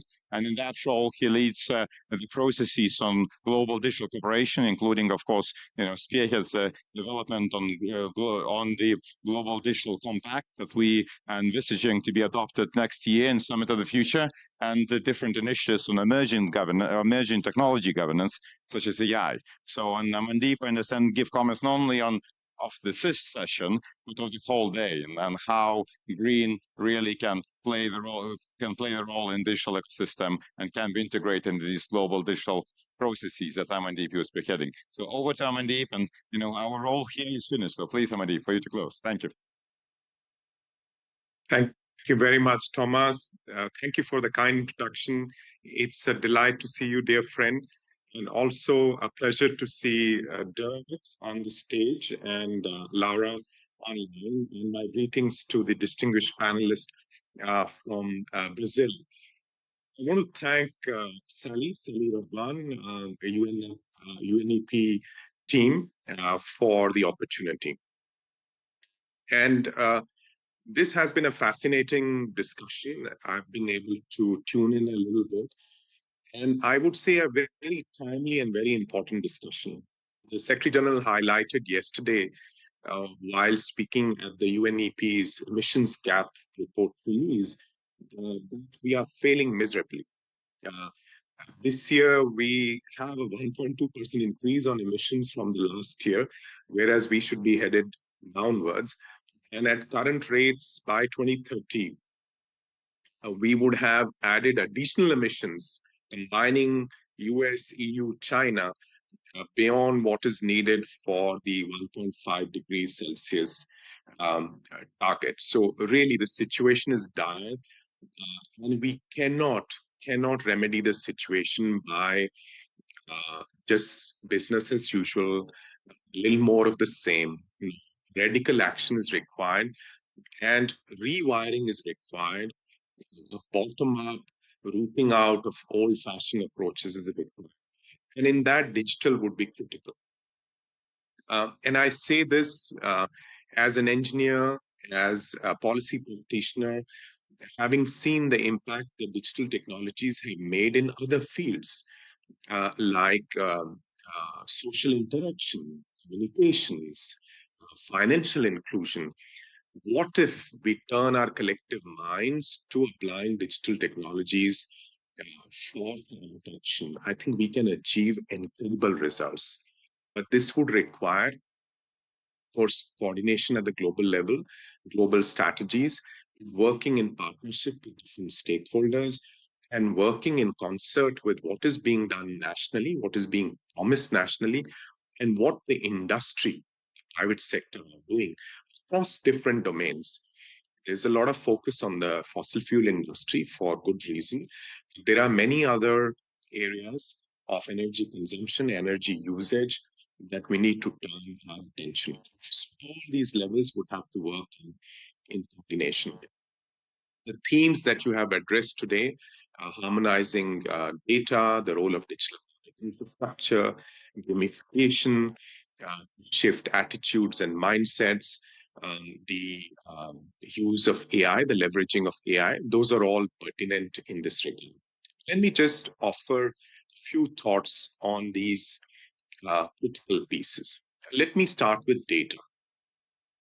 I think initiatives like Climate Trace show us that we need granular data on emissions, on energy usage, so that our policies are not just shots in the dark, but they are based on concrete evidence from the ground. And this also acts as a feedback mechanism to adjust our policies, our actions. So a massive effort is required on that. And I'm pleased that UNEP is leading on this. And we would be happy to help from the New York angle, working with our partners across the different agencies, funds, and programs of the United Nations to lift this up. I think this is part of the larger piece of data and metrics on the SDGs. This is a clearly urgent area of the SDGs that we need to lift up. The second one on digital public infrastructure. Now, DPIs are a flavor of the year, and they are likely to be scaled up. But we need to make sure that we do so responsibly and sustainably. That in trying to address one problem, we don't contribute to another and make things more difficult for us down the lane. Particularly the training of large language models, the latest versions of AI technologies, that requires huge amounts of energy. And so if there is a way in which we can avoid multiplication of approaches, avoid unnecessary deployment and use of AI without convincing use cases, then that would be helpful. DPIs overall would be a boon for the green transition because they would cut costs in terms of travel, in terms of the use of analog resources for citizens, for companies, etc. So please don't get me wrong. I think we need to urgently scale up DPIs and also use them as a common innovation space for the crafting of green solutions. And in terms of behavior shifts, Dirk is here and he's been helping the international community lead on this in partnership with UNEP and others. This is an unexplored area. I was very pleased with the focus that the G20 had on the life mission. I think lifestyle changes, behavioral changes, the choices all of us make as individuals are very, very important, as important as the actions that governments and international organizations take. So how can we nudge behavior? How can we gamify behavior? How can we make it easier for people to make the right choices? I think that's a huge, huge area of work. And then coming to the use of data and AI for innovation. And I'm sure Laura would have spoken to this. There is huge potential for deploying data analytics and artificial intelligence to make sure that across different areas of activity at the national level, at the local level, whether it's forestry, food production, mobility, or the simple usage of electricity at home, there's huge potential to do things differently, to bring AI and analytics simply in terms of switching off the lights in the shop windows by using SCADA systems and simple analytics to bring down energy consumption drastically, to make sure that different activities, societal activities, economic activities have an underlying green dimension. And that underlying united dimension can only be ensured by leveraging data and AI tools. This is where, and I'd like to conclude with this, the initiatives that the Secretary General has taken, and now they have been approved by the membership on the Global Digital Compact, within which he has highlighted the role of Global Digital Commons, assume importance. Simultaneously, we are working with a high-level advisory body on artificial intelligence that's not only looking at the international governance of these technologies or the risks that they pose, how to have a comprehensive shared science-based assessment of those risks, but also the opportunities and the enablers, in particular for the green transition. So these initiatives are coming at the right moment, national, international. I think we need more concerted action. We need more dialogues like the ones that you have hosted today so that the awareness goes up. And digital is not just seen as a nice to have, let's just plug it in because we have renewable energy coming in and we need some more data for our reports, but seen as a strategic opportunity to rewire societal and economic activity and contribute to the achievement of the targets that we have set for ourselves. Thank you very much. It's been a pleasure spending some time with you.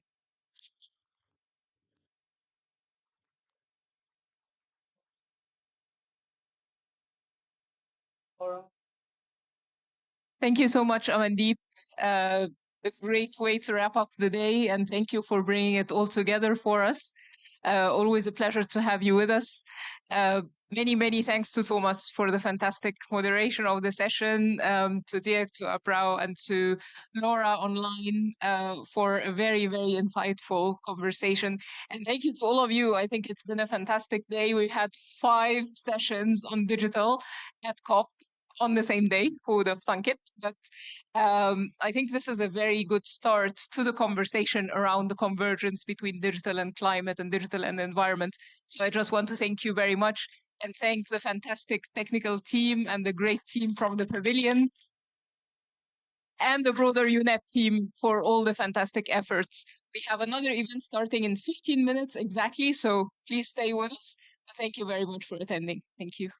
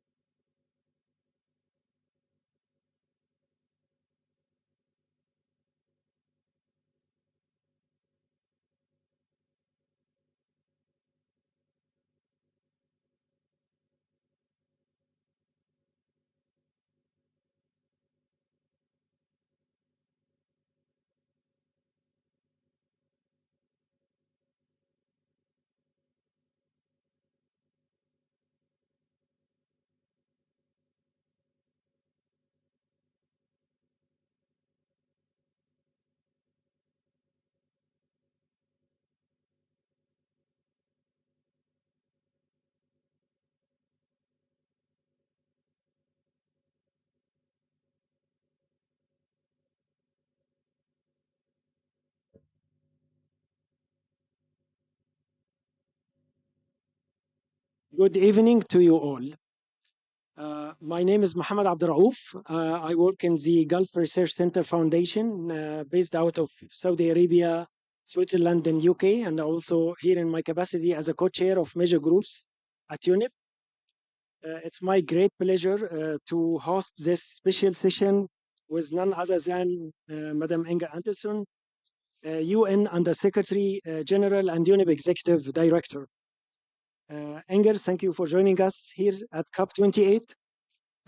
Over the next few minutes, we have the pleasure of conversing with you, touching on your take on the negotiations so far, your aspirations for COP28, the expected outcome, and also on various UNIA issues, including the next 4-year plan and MTS, UNIA 6, and most importantly, how to maximize and take forward societal engagement through the major groups and stakeholders. Major groups is a term that encompasses diverse communities. There is no one size fits all for a successful engagement of a major group. Definitely, we need to understand the needs and the aspiration and capacities of different of these major groups in order to achieve a full participation and successful collaboration. In fact, in recent years, UNEP already diversified the stakeholder engagement with major groups, and we look for continued cooperation. We have participated, for instance, in the SBPF high-level expert group on technologies, JO5, JO7 scientific process, INC, SPP on chemicals, and many others. Our experts have the knowledge and the ground experience, and in order to reach beyond and complement official knowledge channels. However, there is always a room for improvement. UNEP can do more to support the engaging of major groups. Madam Inger, let me now give you the floor. We want to hear from you on these key issues, and we want also to hear how we can better engage major group. We want also to hear your vision, ideas, aspiration, as we conclude the first week of COP28, please. All right. Can I have the sound? Yeah, it's okay. So that will take about a week. We want to go through what's happening at the COP, what my aspirations are for the COP, the MTS, all the biggest environmental priorities, how we can engage with major group, what UNEP can do more. So that's not going to happen. I just have to say that, so if this is the aspiration, then you're all going to walk away disappointed. But let me just say that I'm really pleased that those of you who found the time, because you are here because you're seeking to push, you're seeking to lift, you're seeking to influence, you're seeking to make a difference. That's why you're here. So first of all, thank you for coming. It's a great privilege for me to hear your views and to just be in dialogue. I do have ridiculously limited time. I see some old friends in the audience, and it's really nice to see faces that I recognize. Some of you are long-time activists or NGOs or representatives of the major group, whether it be youth, women, farmers, trade unions, workers, as well as obviously businesses, etc., etc. So thank you very, very much for being here. Look, just a couple of facts. You will have seen our emissions gap report, I hope. Otherwise, we have a problem. The emissions gap report, as I said. So if we look at that, you will see that we are projecting, based on the NDCs, that we will reach 2.9 degrees in 2100. If we then take the conditional NDCs into account, i.e. I will also do if there's money for, we project that we land at 2.5 degrees. Currently, we are at 1.1 degrees. We are seeing an increase of 1.2% in hydrocarbon, oil, gas, and coal production. We had 55 gigatons of emissions in 21. 2021, we have 57.9 gigatons in 22. What does that mean? It's going in the wrong direction. Our production gap report shows that we are 110% over where we need to be compared to the 1.5 scenario in terms of projected production. And obviously the adaptation gap report says, look, we agreed in Glasgow, we have 20 billion in Glasgow in when did we do Glasgow? 2021. And we said that by 2025, we're supposed to be at 40 billion in adaptation finance. Our report says that is way short. We need to be somewhere between 150 and 350 billion per year. That's what will do the trick. I visited Pakistan shortly after the floods, 7 months after the floods. Massive tracts of land still flooded and communities displaced. I visited Malawi after Typhoon Freddy had landed there, causing indescribable damage. And right now, the country where I'm privileged to live, Kenya, has seen 3-4 years of drought, and now we are struggling with floods. So what is good about this COP is day one, we agreed on the agenda. That's always a good thing because sometimes that takes a day or two. We also saw the loss and damage fund being monetized. That was good. And the money is going up every day, more commitments, great. I think last I checked, we're around 700 million or so. I mean, it's early days, but it's good. It's trickling in. That's good. What we will also be doing, as you well know, is a global stock take, and the global stock take will tell us that we are not where we need to be. That's given. Therefore, we need to see more climate action. And that climate action, yes, all the adaptation stuff, and yes, all the loss and damage stuff. But we are going to have more and more adaptation and more loss and damage if we do not pay attention to the mitigation. That's like you can't heal the patient by giving lots of good medicine, loss and damage and, adaptation. Physical. But can you please keep up the pressure on the mitigation side? And that goes for everyone. Now, some carry a historical responsibility on this account, but we have to understand we are in this one boat together. And so there is no way easy out on the mitigation side. And that means renewable energy. That means access to finance. But it also means that every single hydrocarbon producer holds a responsibility, big or small. And so I really encourage that you step into that space wherever, irrespective of where you come from, and speak up on mitigation, as well as climate justice, leaving no one behind, money for adaptation, that is a given, an absolute given, but please do not forget mitigation. Because if you come from a small island state, doesn't really matter where the carbon came from, whether it's from some of the big superpowers. My country is going, says the Prime Minister of the Maldives. Tuvalu is underwater, and where it came from is kind of immaterial at this point. And so please do not lose this voice. Do not forget mitigation.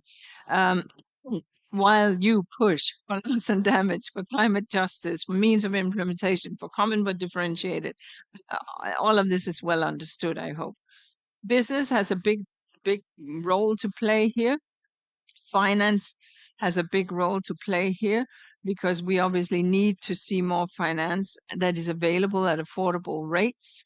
If it's large scale businesses borrowing to do things, we need to find more grant financing.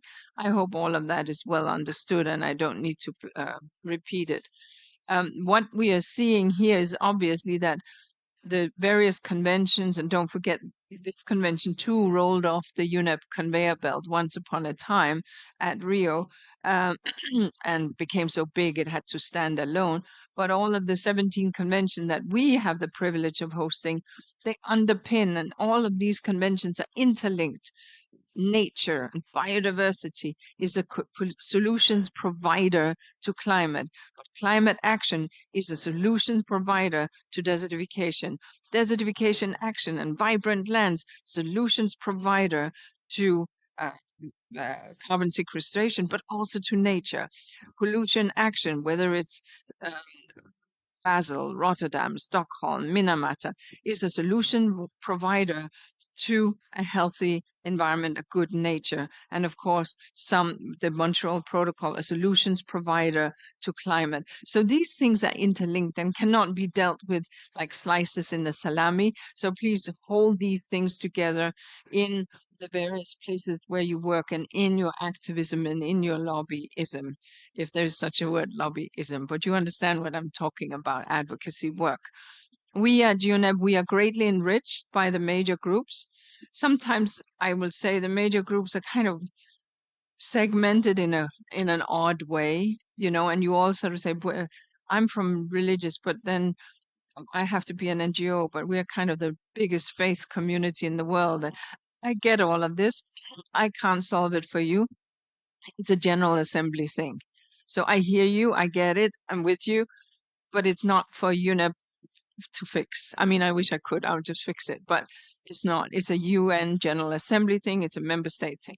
So please, the advocacy that you do, I recognize that sometimes these groupings are a bit odd.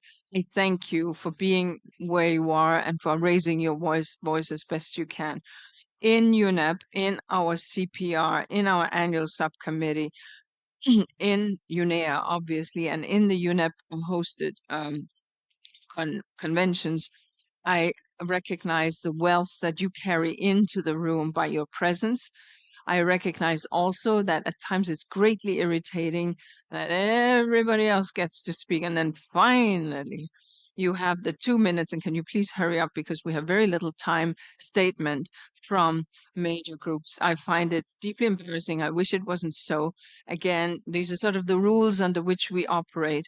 But please, you know, use when you're present, your presence to meet with delegates. Go, now we're coming into UNEA, to the contact group meetings, engage with member states to be heard, because this last 2 minutes and people are beginning to pack their things together. I find it very disrespectful because your views matter, but don't give up. Take your time, make your points, because I, for one, I'm really listening. Mohammed, it's important that we have a dialogue back and forth, and I have so little time, and I've been running the whole day, and I'm running out of voice. But I see a hand down there, so why don't we start immediately and pass the microphone around? Just 1 second, Mary. So thank you for that. I remember one time in the governing council, we had the rule of 5 countries, 1 major group. Hopefully we can have this. Maybe we can. At this point, we are working with United Nations General Rules because we are now an assembly. We are no longer a governing council. I see a lady down there who would like to. Let's take 3, but please, your name, organization, and major group. Hello, I'm Marie-Thérèse Seif from Lebanon. I'm president of Human Environmental Association for Development. My question, and I want to talk about displacement of many people from country to country and from place to place in the same country. 12 years ago, we received a lot of people from Syria and from the region around because the war and because conflict. And already now we have a big impact in environment, in soil, in air, in pollution in river and everywhere. What UNEP can help when we get the amount of loss and damage? They can help people not only affected by climate change, but the flood, but can help people displaced to return to her homes, or help people receiving these people to arrange the infrastructure. This is my question. Thank you. 3, yeah, or 5. Yeah, we can have 2 other questions. Also, please use.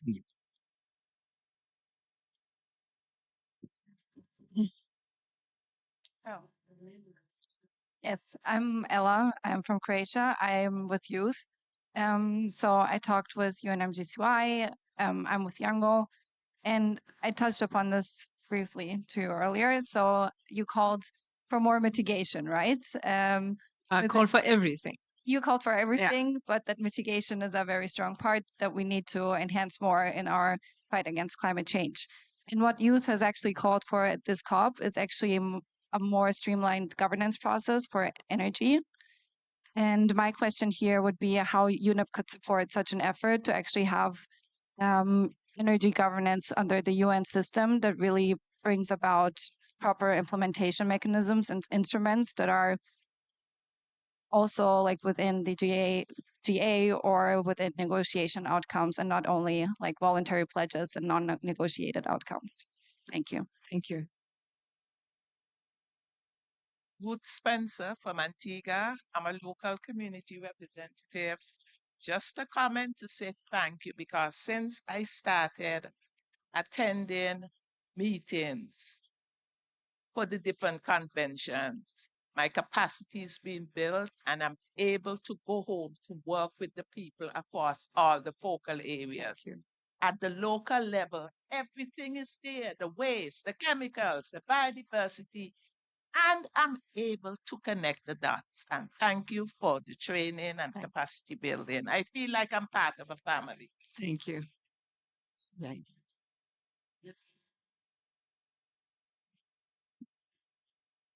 Hello, my name is Emre. I'm coming from Turkey. I'm a youth delegate of Turkey also. I have the same question actually with with a lady. In Turkey, we had 10 million immigrations in just 1 year, in 10 years. It was really big load for Turkey, because if you look for the geography of the Turkey, 15 years ago, there was a Iraq and America civil war. Then Syrian civil war made 4 or 5 million immigrations to Turkey. Then there was Afghanistan civil war. It's the of always western side of the Turkey.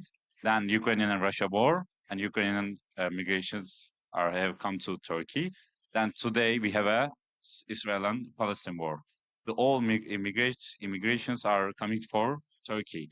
This loss and damage fund, I know there's a obvious quotation as a that funds must be, how can I say, separated as climate change effects, but the war effects can be, well, save the, how can I say, damage for that kind of war places. Thank you. Thank you. Maybe you want to take one more, so we hear more people. Yeah. Let's have one more. I want the other major groups. Maybe not. They people are thinking. So let me see if I provoke some thoughts. So to the lady from Lebanon and the gentleman from Turkey, let me start with you, and I'll take it together. I think at this point, as you know, the loss and damage fund has not yet had its definitionals.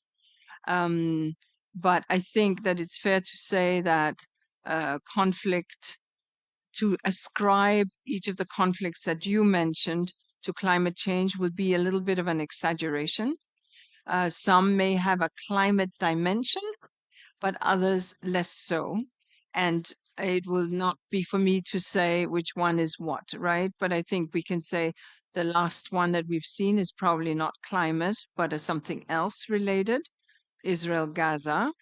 But others that we have seen has more. If we look at Syria and the beginning of the Syrian revolution or uprising, it was drought in Dara province. I know that, Madame knows that. And people moving to the urban periphery of Turkey, of Syrian cities, etc. But be that as it may, I am not so sure, but this is from member states, that the loss and damage fund will take on the refugee flow within and between countries. The United Nations, however, is doing it the best that it can with the resources that it has, and Madame knows this from Lebanon. Is it enough? No, because donor countries are not giving the United Nations enough. But the UN is doing what it can with the resources that it has. as are my colleagues right now in Gaza. Don't forget that we have lost over 100 colleagues who have been killed in the bombings in Gaza. We are in deep mourning over these are our colleagues that have died alongside the people of Gaza. But be that as it may, clearly the issue is that the climate change has caused a displacement, and not just in some of these places that you mentioned, also in the Sahel and in many countries that are deeply impacted by land degradation. So we will see how member states decide to define the loss and damage and where it will go. What we are seeing, that countries that have been generous in opening their borders, and Lebanon, Jordan, Turkey, Ethiopia, and Sudan, and many other countries have at different times opened its borders to vast flows of refugees, and the world has not responded to their call for support. That's the reality. And with these vast flows have become, as Madame said, environmental degradation. So these are very real issues. UNEP is not in a position, this is not who we are. We're not a humanitarian agency. We are a science agency that work on the science of climate change.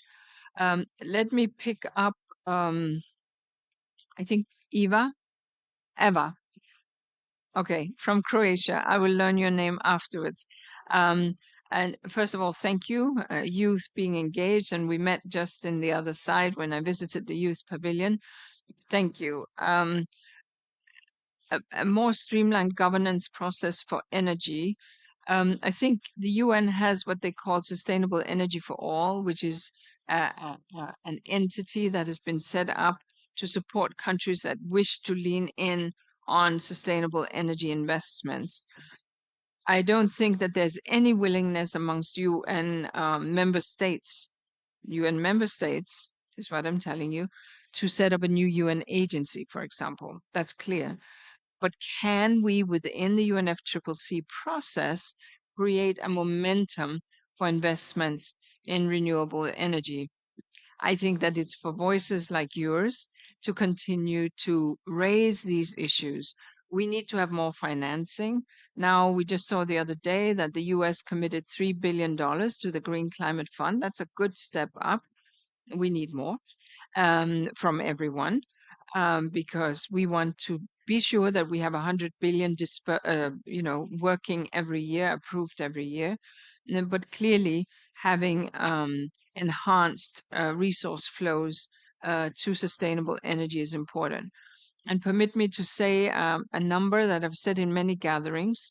South Sudan, a small country under extreme pressures, a beautiful country. If anyone has ever visited, you would want to go one fine day if you get the opportunity. But a country that has suffered from war, a newly born country. But this country has 7.9, I think it is, percent access to modern electricity. 7.9% access to modern electricity, yet they have oil. And they are selling their oil, of course. What's the world's answer to Sudan? It has to be exactly what you are saying. Investments in renewable energy, investments in long-term sustainability. Failing that, South Sudan has to lean back on what it has. And we have to understand that. So there's some real issues here that we just need to understand. Ruth, it's always a pleasure to see you. You're this positive spirit. And I thank you for the warmth, but also for what you do back home in Antigua and Barbuda, because you are really connected to the ground level. And yet you are also here and in UNEP connecting at the highest level. And it is that elevator that you ride up and down that makes you so effective. I think I've answered from everyone. Thank you. Yes, of course, online. Thank you. Our online colleagues, Sharon, do you have any online questions or comments? Not yet? We can take from the room. Last round? Sure. Okay. Yes, please. You have the mic. Yep. Hi, I'm Agnes from Hong Kong, and I'm the representative from the Anglican Consultative Council, and I'm the youngest delegation of the group. It's my pleasure to be here because it's my first COP, and it's my pleasure to really know how UN and also COP becomes a platform for everybody to comes together and to exchange ideas. And I believe that from the perspective of faith-based organization, besides having the financial support to those vulnerable groups, what we do is to heal people's hearts, which is something that money sometimes can't do. And I would like to hear more from you that as a young Anglican youth or any faith-based young people, any words you would like us to bear in mind or some words that you like us to take or actions that will help us to sustain our passion and courage to take on this and to embark on the climate action. Thank you. Thank you. Yeah, Susanna, local authorities. Hey, good evening. Susana Rivero from the government of Catalonia and with Regions 4 Local Authorities Mayor Group. I want to take the opportunity to ask you. I mean, we agree that we are in an ambition crisis, but also implementation crisis. And whatever is decided here, at the end, local and regional governments are going to be the ones who implement the actions on the ground. And so, I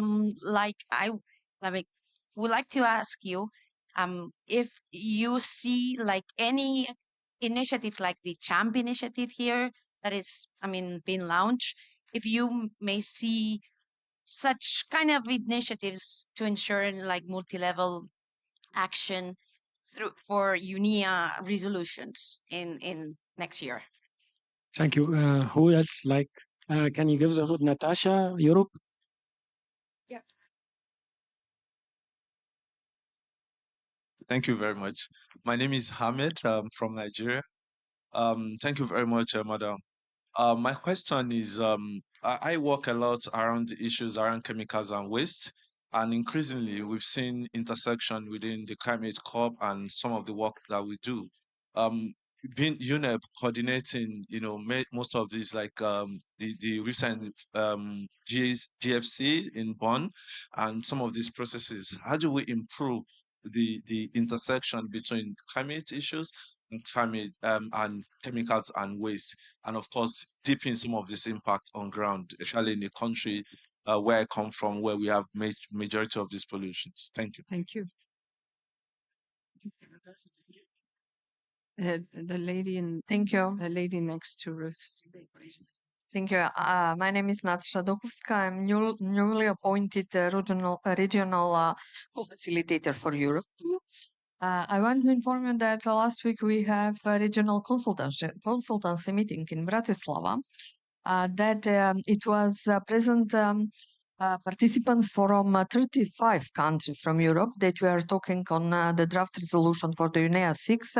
And for us, it was very surprised that one of the main topic was the conflict and destroying the environment by the conflict. That my question is now, how does UNEP contribute to building resilience in community affected by water-related conflict, considering the broader environmental and socio-economic factor at play?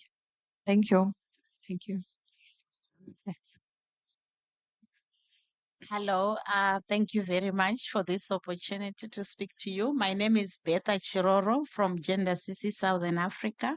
I work with a number of 6,000 small-scale farmers, and Southern Africa is going through a serious drought at the moment, and most of those are women who are also involved in a lot of the care work, which is not recognized.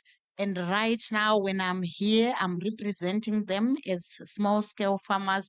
They would want to hear a sense of hope, to say, what is it that I can take back to them and tell them that the United Nations is putting together something that will ensure that their lives will change for the better, because they've been pushing and pushing and pushing for gender responsive policies to be properly implemented and to be financed. And that's all they are looking forward to, the trickle-down effect to those that are really impacted and really working on the ground. Thank you. Thank you very, very much. These are great, great points from everyone.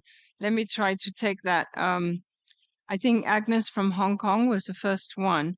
And you asked for some, I mean, obviously, what I worry about is very much, and you are young-ish, and so I worry about people losing. I hope is a word that is overused in this context, but I worry about losing the energy and the passion to embrace tomorrow. Let me put it this way: that anxiety, fear, hopelessness, as well as loneliness and other factors are setting in amongst many, and many find strength in faith. And faith often is where people find community, so they're no longer lonely. They find a purpose, so they're no longer fearing tomorrow. They find passion, so they're committed and not just sitting at home on their gadgets.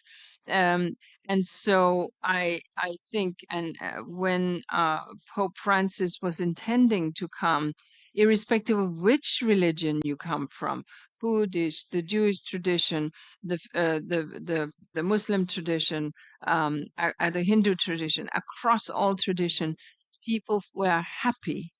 And I can tell you the United Arab Emirates were prepared for him to come because it was a lift of confidence, of faith, of tomorrow. And if we look at every religion, from indigenous people and traditional faiths through all the religions that we know, and I mentioned many, you find that there is a caring for the earth as well as caring for my neighbor and caring for my fellow human being.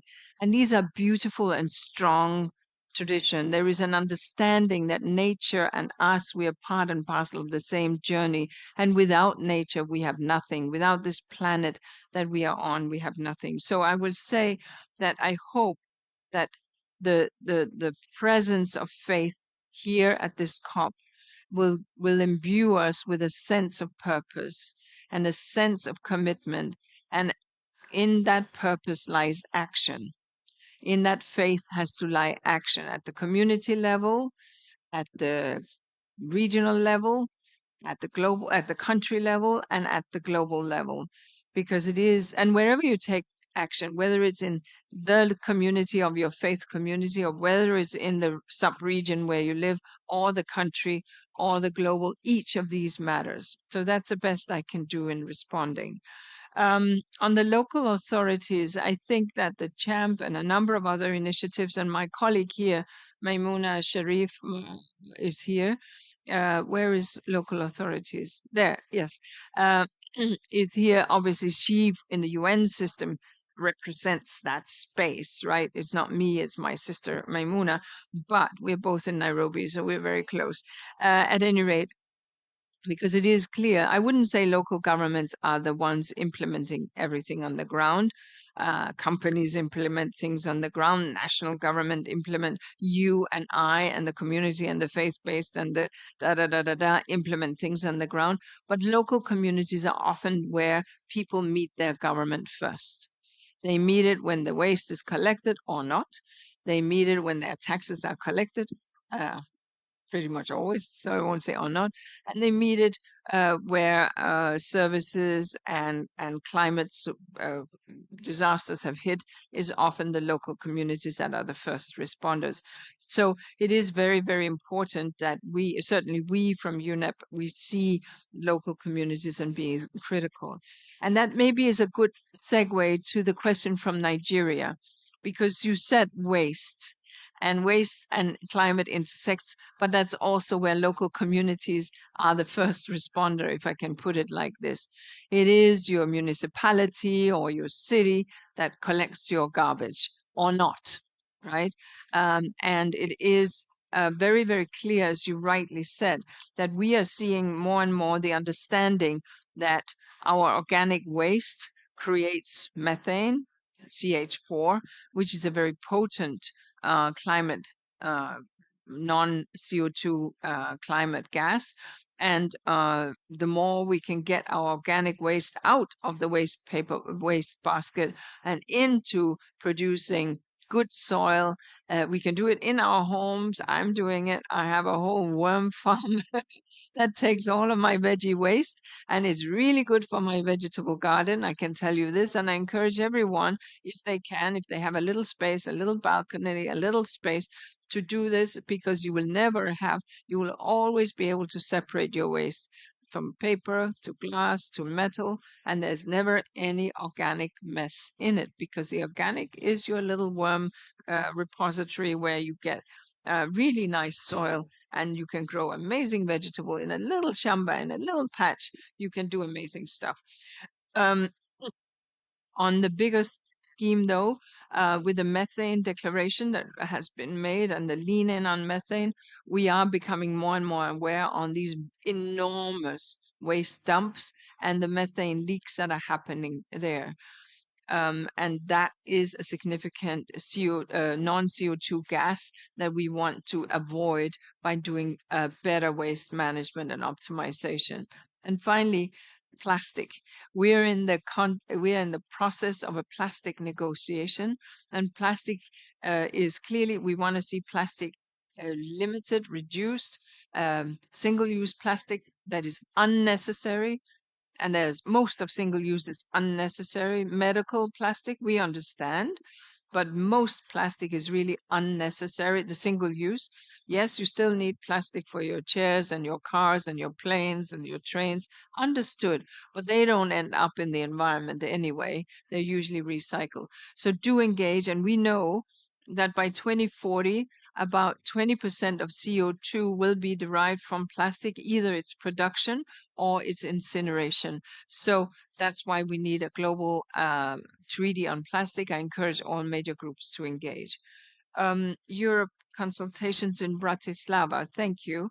And thank you for being engaged. What is UNEP doing in the context of conflict? So just to let you know that we have an environment and conflict unit, disasters environment and conflict unit. They've been there in existence for 20 years, maybe more. They're about 100 people. And what they do, give and take, I don't have the exact number on top of my head. And they do for example, Lebanon, the Beirut explosion. It was not a conflict per se, but it was an absolutely terrifying tragedy with devastating impact on the environment. Our team, the environmental specialists, were on the ground in 72 hours and were supporting the post-disaster needs assessment from an environmental point of view. We are not the people who go and shovel the bricks and so on. That's not who we are. We are just 2,000 people and we can't do that. But we assessed it.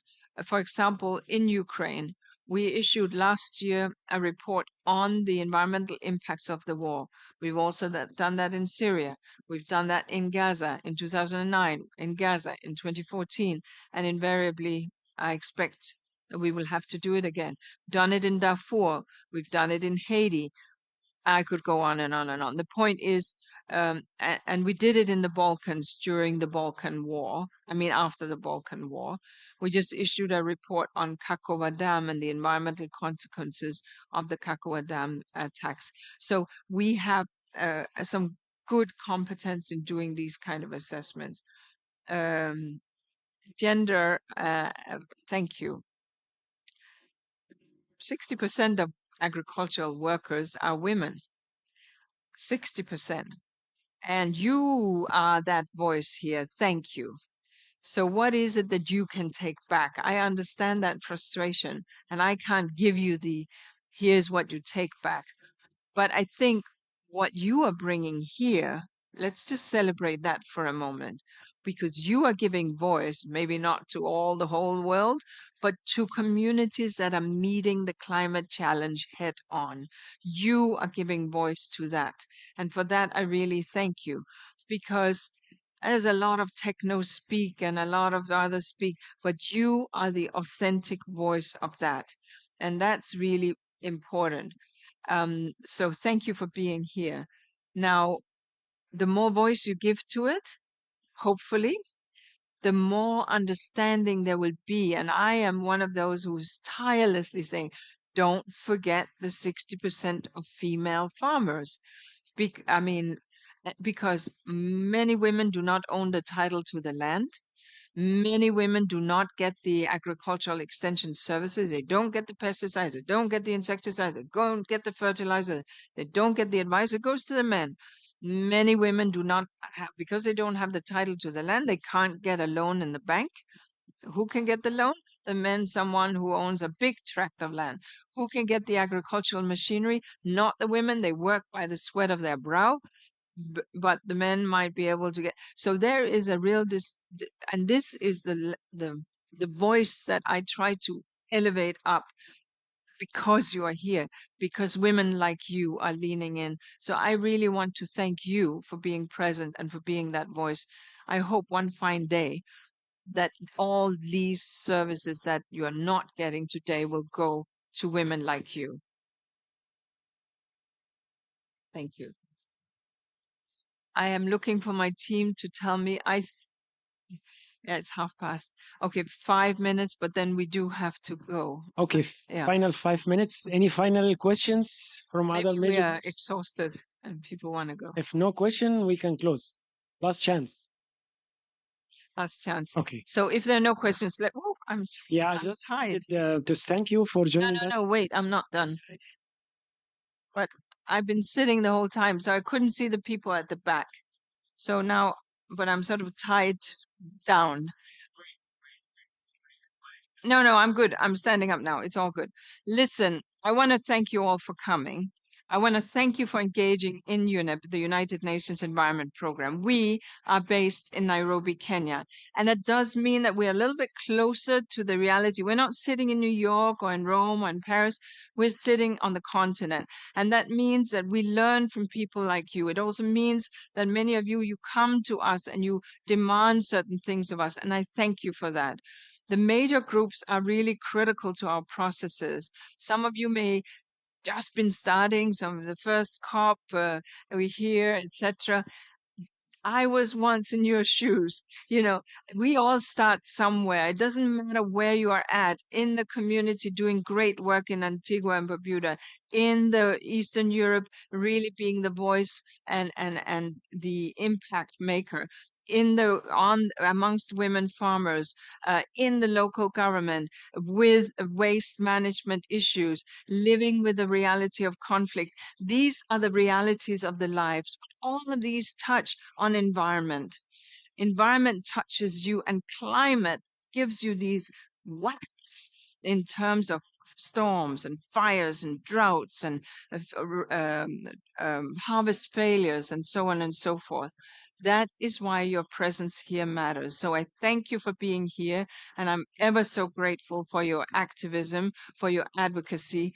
And we from UNEP will be holding our United Nations Environment Assembly the last week of February and the first week of March. I hope that we will mobilize enough money that we can do sponsored travel for as many people as possible, because your voice will matter. Thank you very, very much indeed. Thank you. Thank you for joining us. And on behalf of Major Group, I thank you, and thank you for all these encouraging words. And we are committed to support your journey. Thank you. And really, we love to walk this journey with you. Thank you. We are very delighted. Thank you. I appreciate it. Thank you so much, everyone. Thank you.